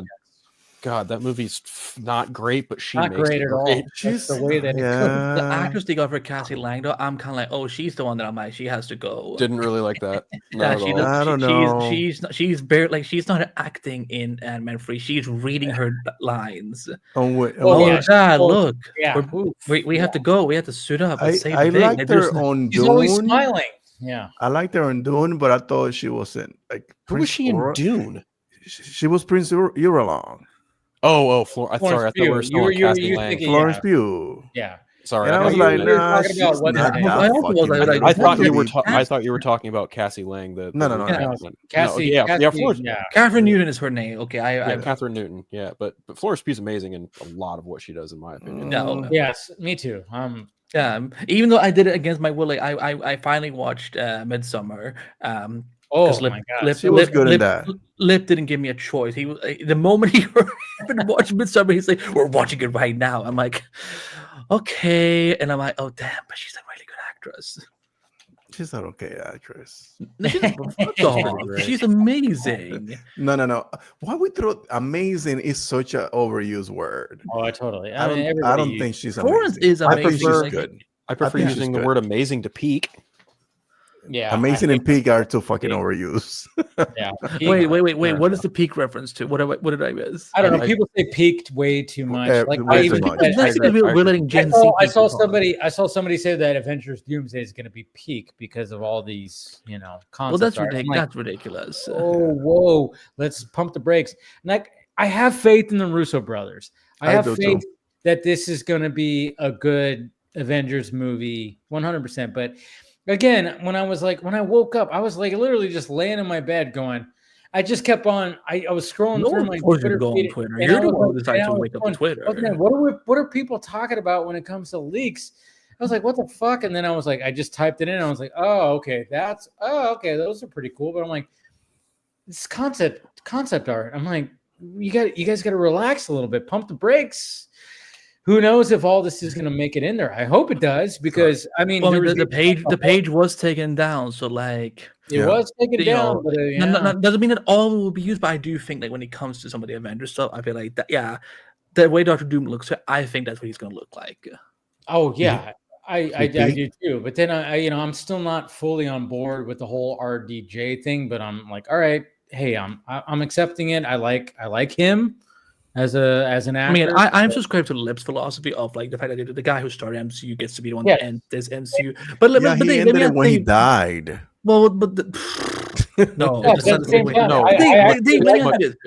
you? With that, I'm with that. I'm fine, and I'm fine with RDJ. Dave, what would you? Okay, so could you cast someone else as Doctor Doom, or like, do you think Doctor Doom can be used at all? Yes, there's many actors that could have played that role. Yeah. There are. Who would you want it? Like, I'm asking for conversation. Like, who would you want it? Oh, the guy who played Magneto. What's his name? Michael Fassbender. Fassbender. To me, he would have been perfect. Dr. Doom. I mean, Javier Bardem could be a good Doctor. I don't know. He has to be Eastern European. He has that very thick Spanish accent. So I don't know. I don't know. There's just something about his Javier Bardem. That's not a bad. Oh fuck. That's no, he has to be white. Eastern European. I'm gonna fucking like. Why does he have to be white? Because he's Eastern European. Because. I'm gonna jump up. I wish he could have been Dominican, but he can't. No. I mean, Cillian Murphy. People thought about Cillian Murphy. Cillian Murphy. Yes. That would have been peak. Peaky Blinders. That would have been Peaky Blinders. Yeah. But here's the thing. I want to put this out. Even though, RJ will be the first Doctor Doom we see in the MCU. When they do their soft reboot, because we know that's what they're obviously gonna do. Yes. Who's to say that we couldn't have a new Doctor Doom after that? What? I'm sorry. Who is to say that after Secret Wars, when they do their their soft reboot? I almost said secret reboot. Jesus Christ! When they do their soft reboot, who is to say that we may not have a new actor playing Doctor Doom that will be more recurring in the MCU after that? I don't know. It's so funny because I'm looking at the chat right now. Sorry, I didn't mean to cut you off, but somebody, Bible Alive Presentations goes, Killian is short. Yeah, Tom Hardy is also short, and he plays. So is RDJ. Yes.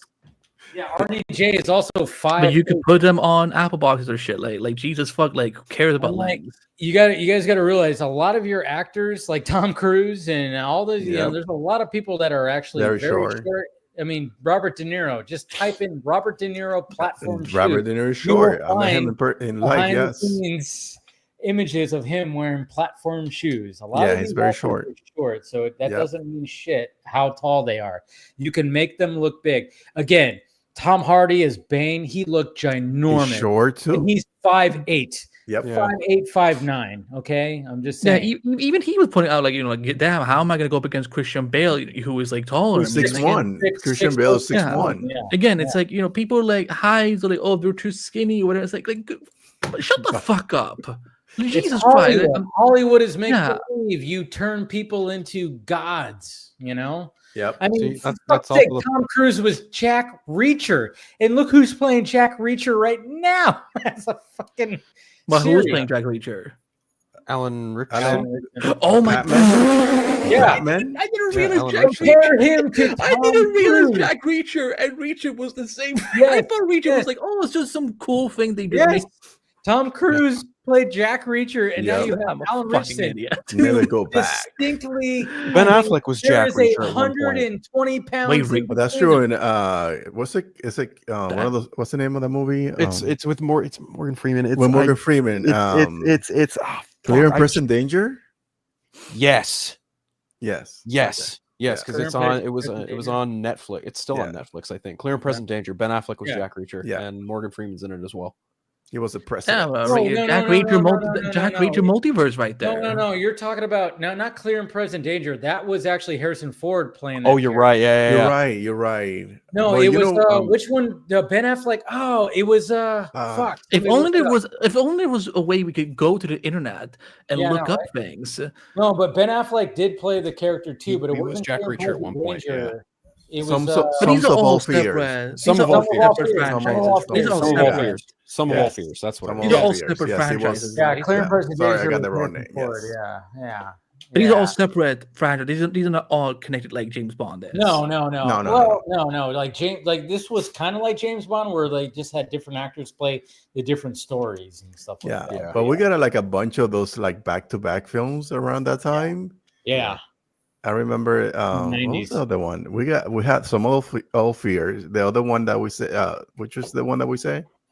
There was also Clear and Present Danger with Harrison Ford. Clear and Present Danger. Hunt for Red October was Red October. Right? That's another one. Hunt for Red October. Yes. That character, right? Jack was that? Yeah. I know there was Jack Ryan. Never Go Back. Yeah. So, and then now we have obviously Krasinski, who played him in the series, and now he's got a movie coming out. Oh yes, I love that show, so I'm looking forward. I have to watch it. They're doing a Reacher TV show and a film at the same time. Well, they wrapped up the series, after like a couple of seasons, and now they're doing a movie. Not Jack Reacher. He's doing not Reacher, Jack Ryan. Jack Ryan. Okay, too many Jacks. We need more white. We need more white names. Come on, white man named Chris. Can we get a Brian in there somewhere? Yeah. Can we get an Anush? Anush, like from Cobra Kai. That's what it was. That's true. God, what an ending! God, that ending. Oh man, I love it. How awesome that show was. I still haven't watched it. Dave, you need to get into it. I know. Become a TV junkie, everyone. Man, I choked up. He's a film junkie, not a TV junkie. I know. That's the bad part. That's the beautiful thing is like you don't even have to watch Cobra Kai to know where Karate Kid Legends is going. Karate Kid Legends, literally, you don't need to watch Cobra Kai to understand where. Because he's not going to be in the film, so it doesn't really. Yeah, Zabka has no reason to be in that movie. Why he's not getting more roles? Like I check his IMDb, why he's not? Bro, he'd be the perfect Booster Gold. Yeah, that's what I was. Yeah, that's what I've been saying. Like, if this had been 10 years ago, he like, fuck me. Maybe he doesn't want to do that shit. Maybe he might not. How do you know? Right. How do you know that we haven't asked him? An employee actor, he definitely wants to do that shit.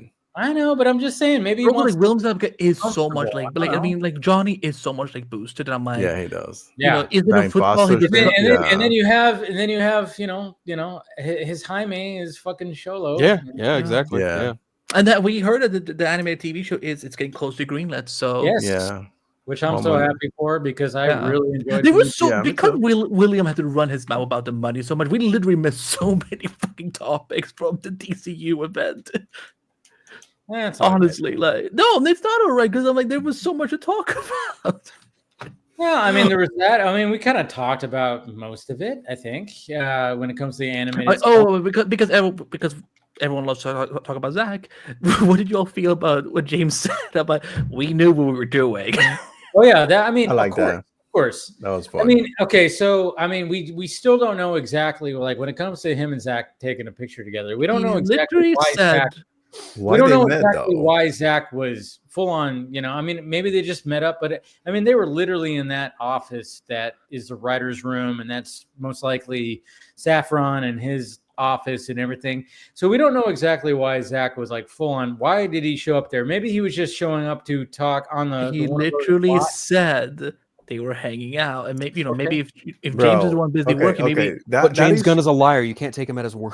Yeah, he's a piece of shit. Put a straight face. Let me ask you something. If you work at whatever it is that you work, like I work in IT, and I have a couple of friends that work in IT.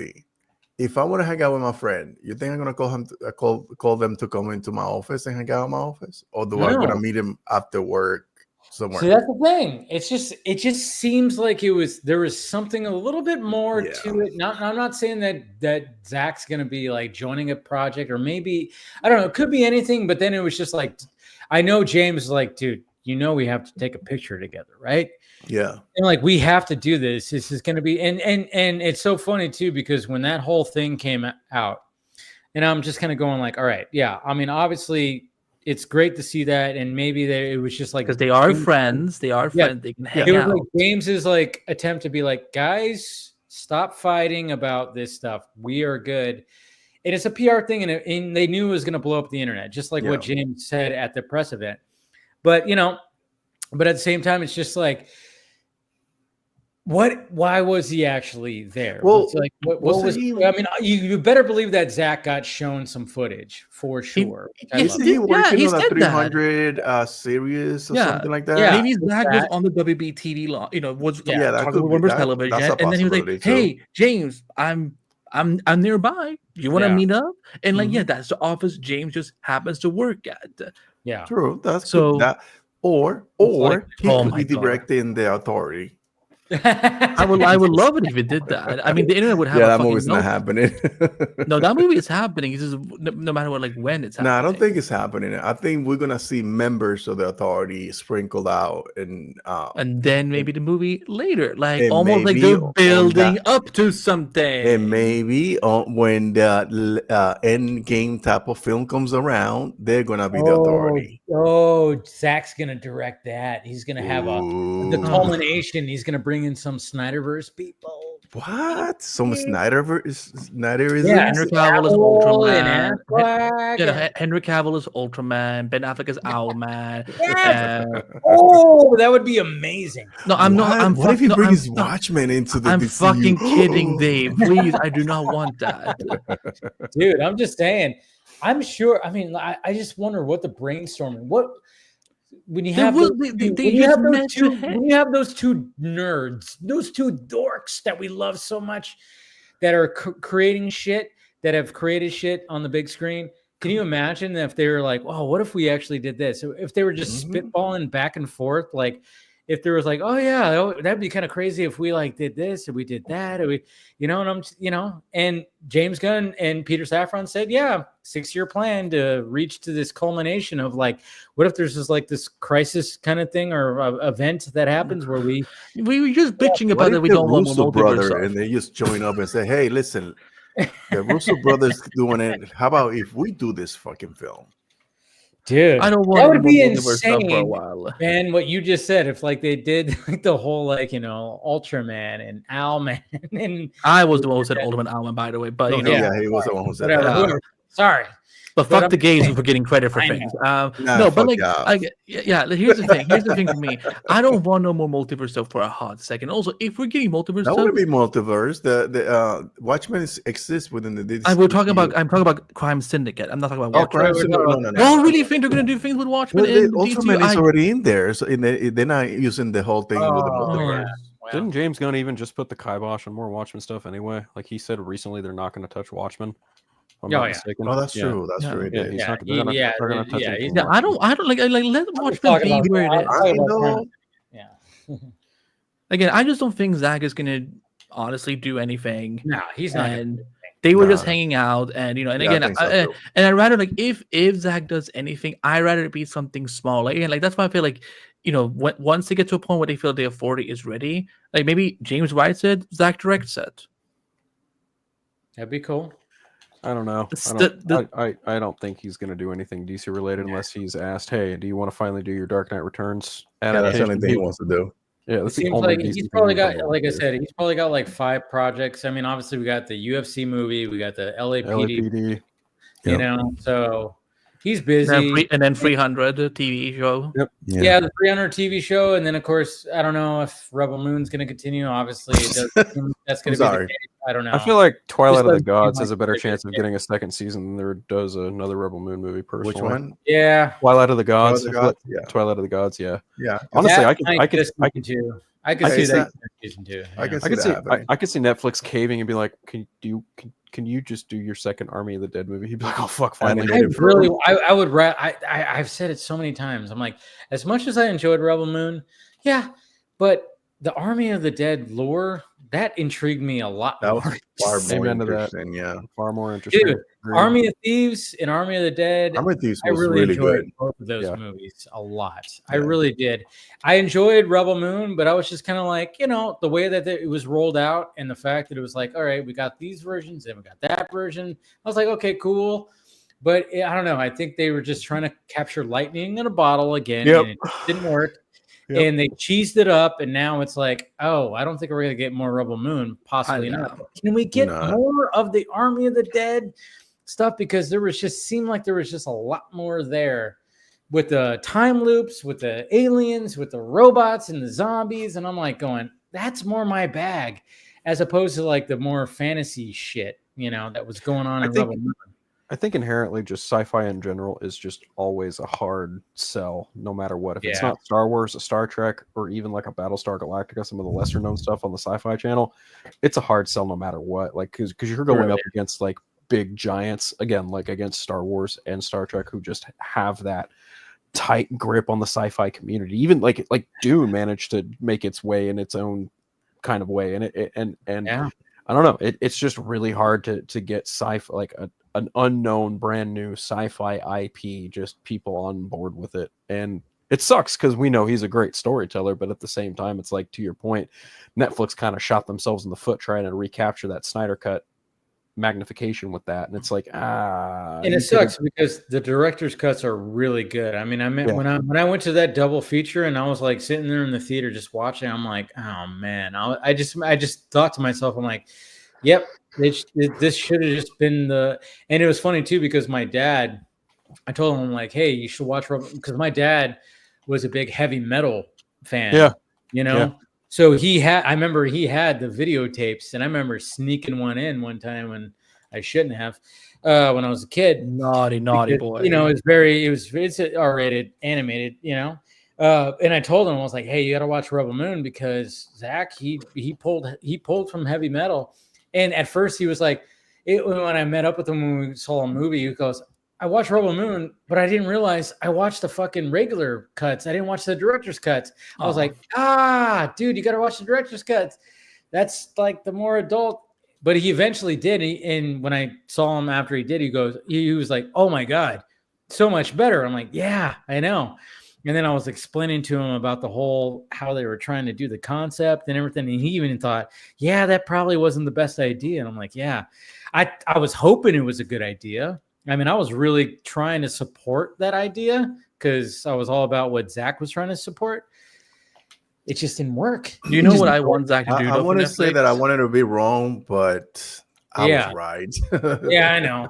No, because you know what I want though Zach to do for Netflix, like outside of Army of the Dead, whatever I want to do. I mean, if this thing is actually happening, and I'm like, I've been burned 3 times now from this franchise at this point. But if they're actually going to be finally doing the Gears of War movie for Netflix, oh yeah, people want them to do that movie. Yeah. Would bring Dave Bautista in, because like poor Dave Bautista has been like champion for that. Aching to play that role. Yeah. But get better writers. Well, that's the thing. It's like, again, I love Zach as a filmmaker and a storyteller, and he knows how to do that. But I think he just needs that support system. He does. He needs his team. I agree with 100%. I think he but it's known for any filmmaker, by the way. So that, you're right. Every filmmaker requires a team behind them. A little support system. I think when you are left to your own device, you lose perspective on certain things, and I think that's what happened with Rebel Moon. I don't want to spend too much time saying shit about that film because I love Zach, but the films where he's just like let loose is the films that I'm like, I like the least from his repertoire, which are I've seen that people are like, I enjoy Sucker Punch. I've enjoyed every one of his movies, but when he does have that support system, it just seems like there is I don't know. It just seems like it works a lot better. Like Yeah, because it's a collaborative effort where you have shooting the shit with your friends, where you everybody else, with the writers. That's why I'm DP. very much when it was announced about this LAPD movie or even the UFC movie, I'm like, yeah, Zach, do a smaller movie that has the least amount of. I'm not gonna lie, effects. I'm kind of disappointed he's doing a cop movie in today's. No, actually, he wanted to do a. Remember that he was attached to do a SWAT. Yeah. So I'm looking forward to him like doing SWAT, as in like SWAT. the the 80s. Remember the SWAT movie that came out in like the 2005 with J. Farrell Fox, and Michael Sam J. Jackson. Fox, not Michael J. Fox. Michael J. White. What's the name? How much you had to drink the night? I'm already there. Yeah. Jamie Foxx. What? Isn't he? Jamie Foxx is in this. Not in that. No, or the is SWAT it movie that LL came Cool out J? was Sam If Jackson. only there was something we Colin could Farrell, use to look up and on Michelle the internet. Rodriguez and LL Cool J. LL Cool J. I got it. I got it fucked up. Yeah, I got it fucked black up. actors mixed. My How bad. dare you? How dare you? My bad. Hey, I'm black. Wait, can I just ask, if the Gears of War movie were to happen and Dave Bautista gets cast as one of the roles, who would you cast as his co-star? Yeah. Huh? If the Gears of War movie happens and Dave Bautista gets one of the lead roles, Zach does that, who would the other one, like, who would he be his perfect co-star? I haven't played the game, so I don't even know. That dude that plays that was in the last Planet of the Apes movie. What's his name? He always play a bad guy. Big dude. What's his name? What? Planet of the Apes. Kingdom of Planet of the Apes? Yeah. Who played the bad guy in there? Yeah, he played the bad guy. Hold on, let me look. Kevin Durant. Yes, Kevin Durant. I like that. Yeah, Kevin Durant. Okay. Yeah, he's tall. He's a tall guy. He's tall. He's a tall guy. Super tall. Yeah. Like I was like feet away from this guy at Comic-Con. He's tall. He's fucking like tall. He's a big dude. He's a big motherfucker. He and Dave would be great. Yeah. Zach, get on it. That's the thing. I mean, like, those games are like, those two kids are just so fucking incredible that, like, if you just get the right screenwriter for them, we're gonna have some good shit. Yeah. I feel like when it comes to video game adaptations, like I think Neil Druckmann might have cracked the code. Like, I feel like if you're going to do a video game adaptation, at the very, very least, you want the people who worked on the game involved with you on some hard creative level. Not this, Randy Pitchford 2K, hey, go watch our Borderlands movie. Fuck you, dude. That movie was abysmal. That was bad. I haven't watched it. Borderlands is... Don't. Just don't. It's such I'll a have shame. To watch it if I have some kind of such a shame, that movie. Now, I'm sure Xbox could get involved. Fallout was amazing. Fallout is fucking amazing. My brother has been watching Fallout because it's so good. We started living together. Like, to tie this all together, I gotta watch this. To tie this all together, because of Fallout and also because of Army of the Dead, Ella Purnell's in a show called Yellow Jackets that I've been binging. Oh my Yellow Jackets. Yes, you have it, dude. It's Yellow Jackets. What season you on? So good. It's good. 2. I just started 2 today. Oh, it's so good, dude. It's you guys remember the book Hatchet? Oh yeah, that was they made a movie on that, right? I haven't followed that. Okay, so Hatchet is basically about this kid who's going across the country to see his daddy. He's in a plane flying over Canada. Plane crashes because the fucking pilot has a heart attack, and he's subbed to survive in the Canadian wilderness until he's found by personnel. Police, whoever, like a search party or whatever. There's another book that follows it called Brian's Winter, and the only thing he has to survive is a fucking hatchet. This show, it's not inspired by it, but it reminds me of it because it's about a group of soccer players from New Jersey flying to the Nationals. They're flying from New Jersey across, I think, to the West Coast. Their plane crashes in the wilderness of Canada, and then they are forced to survive. And it does like this back and forth between like 1996, where all the girls are surviving, and then present day with some of the current survivors. It's got Juliette Lewis in it. It's got Christina Ricci in it. Christina Ricci's awesome in this series. The show is fucking great. Wild. How many seasons it's so good. 3. They're on the 3rd one right now. Yeah, I gotta watch that. Dude, it's so good. Ella Purnell's in it. Oh yeah. Cool. Ella Purnell. She's Dave Bautista's daughter in Army of the Dead. In Army of the Dead. And she's the main in Fallout. She's Melanie Lustinsky's in this. Oh, I love. She's also on what's her name? She's in Last of Us. Last of Us. Yes, she was the villain. One of the villains. Yep. She's great. I am scared when that show comes. I mean, I haven't watched Last of Us, but I'm like just seeing how that fandom has been like. I didn't think. I'm scared. Let me not say shit. There's a part of me that it's fucking overrated. Oh, you're not a fan? I'm not a fan. It's okay. No. Let me. Here, I'll give you a hot take. I'm not a fan of the game, but I like the TV show. Okay. Interesting. No, the game is fucking great. That's not a crazy take. We got like a little reverse. You have two. Yeah, we are best because I don't know if you know what happened. I know what happens in part 2. Okay, so I think we all. Is that the one that everyone is yeah, I think we all do. And when that happened, I don't know if I know. I love literally I broke my fucking place. I broke my fucking control. I was like, what the fuck? Every stream I've been on when it comes to The Last of Us Season 2 and when it comes to Part 2, everyone always says, oh, you know what happens in Part 2? And everyone knows exactly what they're referring to, but they never say it out loud because no one wants to spoil it because it's already been spoiled. But the thing is, someone put in the private you don't want to. No, we're not going to do it. But I'm not going to watch a show. I just want to know what people are. No, I don't want to spoil it for Dave. No. Okay, I already know. Oh, you already know. Okay. Well, then I don't want to type. I don't want to type it.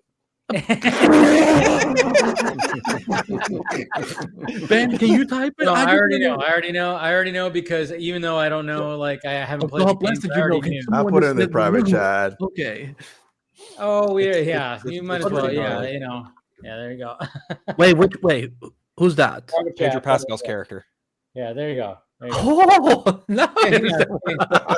Like very early on. Somebody's going to say it, Like it happens very early in part 2. Very early. Oh, well, no wonder people are so much.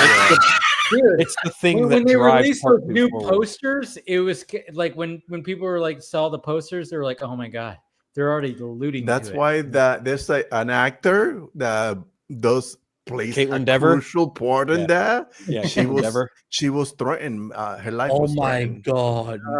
What? Yeah, like man. I'm telling you, fandom is fucking crazy. Yeah, dude, people people out in there 2025, man. Jesus Christ, come on. This is why I can't. I'm not getting into that show. That just like. But I remember playing the second game with my older son because we love that game, and we bought kids? like I have 2 kids. I have 3 kids. Mm-hmm. I have a 26. Wait, how old are you? 26? 26, 17, and 5. How old are you? 51. Dude, bitch, you don't look like. What we have this fucking conversation every week. Every time I'm here, we have this conversation. We have this conversation. We've had this conversation before. Yeah. That's why I have that drop of old Ben. Yeah, old Ben. I'm old Ben. Yeah. He's old Ben, but man, no wonder people are so mad about it. He's 34 years old. I really like. I mean, you all look young. I'm like, God bless you all. But I was kind of my Mexican genes that fucking keep this. I have no good genes, so you look like 45. You're young. You look young. All the good Persian genes in my family went to the women in my family. I'm just kind of like, oh, great. And I told my dad, like, really? You couldn't have given me women. Oh my fucking God. Do you have I know what they look. I know. Yes, I have a sister. Yes, he does. Persian women are fucking breathtaking. Anyway, so back to the game. So I'm like, listen, like, I have a sister, and yes, I'm used to her getting hit on, and people being like, "What happened to like if she turned out like that? Why did you turn out so ugly?" I'm like, I don't know. To my face, no. At my last daytime job, I had my sister visit one day because she was gonna buy some stuff at the warehouse I worked at, and like I noticed some of the like gentlemen there were kind of like, no, they were actually not gentlemen, they were fucking dogs about it. They were like observing her, and then the next day one of them was like, hey, do you think your sister's gonna come by again soon? I'm like, I mean, I don't know why. I'm like, she was nice to look at. I'm like, she has a boyfriend, and he's like, hasn't stopped me before. I'm like, oh, it's just, and to my face, and I told my sister, she's like, you know how used I am to that. I'm like, But then, yeah, there will be times we'll be like if she's your sister, why do you look like the way you do? I'm like, I wish I knew. Oh man, you're okay. Back You're to the video. Andy. Back to The Last of Us. good. People are Yeah. mad. People are mad Yeah. about. Fans mad about something in an adaptation. What? Color me surprised. But, like, do we know for sure this one thing that's people that happened in the game? Do we know it's gonna happen in this new season? The writers said that they're gonna take their time to explore the stories from the games, but Good for then, them. but when you see the person who does the deed on the second season, I'm like, yeah, I don't think they're gonna take too long. That's the new girl. That's a new girl who Yeah, the new girl, had to have like security. Who I wanted her to be the main character because she does look like her. Yeah, Caitlin Dever does kind of look like Ellie, doesn't she? Yeah, a little bit. Yeah, well, one of the girls from Yellow Jackets looks just like her. Abby. She looks like just like Abby. Yes. It's Van. Yes. Van looks just like Abby, and I saw that floating around way back when they were doing. Yeah, she 2, does. So, yeah. Yeah, I don't know. Is Last of Us meant to run for like many seasons? Do you guys think? Or is it 4? They want to do 4 seasons. Mm-hmm. Which is good. Keep it limited. You know, there's nothing wrong with that. Don't stretch it out any longer than it has to be. I just kind of feel like doing 4 seasons when there's only 2 games, you kind of maybe run into a similar problem that Game of Thrones had, where it's like, do we? Oh, that you're doing more shows than the books. Yep. Yeah. And I'm like, it's different because Neil Druckmann is Neil Druckmann, and George R.R. Martin just kind of sits on his ass, collects a paycheck, and Neil Druckmann is that motherfucker. He's working. Yeah, working on fucking sitting around that doing motherfucker takes longer than Matt Reeves. Wait a minute. Okay, wait. If there are 2 games, why could so like let's say if season 1 and 2 are based on the first game, why couldn't No. Season 1 is based off of game 1. Season 2 is game 2. Game 2. Okay, so just take game 2 and split it into these 3 seasons again. Like, because how long? Like, this is not a long. This is what like I think what they're gonna do right? is that because each characters are very interested in this game. So what I feel like they're gonna do is that they're gonna stretch out the other season, giving you some backstory to other characters who may not have been expounded upon in the games, right? Yes, correct. Thank you. That makes sense. That's a good thing, though, isn't it? Yeah, it is. It is. It's a way to expand it, and then they could do flashback and keep maybe saying that will spoil it to everybody in the chat, but yeah, go for it. Yeah. So, correct me if I'm wrong. Wasn't Jeffrey Wright his character? Is he only in game 2 or is he in game 1 as well? Because like I said, I've never played the games. No, he's in both. Okay, and he wasn't in the first season. Yeah. So they could do, like what you're saying. They could do a flashback. Right. That'd be interesting. I remember that announcement came out. I'm like, wait a minute, he voiced a character, now he gets to play him live action. I'm like, that doesn't happen very often. That's cool.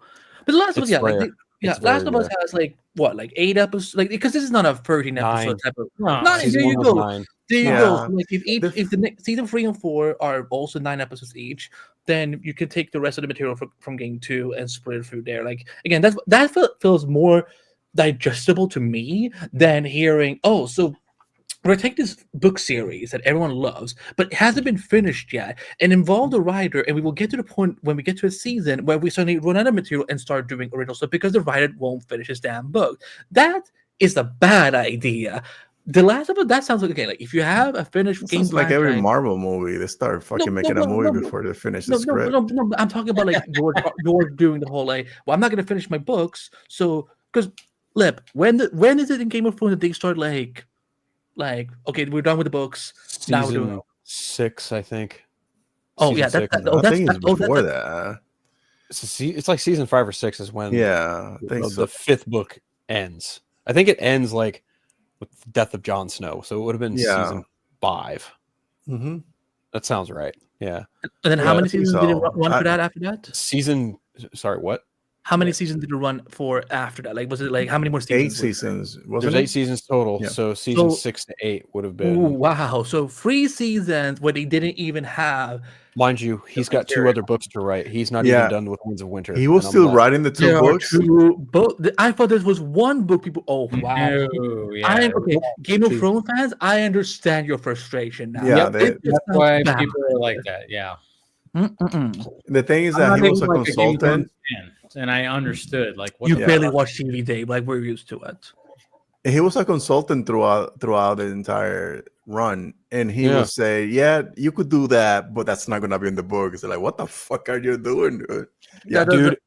Oh god. Yeah, I that's used why. to I used to get into it with my cousin about this because he hails George R.R. Martin as some like kind of pedestal holy figure, even though he's never read any of the books. I'm like, this makes no sense. Number one. Number two, it's just like, oh, cut him some slack. He's a teacher. He does all these signings. He does this. And I'm just like, he needs to get off his fucking ass and write the goddamn book. And he's just not. He's collecting a fucking paycheck. He's sitting in on these meetings for TV shows that he doesn't even fucking like, apparently. And I'm like, why are you even involved, dude? You don't like half the shit that they're fucking doing. Just go let them make the fucking show.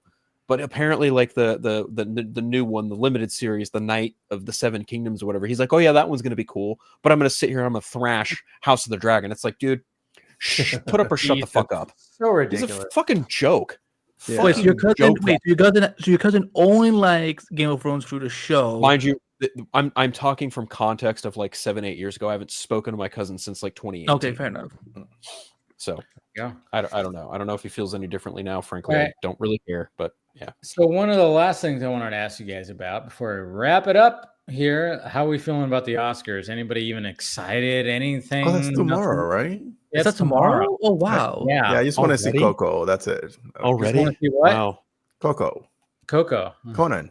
Yeah. Oh, Conan. Okay, Conan. Coco. Yeah. I was like, No, that's the Coco. thing. That is the only reason I'm like going. The only reason why I'm like watching. I mean, like, I didn't. Sadly, I didn't. I wanted to. I sadly was dominated.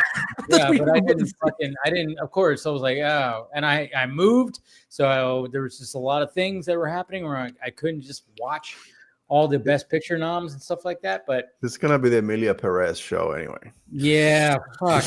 Sadly, that was the one more. That was the first one I watched. Oh my god, I know. That bad, huh? You've been very. I fucking hate that movie. Like, That movie what the sounds fuck is that bad, movie? but I That swear to movie's God. so fucking bad. It's not But- even. But It's not, Carla, it's not even I cannot. subjectively bad. It's If Carla wins tomorrow, I will won't. never. She won't. But if she does, listen, like with these Academy, these are the same Academy people who were like, well, we don't vote for Dune because we didn't watch Dune. like that. How the fuck do you even say that with your chest? bro? Yeah. That's kind of ridiculous. So I mean, like, if they're able to say shit like that and get away Like with how it, you say that Carla with could your chest? easily win that Oscar that she does not deserve. Like as a director, I would say fuck you to the Academy. Dude, when your whole job, you've been nominated to watch these movies to vote. That's it. You're like, and you go, it's too long. I didn't like the last one, so I didn't want to spend 3 hours watching this one. You get paid to watch movies, you watch the Fuck fucking you. movies. Oh, Yeah. Yeah. That that's your whole job. That's your whole job to do this gig. Yeah. That's why I was like, what the? Like, But again, if she wins tomorrow, she won't. I'm again, this Hollywood is get it. stupid. If No, she Hollywood- wins, I will never watch one of these Oscars ever again. Because again, I've gotten so sick of Jimmy Kimmel hosting every. But then when I heard, oh, Conan's gonna host, cool. Yeah. Conan's But then, great. I love I love Conan. But then Conan. I saw the nomination. I'm like, I'm sorry, you nominated who now? Someone who's been running her fucking mouth on Twitter, like if people are like, oh, but first of all, Hollywood Reporter, you putting out your little piece of like, Carla deserves better, bitch. Have you seen what she tweeted? Yeah, I know, right? She Listen, deserves better. I hated So- it. Besides what the message is, the movie is poorly acted, poorly written, poorly directed. The fucking director didn't give a fuck about the culture, the Mexican culture, so not he at doesn't know shit about it. So like it makes no fucking sense. And the thing is, like, you have this film that is supposed to be representative of I'm glad that you were here because it represents the LGBT. But people from the LGBT that I know, like, no, that fucking film is trash. So it shouldn't be the film that fucking, like when Moonlight was a thing, everybody was like, yes, of course. But now you have this movie, and also I'm conflicted because then you have this Dominican actress that can win the first Oscar for Dominicans everywhere, and I'm like, but that's not a fucking movie that I want her to win in because that movie's fucking What about horrible. Zoe? Talk about Zoe, right? Zoe Saldana, Yeah. So I'm like, no, this movie's fucking Dude, horrible. Like, I mean, she was the best part of the movie, She but at was the same the time, But at the same time, some of the musical numbers when she was part of it, when she was doing it, I'm like, oh what? my god! When she started rapping, oh, there's dude. I knew it was a musical, but like the fuck rapping. It's so bad. She starts rapping. Like, I love Zoe and like I love bad. Zoe, but I don't want this to be the thing that she wins an Oscar for. No, this is It's not. the same thing. It's even the same thing with like Probably will. Sebastian. That's the thing with Sebastian Stan. I'm like, God, I love that man, but wow, the Oscar nomination he had to get was for playing Donald Trump. I am so conflicted I on don't that. see anything wrong with that because I don't either. He's polarizing. You know? Like I've seen clips of that movie. He fucking nailed it. Like yes. So I've only seen clips too. The Apprentice. Yeah, The Apprentice. Yes. I've only seen clips of that too. The Apprentice. No, it was actually good. But at the same time, it was funny It's because scary how well he does. It was, like, he's a good that's actor, the thing. bro. Like he still has his own voice, but he has the mannerisms and Yep. everything else down to a T. Like it's I still. love that you're describing it. You're doing it. The con artist persona so fucking perfectly. I was like, bro, this is again, the best actor right here. I said I'm conflicted about again. I want him to win because I'm like Sebastian Stan has been. This dude has been underappreciated for so many years. So again, I'm just saying this. Fuck Carla. Fuck her face. I don't want her to win tomorrow. And if she fucking wins tomorrow, I will never watch Oscars ever again. She'll win. And that movie will win. So? You think You know who I want to win an Oscar? The Brutal, to me, The Brutalist is the best film. I haven't seen it yet. I don't know. I don't know if he was nominated. I heard it's great. I liked it. I hope. Did Jeremy? I haven't paid much attention. Did Jeremy Strong get nominated for his portrayal of Roy Khan in that? He got nominated for supporting actor. Supporting actor. I think he did. I fucking hope he gets it because damn, if Sebastian Stan got it for Donald Trump, Jeremy Strong absolutely deserves it for fucking Roy Khan. But everybody's talking about Kieran Culkin in that movie. Yeah, I watched that movie with Jesse Eisenberg that he directed. It was it's a quirky film, but it's not. I don't think it's like. I'm probably gonna watch it tomorrow because it's on Hulu. I do want to watch it before. I love Kieran Culkin. I do, but he's just playing asshole stoner cousin. That's really it. Yeah. Okay. I don't think he's Like I've seen that role many times before. When it comes to the Oscars, it's so weird because when Brad Pitt won for Once Upon a Time in Hollywood, I was like, okay. Like, I like Cliff Booth as a character, but wait, was he that won for much that? of a stretch? He won for that, yeah. Was that really much of a stretch? That wasn't, yeah. I mean, it just didn't feel. I went, okay, cool, yeah. I really liked the movie, and I like his character, but it wasn't much of a stretch for Brad Pitt. Yes. I just want to say that as long as Cynthia. Or now I'm doing the Trump hands. Jesus, as long as Cynthia or Mikey or Demi wins, that's all I need. I swear, I don't trust Hollywood. I just don't. And like, if Carla, no one should. If Carla wins tomorrow, I am gonna lose my fucking mind. The reason why I think she'll win is because it will be the biggest conversation piece on Monday. And it will be around. It's gonna send such a fucking wrong message of like you can be. It doesn't matter. It's about talk about me. This social media. You need to talk about this, the Oscars, so that way next year people still. Well, it's gonna be interesting. Like, okay, so you're talking about like best actress, or you're talking about best? Yeah, best leading actress. I want either Cynthia. That's the thing, though. Or Mikey or Demi to win. I think it's gonna be down to Demi Moore or Mikey. Demi Moore was fucking phenomenal too in that fucking movie. Oh, totally. Substance, but also Mikey Madison yes. was great too in Anora. But it seems like they've been going back and forth. But then it's like, well, what if they do a curveball and go, hey, well, this Wicked over here, maybe I don't know. I think Super was fucking amazing, and I still haven't seen it, so I like Wicked, but not to them like you. What I've heard about Wicked is like Ariana Grande overacts and is very performative. And she's very performative. That's what Glinda is, though. So like, it's a musical. I think Ariana is a great actress, and again, if she's been play this character that is supposed to be, these elements, then that's what you're going to get. Like no, like I understand that. But with Cynthia, however, like I'm like I can accept if Ariana doesn't win. Tomorrow. I hear she's really good. But Cynthia, she's great. yeah. I think like as long as Cynthia, Nosferatu or bitch look like Nosferatu, man. Because of her nails and shit. She ugly. Let her. You know what? Women can do whatever they want with their looks and their bodies. Like fuck off, man. So it's either Cynthia, Mikey, or Debbie. But we can, say what. Yeah, and then I will fight for the girls. I will fight for the girls when you men are tearing them apart. Because wait, what is it that you don't like about her looks? Nothing. Okay. What is there to like? She looks beautiful. What?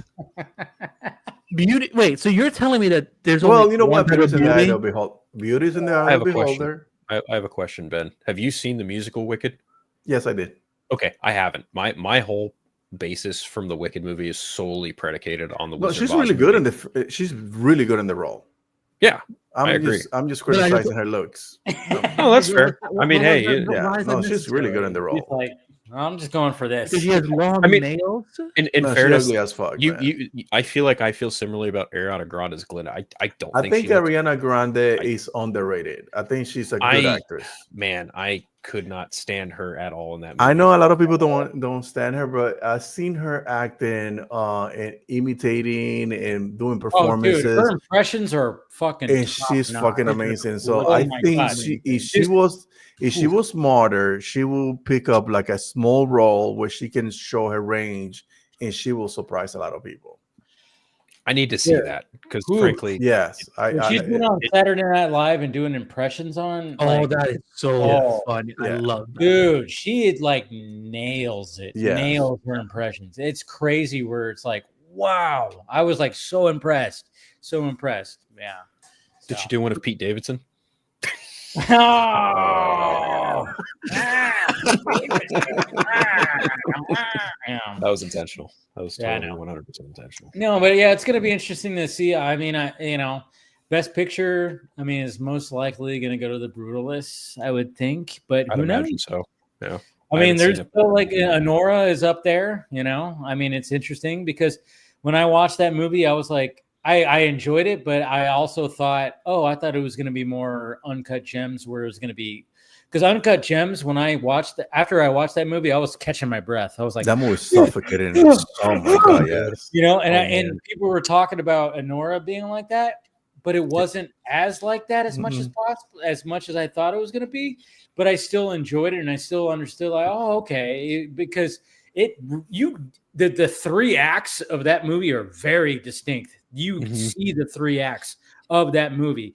You see the stripper who meets the young dude, and they just like, oh my god, this is the traditional, like, oh my god, you're gonna sweep me off my feet, and then they get married, and then all of a sudden shit starts going down, and then when they're trying to resolve the shit going down in the third act, and the way that all happens, and then when certain other things happen, and the way that it ends, I was like, whew, that was uncomfortable, but not as I'm okay. When I watched Uncut Gems, I was catching my breath all the way to the end. Yeah. I'm surprised that movie should have got nominated for way more than but I don't know. We'll see what happens, but I'm looking forward to it because Jimmy Kimmel, he's fine. Nah, he sucks. He's done it so many times, but Conan, man. Conan, I love Conan's I love Conan too. Yeah. I can't wait until next year to see Happy Gilmore 2 on that ballot. Hell yeah. Yeah, fuck yeah. Hell yeah. Fuck Can't wait for that, but Adam Sandler's the man. Yeah. Good. Can't wait Did they get a shot to shoot with Bob Parker? No, he passed away. He passed away before. He passed away. Yeah, he passed away before that. I'm sure there's going to be they're going to do something where they probably have him in there with a picture or something. I wouldn't be surprised if they acknowledge him in a Happy Gilmore 2 for sure. Yeah, I don't doubt that one bit. Or it would be even funnier if they got like Drew Carey to come in and play a bit part. Whoa. Bro. Yeah, that would be fucking hilarious. Look at you, Phil, with the and then Drew Carey says something to the effect of like, "The price is still wrong, bitch," or something. Like, I don't fucking know, man. You got that shit up, Phil. That would be fucking epic. That'd be funny. Wait, what does everyone think is going to get Best Picture tomorrow? I don't care. Well, I think The Brutalist probably will win. I hope The Brutalist. That's the fan favorite. Yeah. I haven't seen it, but I've heard it's good. I talked to Scott, and you said it was good too, Ben. But Scott also, who he watched it, he said, "Oh my God, it's really, really good." It's really, really good. Like the beginning is a slow burn, but then like, oh my goodness, it's good. Yeah. So it seems like that's but Nora's up there too. So he's also nominated, right? Adrian Brody, I think so. Yeah. That boy, he never phones it in, man. He does. Adrian Brody is dude. He's legit. He's Predators. He's peak. Predators. He fucking owns that movie. Okay, so Predator. Yeah, he did. Predators. He is not supposed to be in that role. Adrian Brody should not be in that role, but. What did he do? He put in the effort where he got fucking jacked. He got ripped. For his physique, he was fucking ripped. Yep. And then he became that soldier. And I was like, anytime I watch the Predators movie, I'm like going, Adrian Brody should not be this, but it works because he's so, because it's Adrian Brody, tall, skinny, kind of dorky kind of dude, but he plays the soldier in that and he fucking nailed it. Yeah. I'm like, this guy takes everything fucking seriously. Yeah, There's even a movie called The Jacket that came out a while ago that had to do with him traveling into the future when he was in a straitjacket. It had Keira Knightley in it. Weird movie. Yeah, like I'm like, what is this? Yeah, it's a weird movie where he gets like put into a straitjacket and put into like one of those like when they put the bodies into like an ice, when they're like dead, and they put them in those like shells. I think that like they put him in the freezer, and like a freezer. I think I've seen that movie. Reason he travels into the future. Yes, it's such a weird movie, but it was kind of like, wow, this is like a reverse thing because usually you travel to the past, but he traveled into the future. And had Keira Knightley in it. Not a bad movie. Interesting movie. Anyways, check it out. The Jacket. I would never look at Straight Jacket ever again. Such a random movie. I get it. Yeah, it's a weird movie. Yeah. But check it out. He does not phone in. He's always really good. If Sebastian wins tomorrow, I really want to know what if his like winning speech. He probably is going to say "fuck Trump" or something. Yeah, like that. I would love it. I would. Listen, if he says the straight on "fuck you, Trump" into the camera, I'll be like, well, Trump hated that movie, so who cares what he thinks? That's the thing. Like, if he hates worst it, movie ever. There's some truth to what happened in that movie if he hated it. So, that's the worst imitation of me that I ever seen. That was the absolute worst performance I've seen in my entire life. Nobody's watching the Oscars. So if Alec Baldwin presented it to Best Actor for the ratings have been bad. They've always been bad, and now they're even worse this year. No, but if Alec Baldwin would present the Oscars to Sebastian Stan, it's like Trump. It's Trump. Like and best actor goes to. Sebastian Stan. Sebastian Stan. He was good as Winter Soldier. He really was. Yeah. He had a metal arm. Why wasn't he Captain America? Got a metal head, Why wasn't he Captain America? That's not Sam Wilson's not. Trump is one of those people that would be like, "That's not my Captain America." Like if he saw Sam, that's exactly what would happen. He's black. Trump he cannot be my Captain America. I'm Captain America. He's not my Cap. No. Steve Rogers, other way. Fuck. No, that's probably JD Vance more than it's Donald Trump. But. Man. Oh, good. All right, guys. Let's go ahead and wrap this up. This has been fun for this Saturday edition of the Vodka stream. And appreciate everybody who's watching. Appreciate William and Chris for also joining. So make sure you guys follow them. But let's go around the horn. Start with you, Andy. What do you got? Well, as passionate as I can get here, I do appreciate being here. I promise. It's always fun talking to you guys about well, literally everything. So why not? You can find me at screenrant.com. Where I'm a senior writer and interviewer. We're covering lots of news and interviews. I'm also the editor-in-chief of multiverseofcolor.com. So if you want to check it, I don't listen, like multiverseofcolor.com is the team that's putting in the work. Like I just get to watch these amazing writers like Lip, Vanessa, and everyone else just thriving and kicking ass. So check it out. I also do Showrunner Whisper, which will be coming back at some point. I just don't get time. I don't get time. Like, if it's a miracle if I sleep 7 days a week, which it has not happened in a very long time.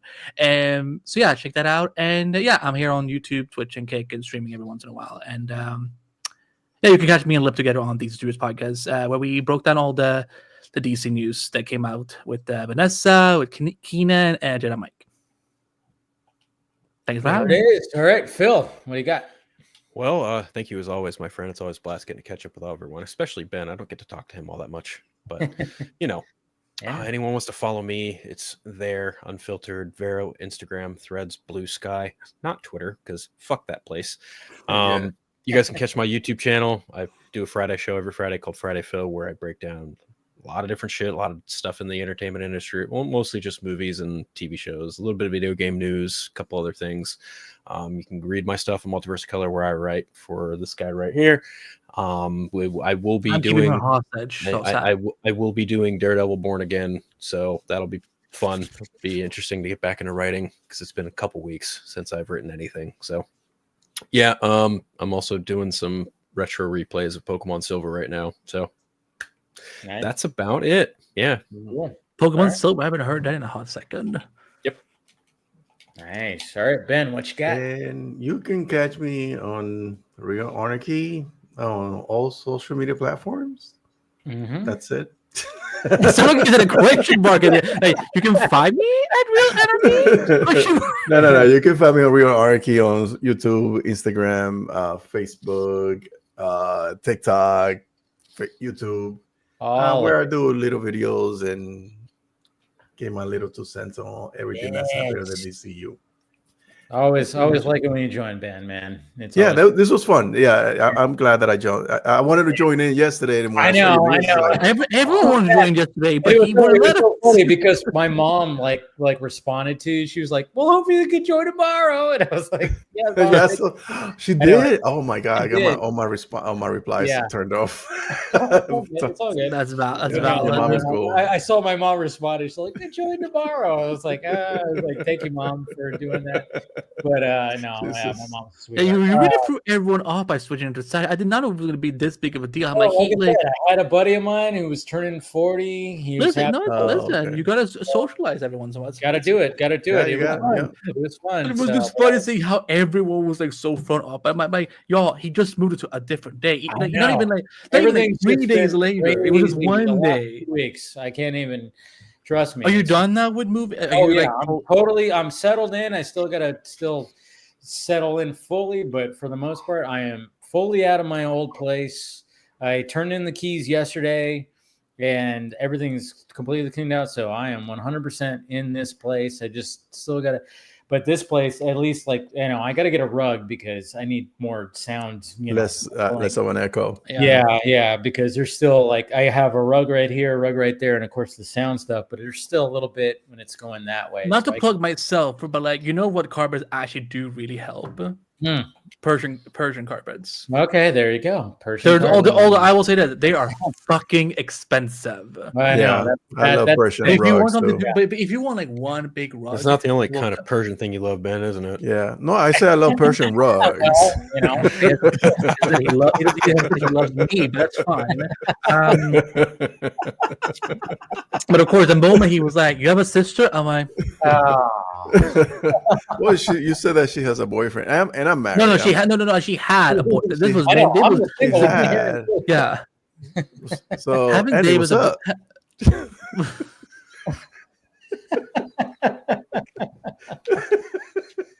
I heard Dave say something about being single, and then Ben just did his thing. I'm married. No, he's fucking around. Happily married. Got a whole family going on. I'm happily married. Yes. I'm like, damn, you have kids too? Like, damn. Yeah. He's got kids. I thought it was like I thought he had he had a girlfriend and stuff, but no, this man has good. This man is like further into the timeline than I realized. I'm married, have a mortgage and kids. So, I'm not even married. I have a mortgage. He's put in the time. I have a mortgage too. I'm not even married. But I mean, if this guy gets out, then maybe I won't be. Oh, okay. Innocent until proven guilty, ladies and gentlemen. That's the American way. That's the way it is. But no, this was a lot of fun, guys. Always great talking to everybody. Thank you to Andy. Thank you to Phil. Thank you to Ben. Thank you to William. Thank you to Chris. Thank you, everybody who is stuck with us this entire time. We love you, even with this crazy. You're free. You're not hostage anymore. You're released. Go. Yeah. Go to sleep. All right, guys. We love you. Go to bed. We'll Good talk night. to you later. Later.